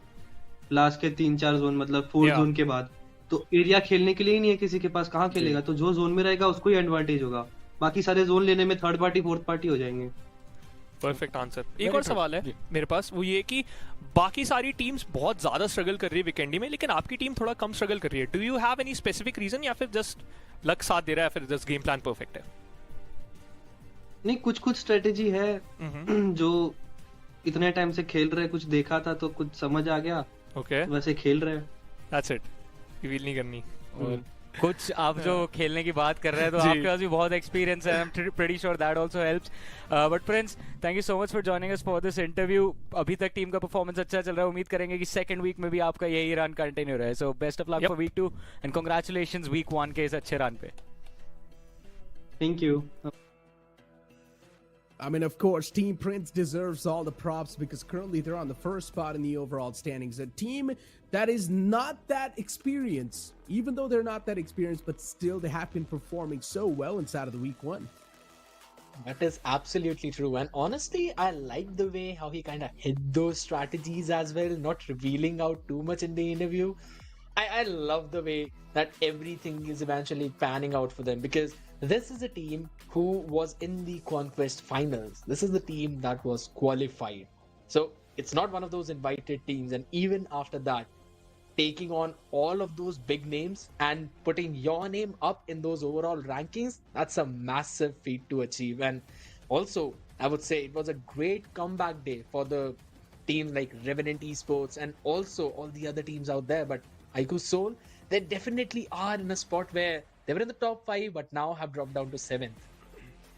I feel like a big talking point over here has to be Alibaba Raiders as well. Previously known as GlitchX Reborn.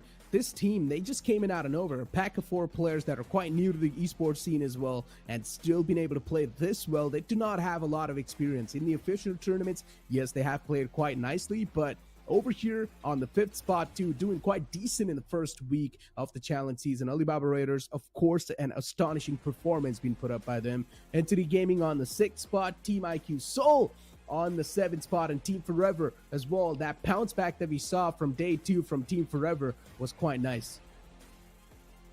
Absolutely, very nice indeed. And also now we're going to see Orangutan, just as we mentioned, it was a pretty solid day for them on with the 74 points. They're sitting at that 11th spot. Above them, Gujarat Tigers and Genix FM. They also managed to surprise all of us with the chicken dinner and grabbing a total of 83 points now. I don't think so they are going to struggle a lot unless, of course, there's a massive dip in their performance in the next few weeks. But if they continue to do what they are doing, I think so it's inevitable that they are going to qualify. But the teams that I'm pretty worried about is definitely going to be Global Esports and also Medal. Without a doubt, these are some of the big names that are currently at the bottom of the table. Carnival Gaming, at least a decent performance today, has brought them somewhere close to that second page, but still, that's not really enough. Carnival Gaming needs to put up much more better points in the upcoming week. But as you mentioned, Medal Esports and Global Esports, definitely a big sign of concern. They need to step things up by massively. Then even Team 8-Bit and Reckoning Esports, still the woes keep on continuing for these teams. Just not being able to find their form. Even Wind God. I mean, we saw this team, how well they performed and had one of the games in which they had the maximum points in the chicken dinner, 32 if I'm not wrong. And being on the 4th page in the last one, that's something is very surprising for not just you and me, but for all of their fans out there too. And again, we were mentioning how Hydra officials, yes, they're kind of finding their form back. On the back of that chicken dinner, they'll be moving up on the leaderboard, but again, they're not in the top 16. So this one specific point is going to be of concern for all of the teams who are on the 2nd and 3rd pages, because with just one game now you cannot make a comeback. You cannot enter the top 16 spot. You have to make sure that you are at least close to them to close that gap, or at least to make a proper bridge so that you can move around it. You cannot rely on just one lucky game now. And not just that, even Skulls Esports on the 31st spot, Shaishnu. That is also a big issue for them. I mean, we saw what type of shenanigans they were pulling off in the previous game, right? Even though they're on the 31st spot, still they've got a lot of confidence. The problem is they're just not able to deliver that confidence in a better fashion. They're just not able to play a team game. And that's really now starting to stink Skulls Esports, because the upcoming week, the chances, the room for error, they're going to be even lower down. That is absolutely true. I mean, struggling to find the form, struggling to find the position or even the picks, it just kind of is crumbling in front of them. And not just one thing, but they're crumbling on all different fronts. They've tried going in for the drop clashes. They have not been finding any successes. They've been going in for slow plays, but then they fail to find the perfect positioning. If they try to play a little bit aggressive, they cannot seem to win those fights. And I think so somewhere down the line, they always have to check back down to the basic things, like how well the team is synergizing with itself, how well the players are understanding each other, is there a proper backup coming in on a proper time, is the decision making regarding those fight calls is correct or not. And they have 4 days now to recover on the back of it. But also, I mean, you know that the distance is just going to increase between the top 16 teams and them. So if not week 2, I don't think so they'll have a chance to make a comeback in week 3 or even week 4. That is absolutely true. I mean, the time's running away, that's for sure. As I mentioned, during week 2, the room for error is going to be even more low. And the same thing can be said for WSB too. Another team that struggles with finding a good positioning inside of the circle. And all the teams that are genuinely that are genuinely struggling to find that good position inside the circle, they're just clearly struggling. And you can see that happen too. WSB is one of those. Team Prince, they're currently doing quite great, but I still remember back in the day when I used to see Team Prince, their firepower is quite great.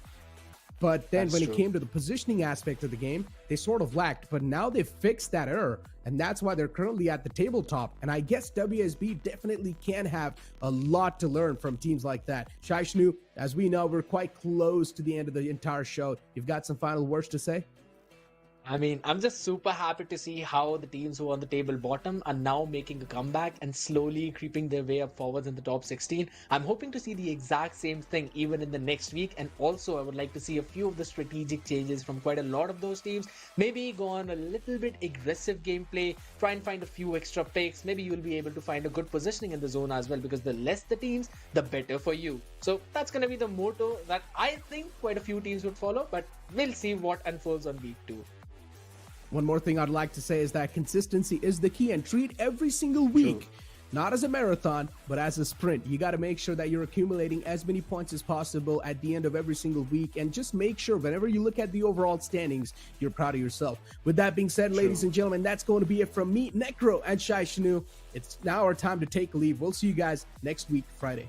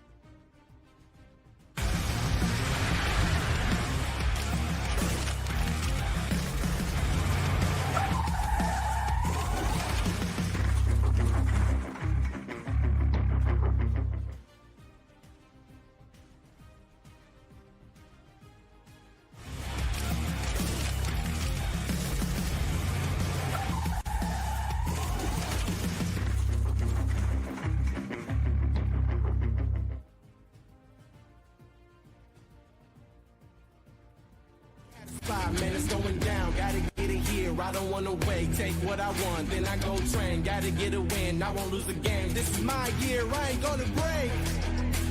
Strap in, cause it's gonna be a long ride, working on me every single day and night. There comes a time when your worlds will collide. If it's holding you back, push it right to the side. Another level, I will never settle, mind over matter. The way that I'm training is crazy, and I do it daily. You wanna talk about drive? I got more drive than Mercedes. I've never been lazy. I'm in the room, it's a red alert. You wanna compete? Well, get better first. I got 10 toes in the dirt. Push through the hurt just to show them my worth. I'm the best. Yeah, I'm the best. I never stress. I know what's next. I'm who they test. Like we playing chess. But I'm unimpressed. So now let me flex. Ha, yeah, I'ma work through the struggle and hurt. Cause I know my worth. And I gotta be first. Ha, yeah, I gotta be first. Look, I don't want anyone's sympathy. I understand what it's meant for me. I give my focus and energy. If it's meant to be, then it's meant to be. But mentally, I'm undefeated. They hear that and say I'm conceited. Like there's no reason. Like I don't beat them and come back again just to teach them. That when you work under pressure, you reach higher measures. They'll try and bring you down, but you cannot let them. And only get better and focus on cheddar. Eye on the prize and you'll become a legend. Like, when I'm in the room, it's a red alert. You wanna compete? Well, get better first. I got 10 toes in the dirt. Push through the hurt just to show them my worth. I'm the best. Yeah, I'm the best. I never stress. I know what's next. I'm who they test. Like we playing chess. But I'm unimpressed. So now let me flex. Ha, yeah, I'ma work through the struggle and hurt. Cause I know my worth. And I gotta be first. Ha, yeah, I gotta be first. They don't know what's gotten into me. How'd I turn pain into energy?